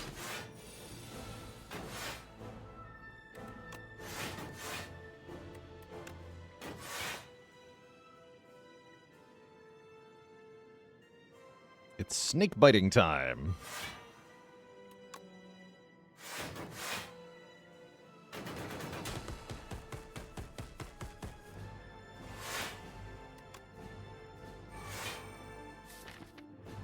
I want to play Mad Science, thank you.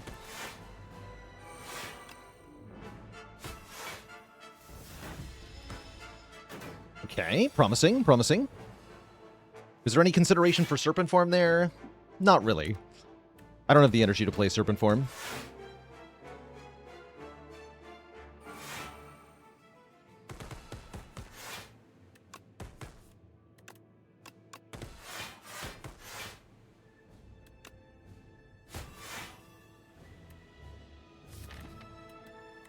We might just die, though.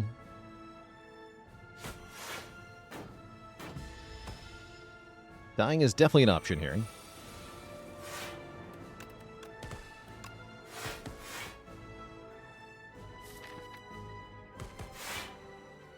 Good.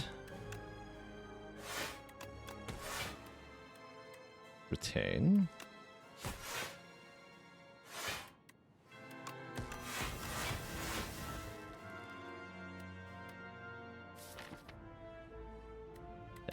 Just hit you for more damage.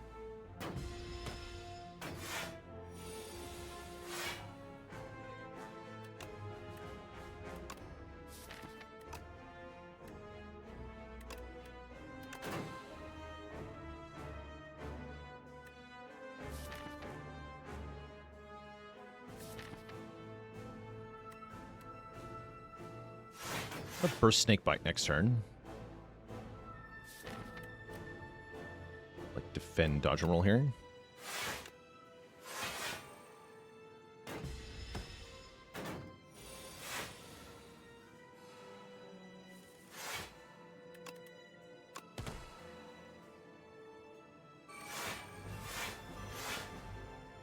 Okay, now things get scary. We have to survive these remaining couple attack turns, which is easier said than done at the moment.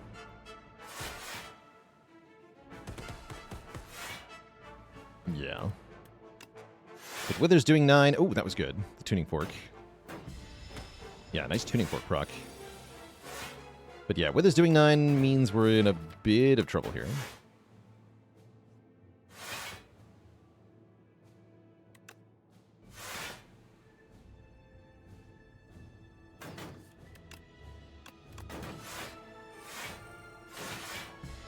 Okay, I think we've done it, though. Most importantly, we've done it with enough remaining health that the next boss looks reasonable.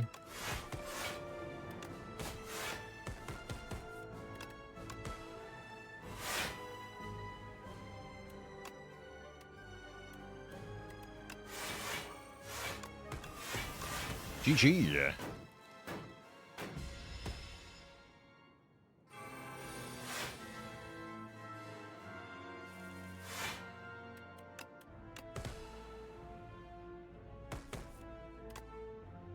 Oops. Meant to stack the Tuning Fork a bit more. That's all right. We get to fight Queen. Does do big damage on turn 1.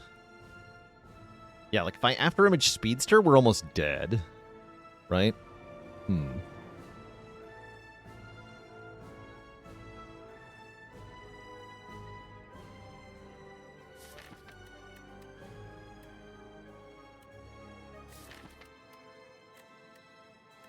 Energy Potion. Yeah, this is why we had to use the Energy Potion in the last fight. This is sketchy. I don't feel like I'm allowed to not play these cards.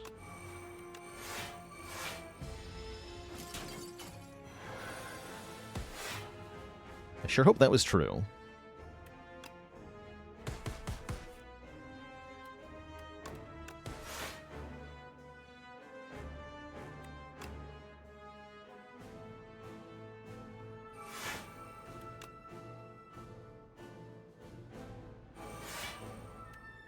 What a Blade of Ink here.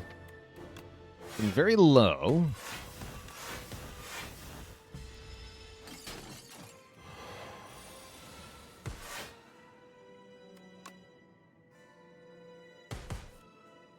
Good.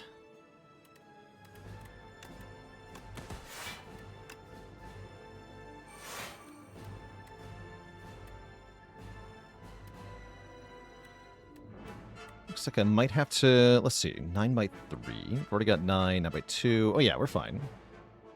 I can burst here. Let's do it. First, double snake bite on queen. Double dodge a roll. Survivor. Okay, getting the damage over time on queen is kind of essential here.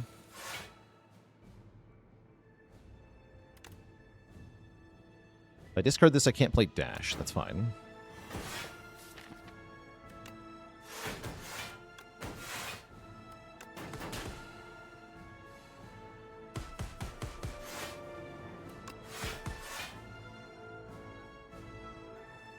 You're gonna need to be dead soonish, right? Your damage gets out of control pretty soon.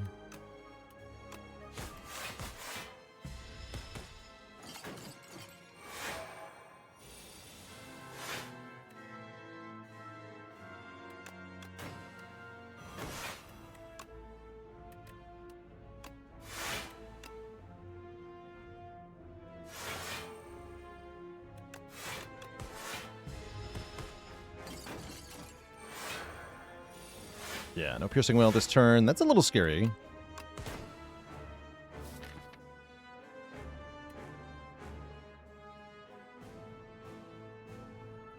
How do we deal with this?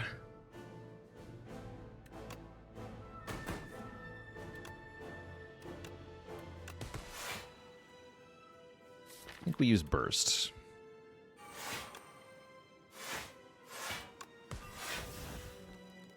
Oh yeah, we're fine. Speaking the queen for a bunch.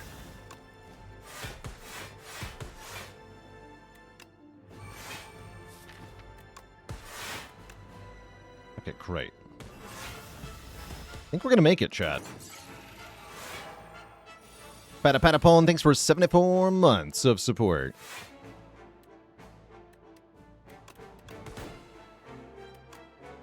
Get her.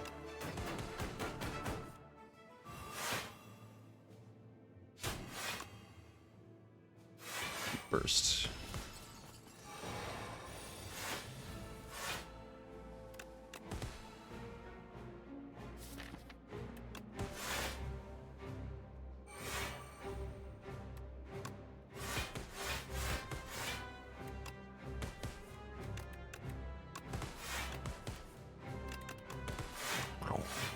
Okay, great. Hit her with Momentum Ori.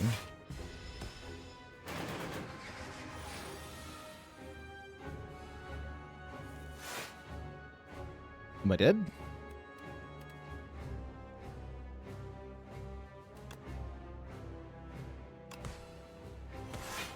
Or are they dead? It's very unclear.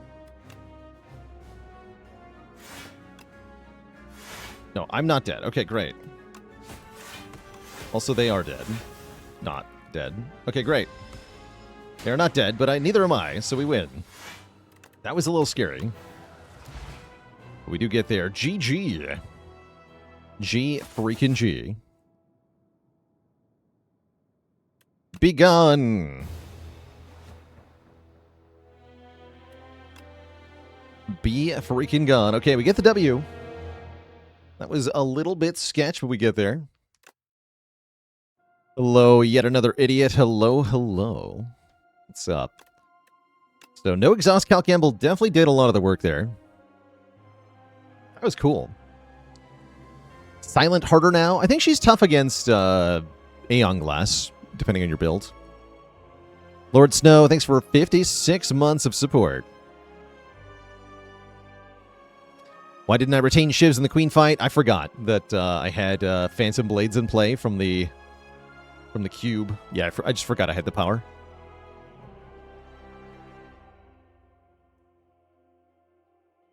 But despite Juzu's best efforts, we prevail. And again, this really going to show like why Juzu Bracelet is maybe not that good, especially in Act 3, which is when you're most likely to have Juzu Bracelet. Sometimes the events can just be bad. Like, we lost our fairy here, which almost killed us. Or we could have gotten the Decider and gotten a Doubt Curse for money that I couldn't even use. Could have been quite bad.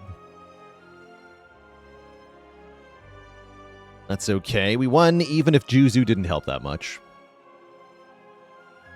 Next up, chat, we are going to play the Regent, but before that happens, I need a break time here. I'm going to refill the leg, stretch the water.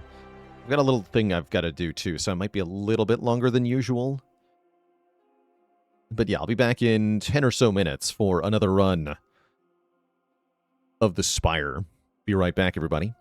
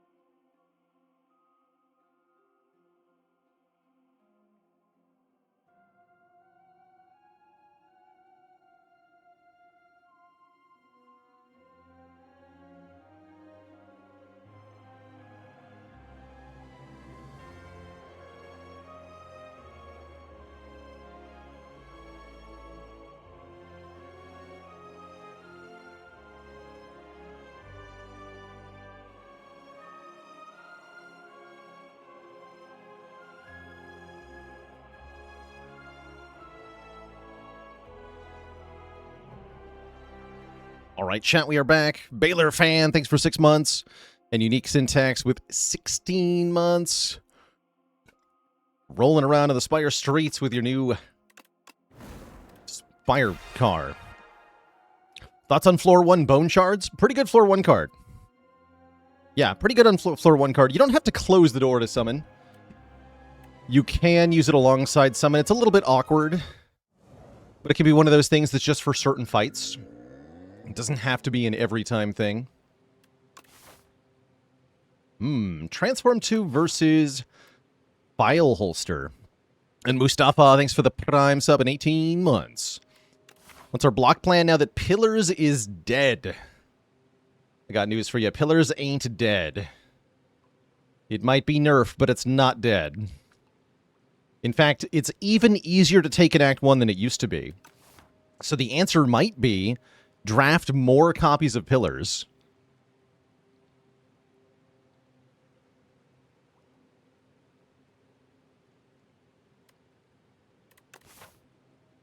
I'm seeing a 4 Elite Act 1. That makes me want to take potions. Look at this Act 1 path. We don't even need to go to the second shop if we don't want to. But just elites galore.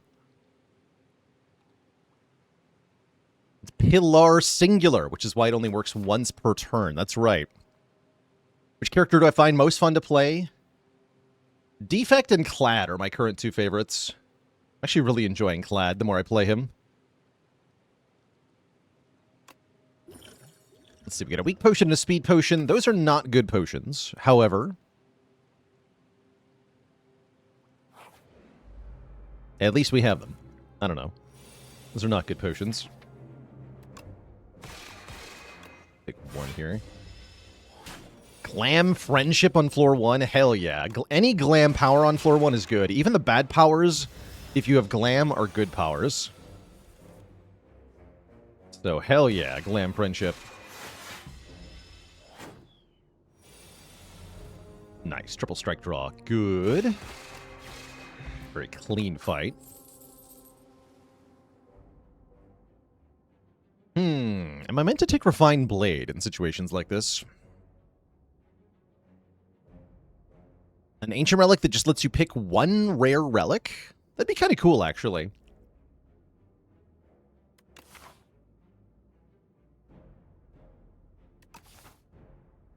I'm down for either of these. I think it's just Photon Cut for defeating Elites of Act 1. Let's just take a Photon Cut. Yeah, what's wrong with Photon Cut? Nothing. It's a damage common. Nothing wrong with that. Oh no, there's something wrong with running into another bonus shop here. I didn't want another shop. But what's on sale? Furnace? See, that Refined Blade looking kind of good now. What if I just buy Ultimate Strike, though?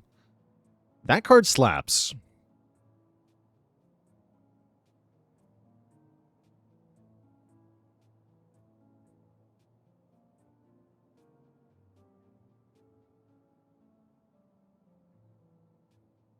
Ultimate Slap. I also don't have to buy anything here because there is another shop. Which I'm kind of committed to. Yeah, I'm pretty committed to that shop. So this was a very bad random shop.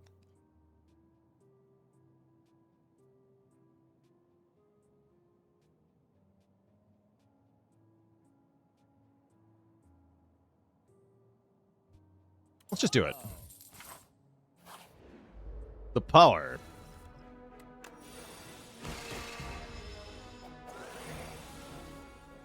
Oh. Speed potion for 3? Surely we can do better than that.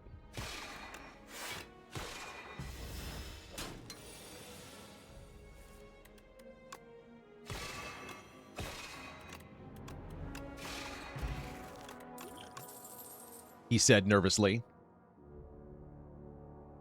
Okay, now we can take a Refined Blade if we want to start getting into Forge.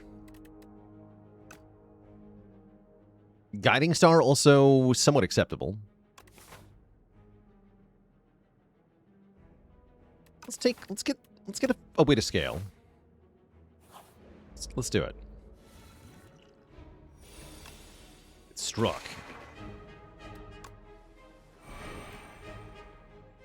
Please put defend on top.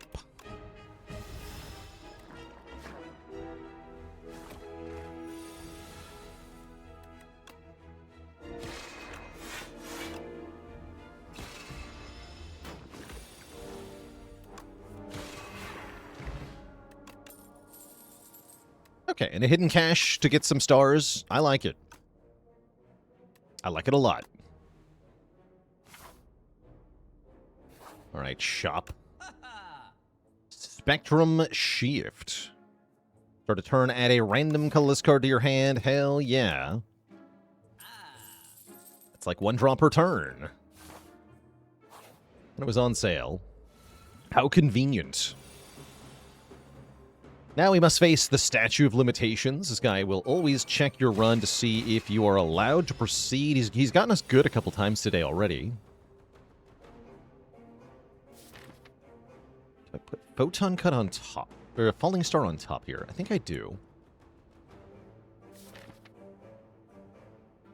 Playing Venerate seems like a waste. Ooh.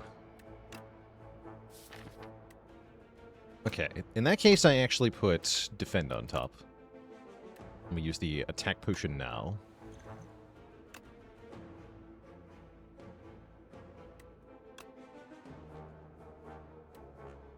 Yeah, let's go Gamma Blast. Venerate, Falling Star, Gamma Blast for 25, Ultimate Strike for 29. That's pretty good.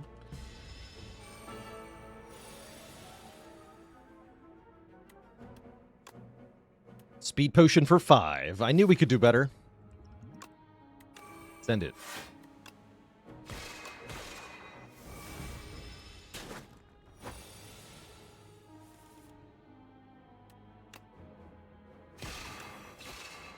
Okay. Oh, we got an early egg, and not just any egg, but the molten egg. All attacks will be upgraded. Such as the one that says Forge on it. That's kind of tempting, actually. I also like Hegemony Plus a fair bit. But this seems like it could be a pretty good Rotten War. Let's try it out.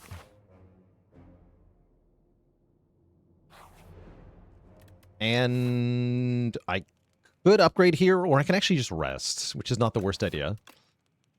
Realistically, though, we want to upgrade Ultimate Strike for +6 damage. Can an attack potion make an attack that's already in your hand? Yes. Yeah, it totally can. Did I get another speed potion? Is that what happened? What happened here? Yes, I got a speed potion. Okay. I was like, huh? Thought I used that.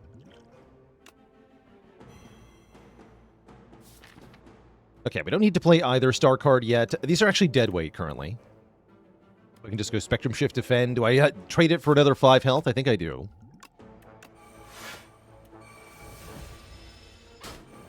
Use the potions.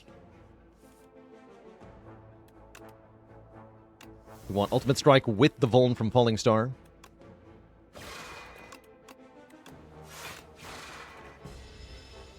Kind of an awkward draw here. This turn's going to hurt. Oh. Oh, come on. Oh, no.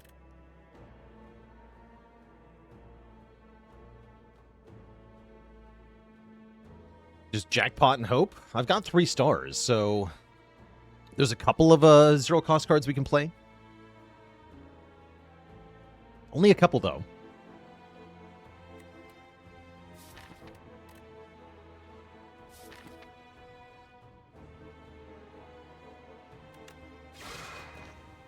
Okay, know thy place, make it so. That's pretty good. Ow.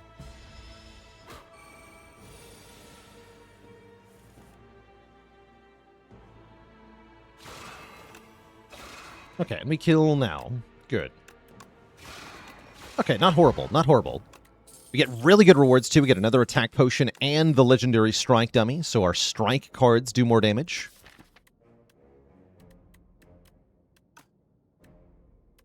It's an acceptable Crush Under. I'm not a huge Crush Under enjoyer, but it does work pretty well for the next couple fights, especially this one, the boss fight. So I'm probably going to click on it, even though I don't love it. Ultimate Strike. Yeah, it does 23 damage now. Having a Child of the Stars for a block engine's cool and all, although I can't spend my stars currently, so we're actually having a problem with that. I'm going to take this Crush Under. We're going to get a Pantograph. We're very happy about that. And I could rest right now, but I think we're good enough into this Parasite fight that I'm going to go for it. For better or for worse. Next turn looks pretty spooky, actually. Although we do pretty big damage here. Come on, Crush Under. Give me the Crush Under. That is not... That's not it. Oh, there it is. Okay. So take only 12.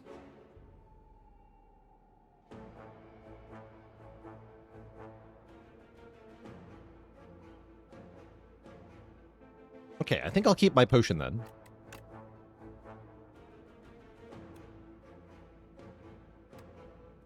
Yeah, I'll keep the potion.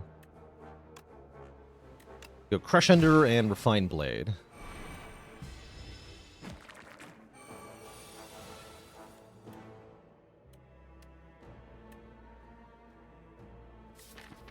Then I can kill it with Rotten War plus Strike, and then I can either play the Spectrum Shift, or I can kill one of the minions with a 19 damage with the Sovereign Blade, which then puts the Sovereign Blade back in the draw pile. I think I just want to kill one. Kill one right away here. You.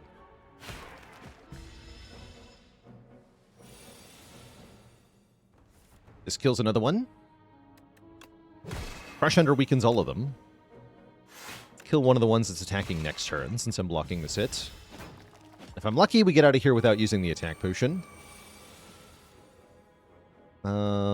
Take 3 to do so. I'm okay with that. Yeah, I'm okay with that.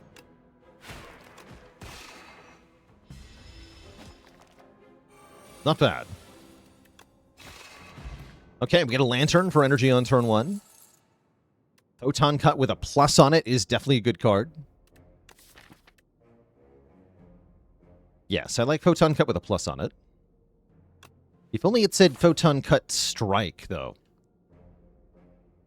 How do I feel about this shop? We'll have maybe barely enough money for a relic. I think I'm just going to skip it, since we saw the double shops earlier this act. Let's get the rest immediately, and then take a few more fights. Yeah, pretty good relics from Act 1 so far. Ow. Ow? Hello? I guess I don't really have block cards.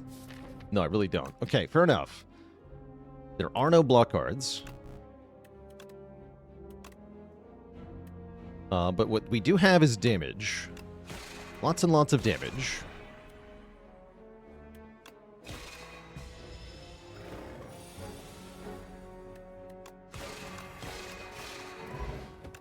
I like winning. 7 stars plus. I said I needed something to spend stars on. You know? I mean... And we're fighting the boss that's multiple enemies? I think we do it, right? I think we go for it. If only it said 7 strikes.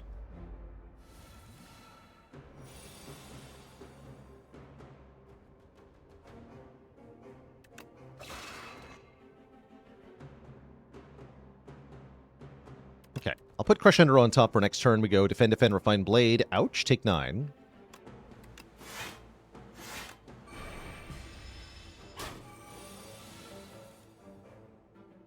Okay, we don't have to worry about the 7 stars right now. What we're here to do is damage. We can definitely do that.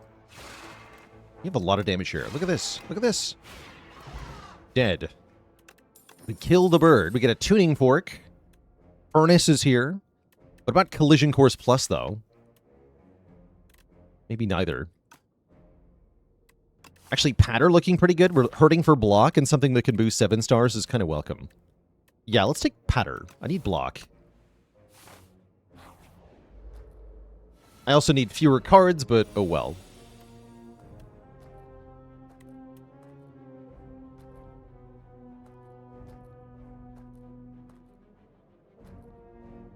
Bit of a spooky fight, however. Our damage is so good, we can just kill that thing on turn 1. Take only 4 here. Oh no. I might have to attack Potion next turn. Looks like we play this now. Try to kill it. 3 strikes actually just kills. So that'd be good. Yeah, we're good.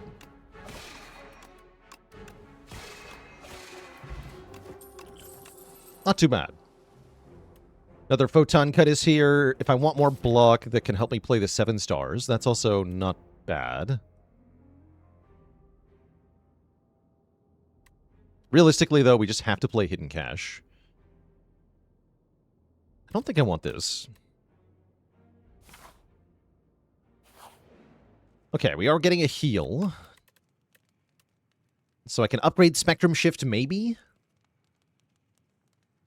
Yeah, I'm going to do that. Might be that we need to rest here. I sure hope not. But I think with the Pantograph, we're going to be okay. And the potions. And potions are what I'm thinking about here. I might just gamble away this opening hand entirely because I don't like it. It does have block, but it doesn't have any advancing of the fight. Yeah, I'm just going to gamble this entire hand. That's more like it. Oh yeah, that's way more like it. Spectrum Shift, defend, patter, Hidden Cache. Come on, come on. The power? Yes. Yes. Incredible.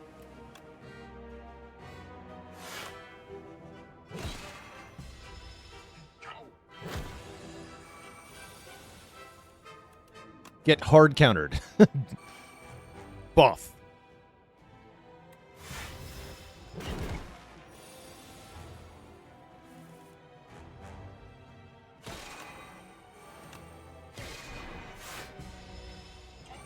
All right, easy peasy from here.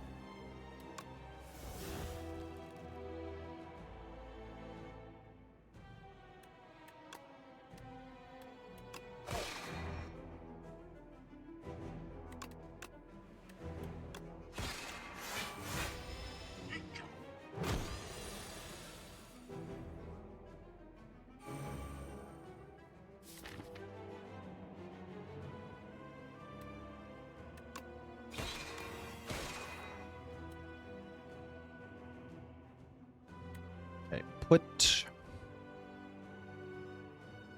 Crusher on top. The Refined Blade defends.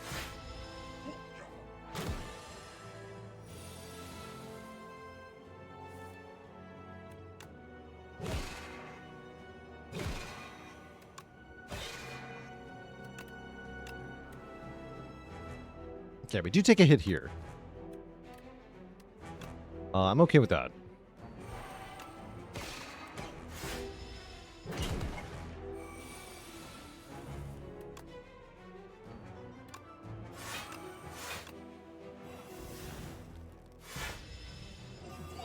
And now I'm just setting up the tuning fork for the next fight.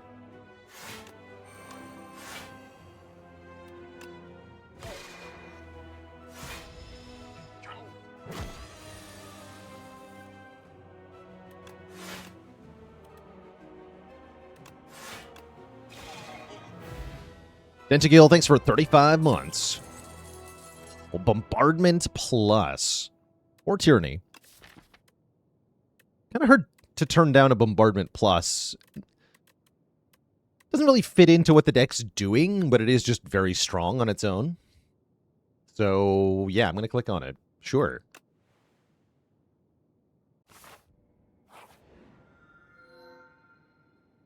Lich Glass. See 15 cards from the Necrobinder. Or swap Divine Right with Divine Destiny. That would allow us to play the 7 stars immediately. Wait, that's kind of cool. I actually haven't had a good Divine Destiny yet. Let's give it a shot. An actual good 7 stars run? I'm in for it. I'm into it. I want it. And I guess that means I want to fight a bunch of elites this act, yeah? Probably.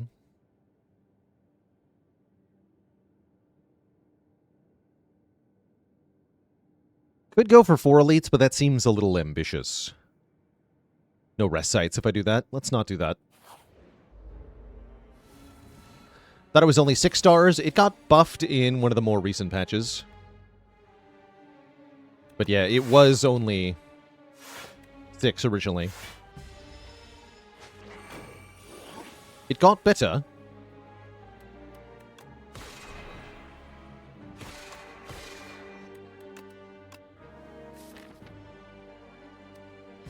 Okay, 7 stars would be convenient to draw right now. Hello? Please give me 7 stars. Thank you.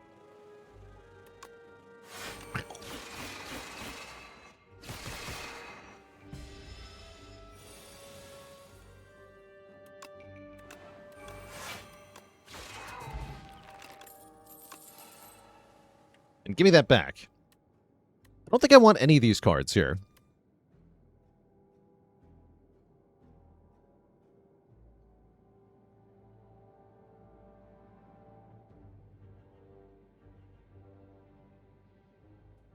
Elias Ones, thanks for the Prime sub and the 4 months of support. Oh, come on. Show me the 7 stars. You can't do that to me. Apparently they can do that to me.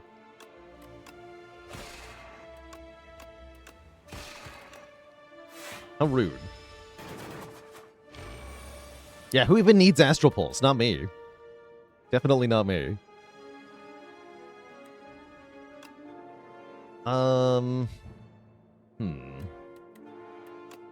You are easier to kill. Take 9. Not much I can do about it either, right? Yeah. Just take 9. Shame we didn't get the good card at the right time. Oh well.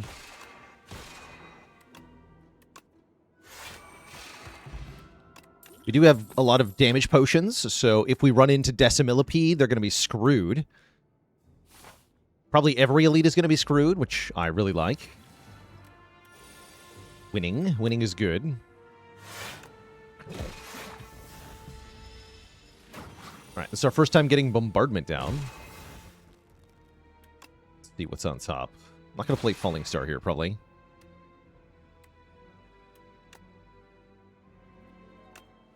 See if we can get a kill next turn. Winning would be good here. There's the 7 stars. That's 49 damage. So I'd have to use the Fire Pot.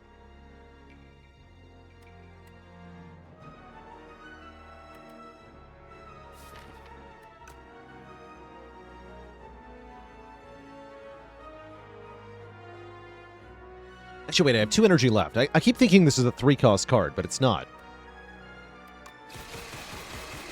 It is not 3-cost. Okay, and the upgrade on the 7 stars actually mattered there, because it was one less. Radiate Plus. Interesting. I wouldn't necessarily call it good here, but it's interesting. I think the Know Thy Place is probably better. Yeah, I'll take a Know Thy Place. But yeah, Radiate on turn 1 would be amazing, of course. Random power versus random 0-cost card. What do we do?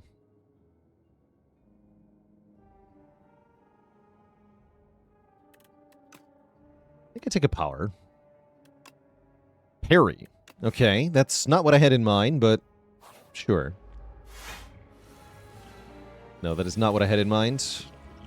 Ooh, didn't have this turn 1 in mind either. Yeah.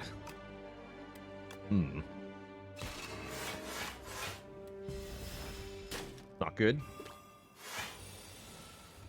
Oh, that's really not great. Doesn't even kill them.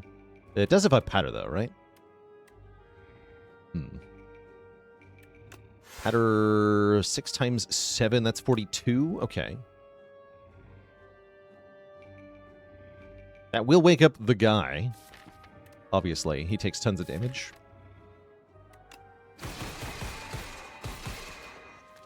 I could additionally Explosive Potion if I felt the need. I don't think I feel the need. don't think I feel the need. I do feel the need to refine Blade.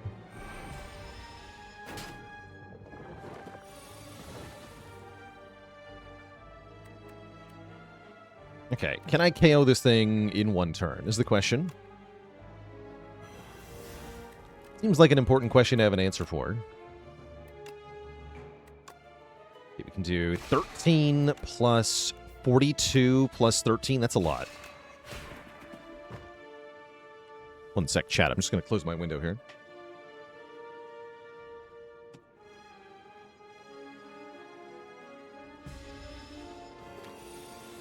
Since the neighbors have decided today is Heavy Machinery Day.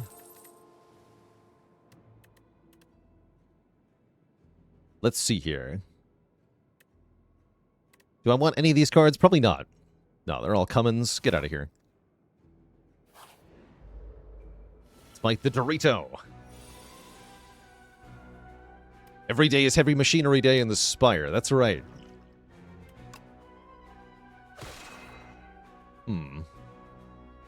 Turn 1 sucks.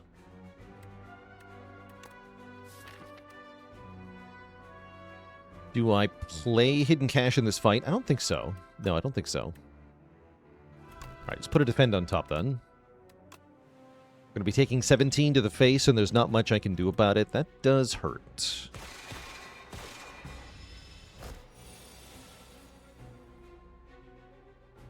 Okay, parry's actually good here, though, because it's block that doesn't require me to play a skill.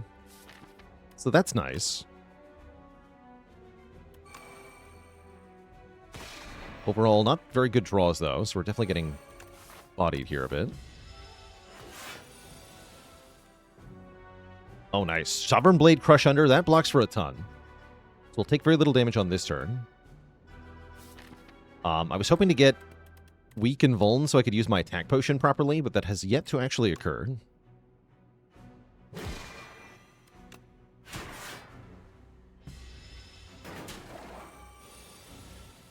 Okay. Now we drink the attack pot. I need help. Double Bombardment. That would have been good on turn 1, actually. Oh well. Better late than never, yeah?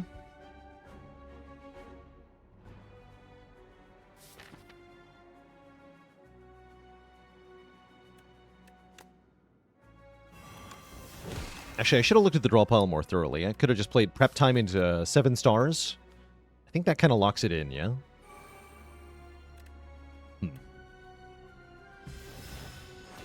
Actually, the Prep Time will hit on the Bombardment. Still all good. Great. We get a Centennial Puzzle. We're offered a Devastate Plus. I don't think I want that. I might take Glitter Stream. I am going to take a nap.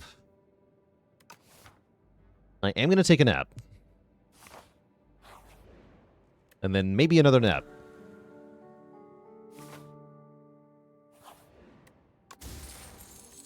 Okay, Reptile Trinket. Very nice with 7 stars. Gaining 3 strength for 1 turn. Very nice. Yeah, I'm just going to have another nap. Love naps. And that allows me to lose some health to gain a lot of money as we go into this shop. Or I can gain the Giga card draw thing. Honestly, though, I actually want a lot of money. I'm going to stop after 2 clicks, get 135 gold here. $4.99.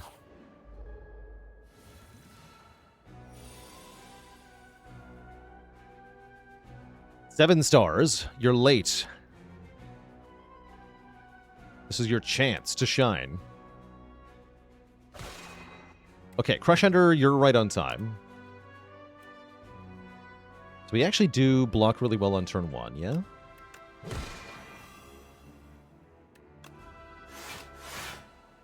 Nice.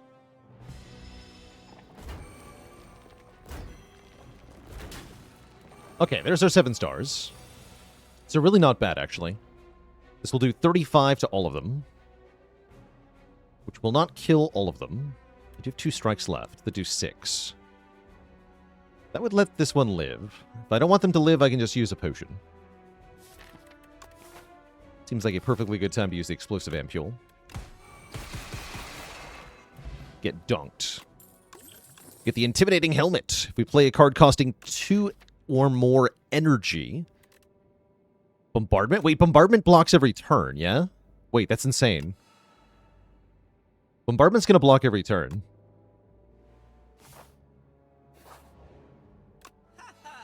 Miniature Cannon. It's here. We can upgrade the damage of 7 stars to make it 70 stars. Also, we have Molten Egg, so obviously we take the mini cannon. That's kind of a no-brainer. I think Shockwave is also kind of a no-brainer here. We could buy the Waffle. With Pantograph, I don't feel like I need to. I might just remove a card.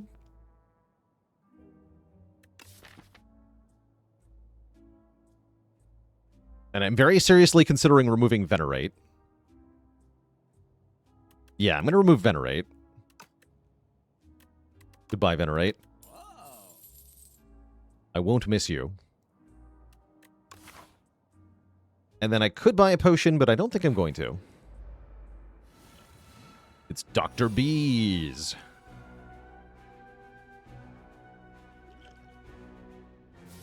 Oh.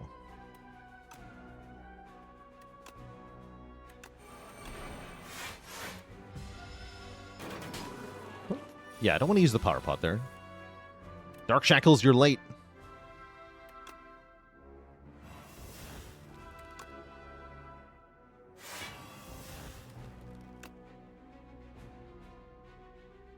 And just Sovereign Blade, full block. Might be wrong compared to, like, Rotten War. Yeah, Rotten War, maybe parry. He's dead pretty soon, though. What's up, Merle? Thanks for the raid. Gamer. We are currently 7 stars gaming. As we got the Divine Destiny, so we can play it right away, and we have Mini Cannon, so it does 70 damage. It's pretty good. We've also got Intimidating Helmet with Bombardment, which is also quite fun.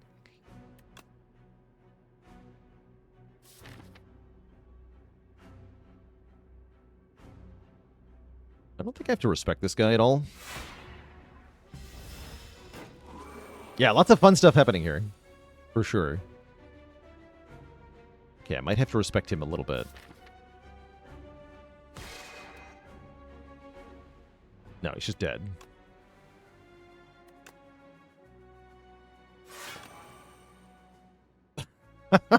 Wait. Huh. Wait. How much is that? It's a big number. He's dead, Jim. Boom.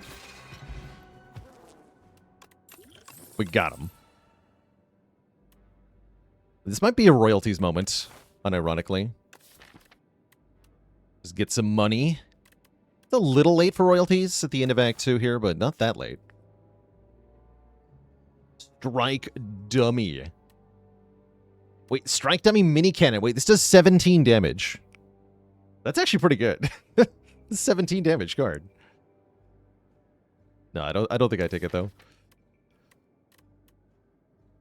Become rich? I don't want to be rich either. Nah. Poor.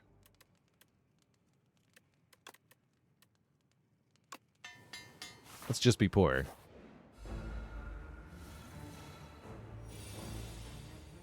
Spectrum Shift Shockwave turn 1. I don't think we have to Power Pot here. I'd rather keep that for the Act 3 boss. Can use the other 2 potions in this fight, though. Ideally, when the Reptile Trinket says they're most valuable, which might be right now.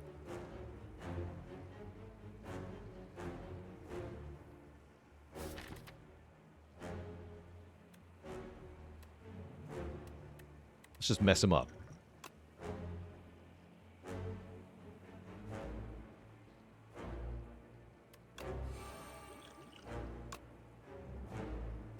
Fire! Glorious. Do some more as well.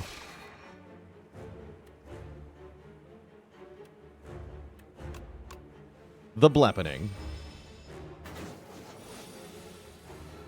I just killed him.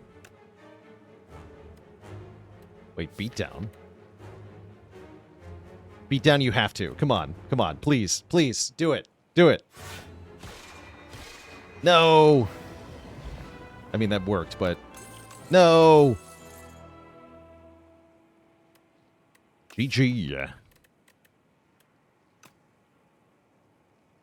Alright, we could take a decisions. We can play that as soon as we draw it, which is kind of cool.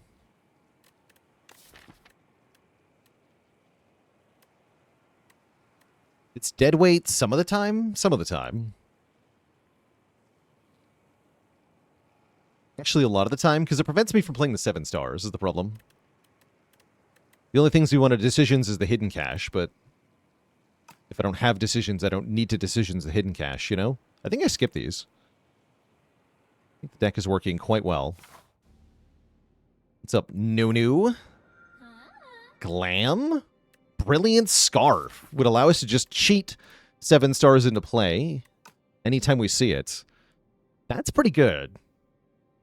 Yeah, Scarf goes really, really hard here. But I do like Glam as well. Regent probably the most turn-the-corner character, the one that your deck feels terrible, and then 3 floors later, you're owning everything. Yes. Regent is definitely the character I've noticed that gets the most off the rails, like, kills things on turn 1 the most often, just by getting a completely absurd run. When you've got a strong synergy on this character, you are just deleting everything. Can I play 4 cards regularly? That is a good question. Actually, that is a good question. Regularly, maybe not. It says from your hand, right? Yeah, from your... Okay, so the bombardment one doesn't work. Doesn't count. We'll have to add some cards, is what I'll say, to make proper use of it. But I do want to give it a try here. We can also use it with the potions sometimes. Like, there's a lot of ways we can cheat. Take the max health here? I could totally see doing that. I never really think about the max HP, but it's definitely something that can be very useful. I'm going to do something maybe stupid and go up the far side here.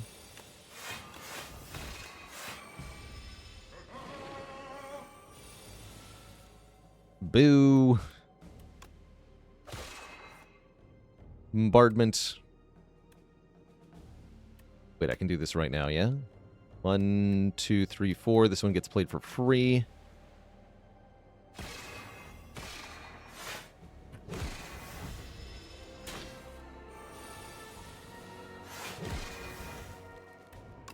One. I guess I don't have to play more cards. But I will play more cards to increment the tuning fork here. Okay, that guy died pretty fast. Another parry. Should maybe take something like a Cloak of Stars. This helps me play 4 cards, right? This is a good 4 cards card. Tej, thanks for 31 months of support. What's up, Ranwood? I guess you're the one who gets this power potion. I want this money for myself, and I definitely am not going to give you one of my best relics here. So... have a power potion. We get a bowler hat, giving us more money. Sure. And then we get money, plus a strawberry. Cool. Oh, look at Crush Under doing good stuff. Blocked.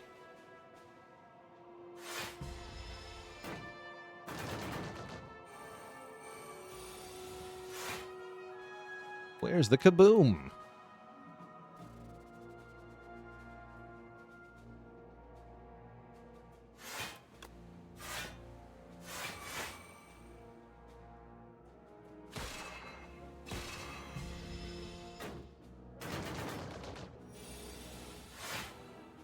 Could I have scarfed on turn 1 there? Probably I could have. Wasn't even thinking about that.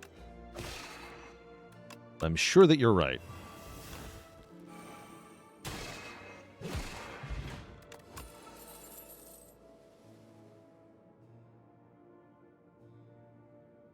Don't need any of these. Maybe Kingly Kick, because you can make it free, but I think no.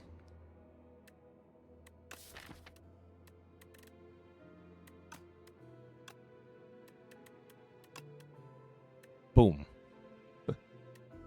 Boom. The power. Oh, yes. Come on. No, where is it? Where is it?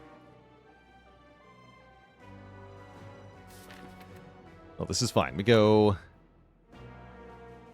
Strike here. Defend. Patter. This costs no stars. We can U. And if we miss damage on him by doing that, that's fine, though. Take a small amount of damage. Draw more cards. Oh, come on. No. Boo. Help. Where's my 7 stars? Oh, this is terrible. Dang.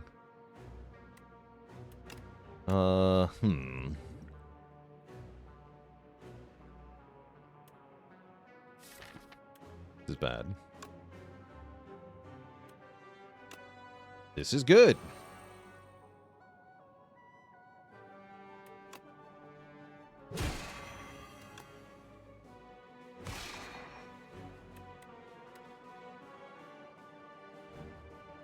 Okay, we gotta know thy place. Our next card is free as well. Okay, so know thy place, this guy, bombardment, this nerd. Okay, now we're talking. Then we can go patter. I can Gamma Blast too, but does it actually matter? Probably it does. Could also use my Star Potion to radiate if I want to. That would do significant damage, but it looks like we've fixed the problem of this fight, for the most part. So I think we're okay. I think I'd like to stay at 7 stars so that I can play, well, you know, the card.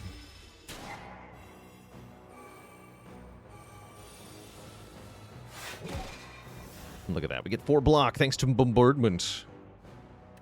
We don't get as much of anything on this turn, though. Because guess what I still didn't draw? Awful.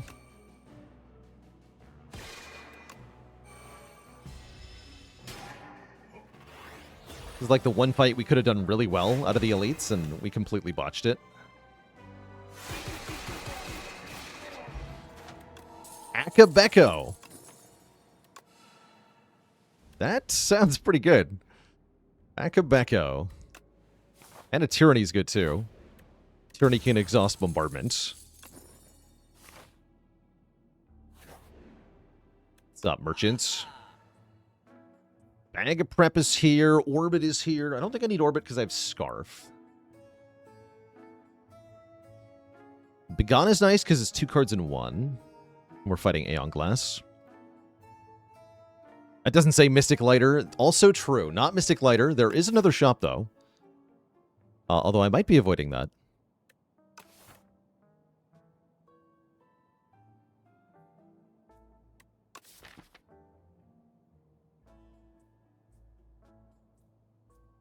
Orbit does help. Orbit does help.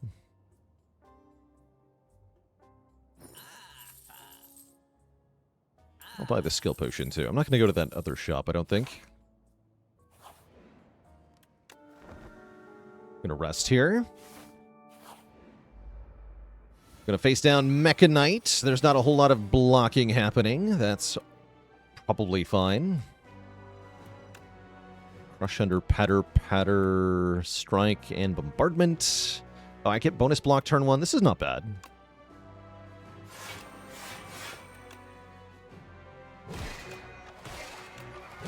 And we're going to get block every turn. I think we can save our potions.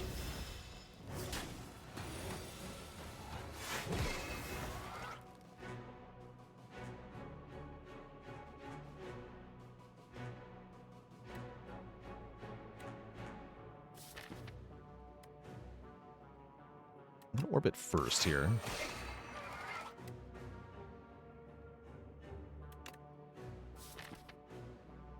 Found the 7 stars. Possible I could have it be Vuln next turn. Let's put that on top. I might also be able to play it for free next turn.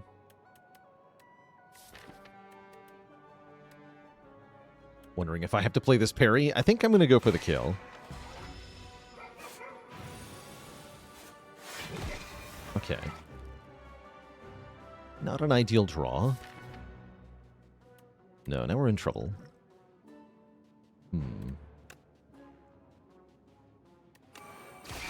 Still very good damage, as you can see.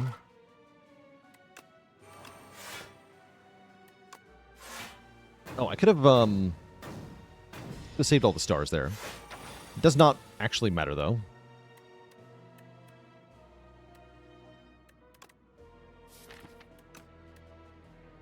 Okay, what does matter is playing Shockwave for free on this turn, I think.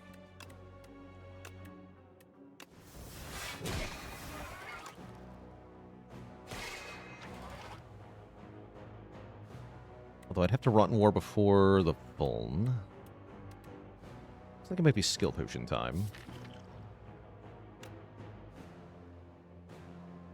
Glimmer is good, yeah?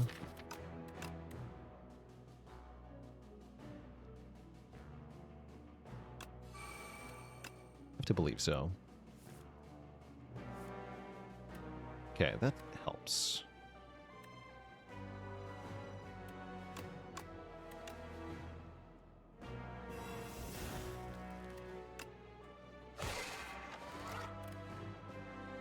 We just kill? Sovereign Blade hasn't been created yet, right? Hold on. Yeah, we can just kill. Right. Okay, good potion.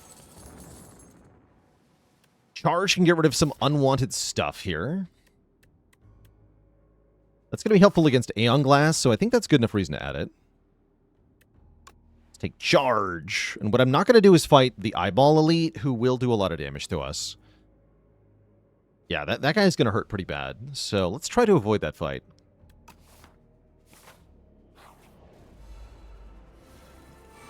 Okay, excellent turn 1 bombardment and 7-star. Wait, and 7 stars. Oh, this will be spicy.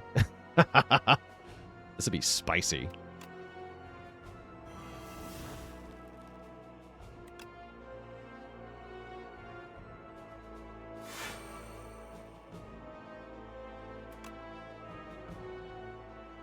Get him.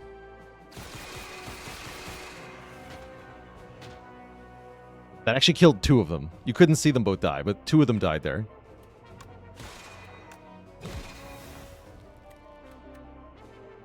Double kill.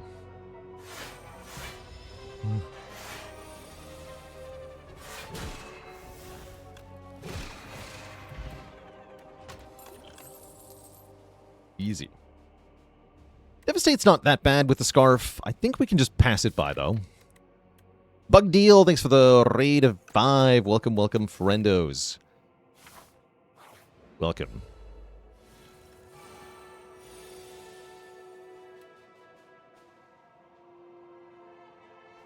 What's my line here? The line is to put Shockwave on top. Yeah. 2, 3... this and this. 4, 5.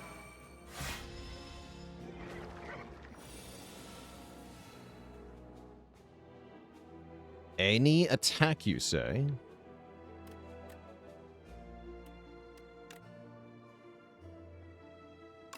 I want the bombardment, actually. Can I just kill it? Only gonna be...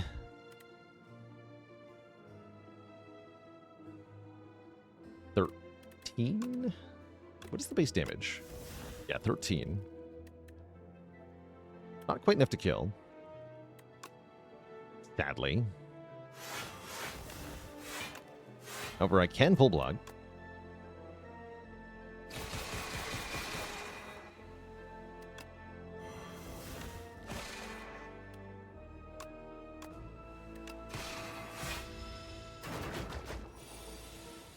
Downside is too much math.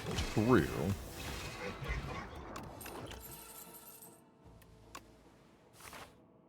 Okay.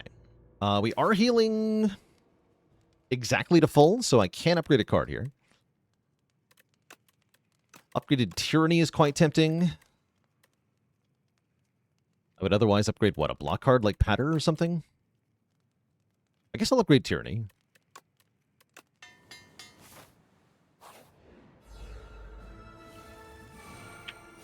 Nice draw turn 1.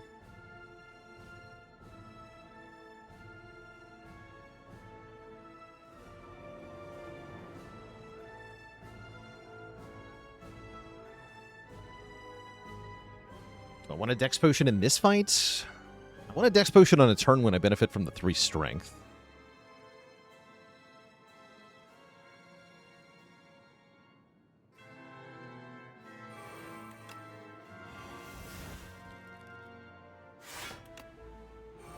We're definitely not skipping Bombardment.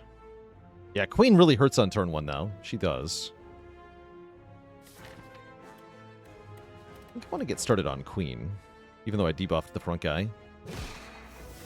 And then I think we just Hidden Cache. You take some damage turn 1. That's what Pentagraph is for, though. Everything is fine at the moment. Okay, there's 7 stars. Unfortunately, Shockwave and 7 stars have been both shackled. However, I can use the Photon Cut to fix this problem, so that's nice. Scary, though. Get bonked.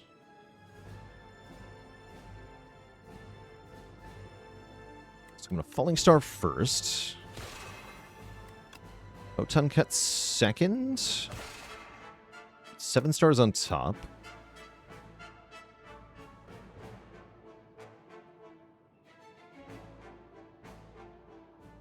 Then what? Orbit, Patter, Shockwave?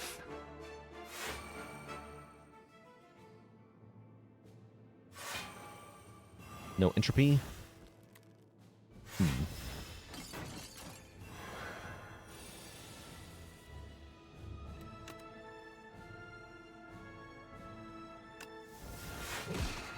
Oh yeah, that eats my vigor anyway. I keep forgetting I can't actually save that. What I can do is absolutely dunk some nerds here. We have the opportunity to get a strength up with a potion use, which I currently don't feel like I need. Wise Bombardment not activating the Scarf count. Deliberate phrasing on the Scarf's part from your hand is a clause on the Scarf. So anything that's indirectly played, like Mayhem or Bombardment, won't count.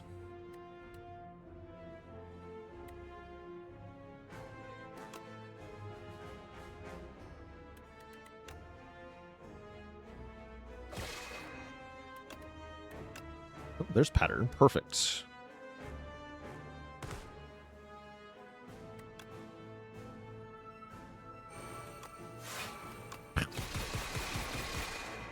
Oh, you lived. I was not expecting that, actually. Die.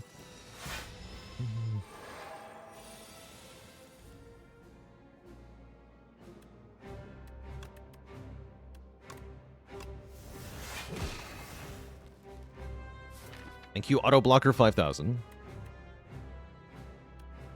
Now that Dex Potion is looking a little better, but I'm reminding myself we have Pentagraph and we have Tuning Fork, and I don't need it. Okay.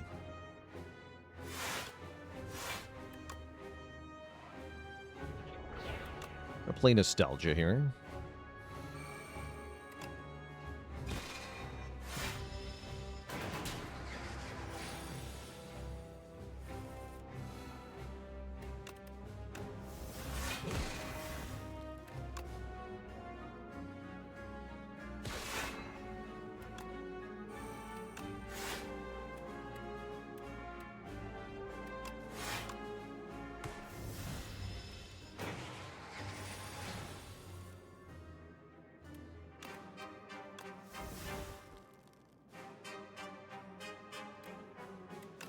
Do I care about Beatdown? Definitely not right now. No, Transform Beatdown.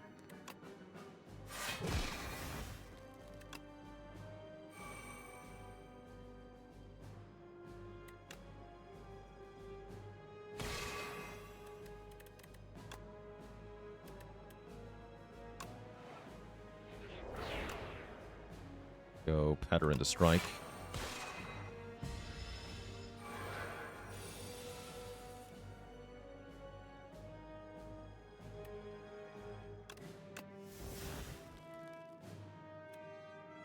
If I transform a card, is it still bound? Let's find out.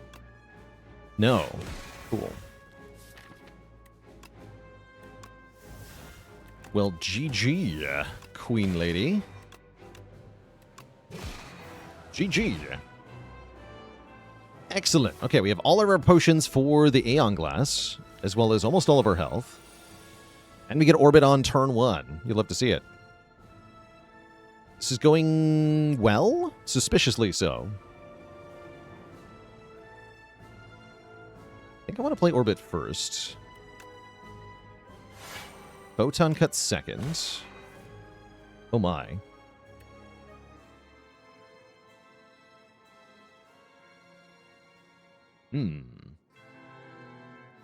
I could do the thing right now. It doesn't do that much damage, but it does do a lot of damage. Probably better off if we have bonus energy next turn. Yeah, I think we should hold it for next turn. Yeah, next turn. Next turn. Then we go 3 more cards, right? Tyranny, Spectrum Shift, Patter. Yes. Yes.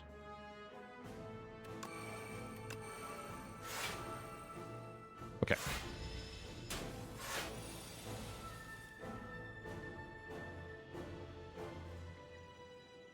Perfect. And yeah, we deliberately didn't use the Dex Potion last turn so that I can use it for Strength on this turn.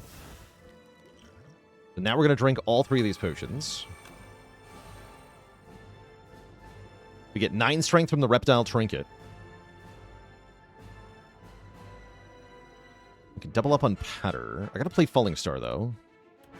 We go Know Thy Place. Falling Star. Patter.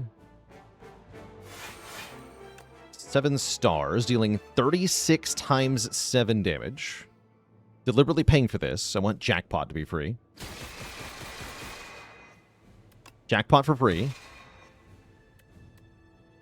Okay. Then we can play the rest. Then Refined Blade. Might as well Cloak of Stars, and then I can particle Lunar Blast for 19 times 5 to follow it up, bringing that bad boy under 100, and we can Sovereign Blade. Bring him down to 55. A pretty aggro showing. Exhaust Bombardment, and immediately play Bombardment. That's how it works now. I love that they made that change.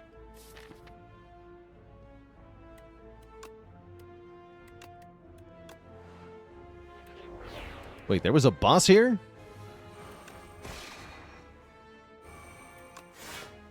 There was.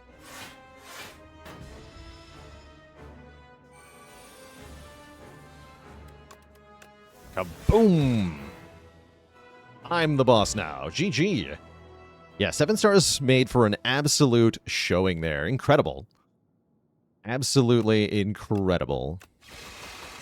I'm not loud or a fool. Face me! GG. G. Hurricane G.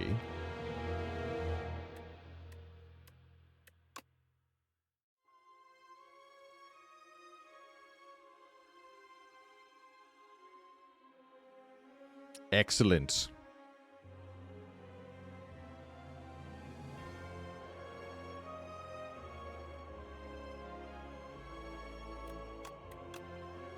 Yeah, so who called 7 stars mediocre? It was me, yeah. So all it takes to win with it is getting it upgraded for free with Molten Egg, boosting the damage with Mini Cannon, boosting the damage further with Reptile Trinket, making it free with a Scarf, and corrupting it from the event. That's all. That's all it takes. No, it's a great card this run, though. Genuinely. Awesome card this run. And it is really good with the Divine Destiny as well. So I think I rate the card very, very differently depending on whether you do or do not have Divine Destiny.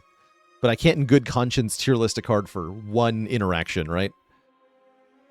But yes, with Divine Destiny, I think 7 stars absolutely slaps.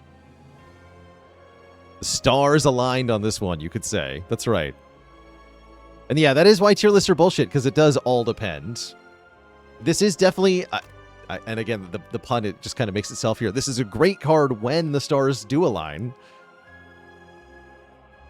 In 7 in a row. Yeah, it's great, actually. Under the right circumstances.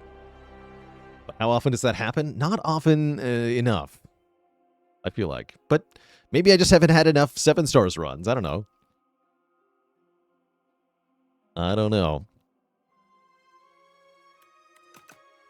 That said, chat, that is all the time I've got for us today, so I am going to be winding things down here. Thanks for tuning in for our tier list at the start and the runs that followed. Everybody. I'll catch you later, Virtual 256, Link I'm Not Zelda, Freezing Yoshi, Santa Fury, and everybody else. Tomorrow we've got more Spire plus a sponsored game, which is called... Archon Soul.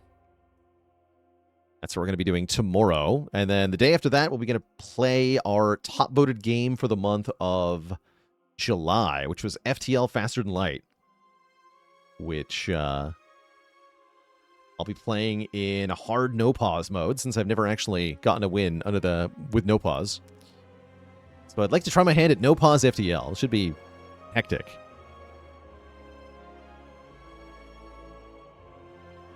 All right, everybody. I'll catch you all on the flip side. Until then, toodaloo. Say hello to Paparazzo for me. Looks like he's just starting up his stream. Yeah, just started a Regent run with a Glam card reward. Not even looking at the Glam card reward, so we're raiding Paparazzo. And I'll catch you all on the flip side. Say hi for me, and toodaloo, my friends. Night, night.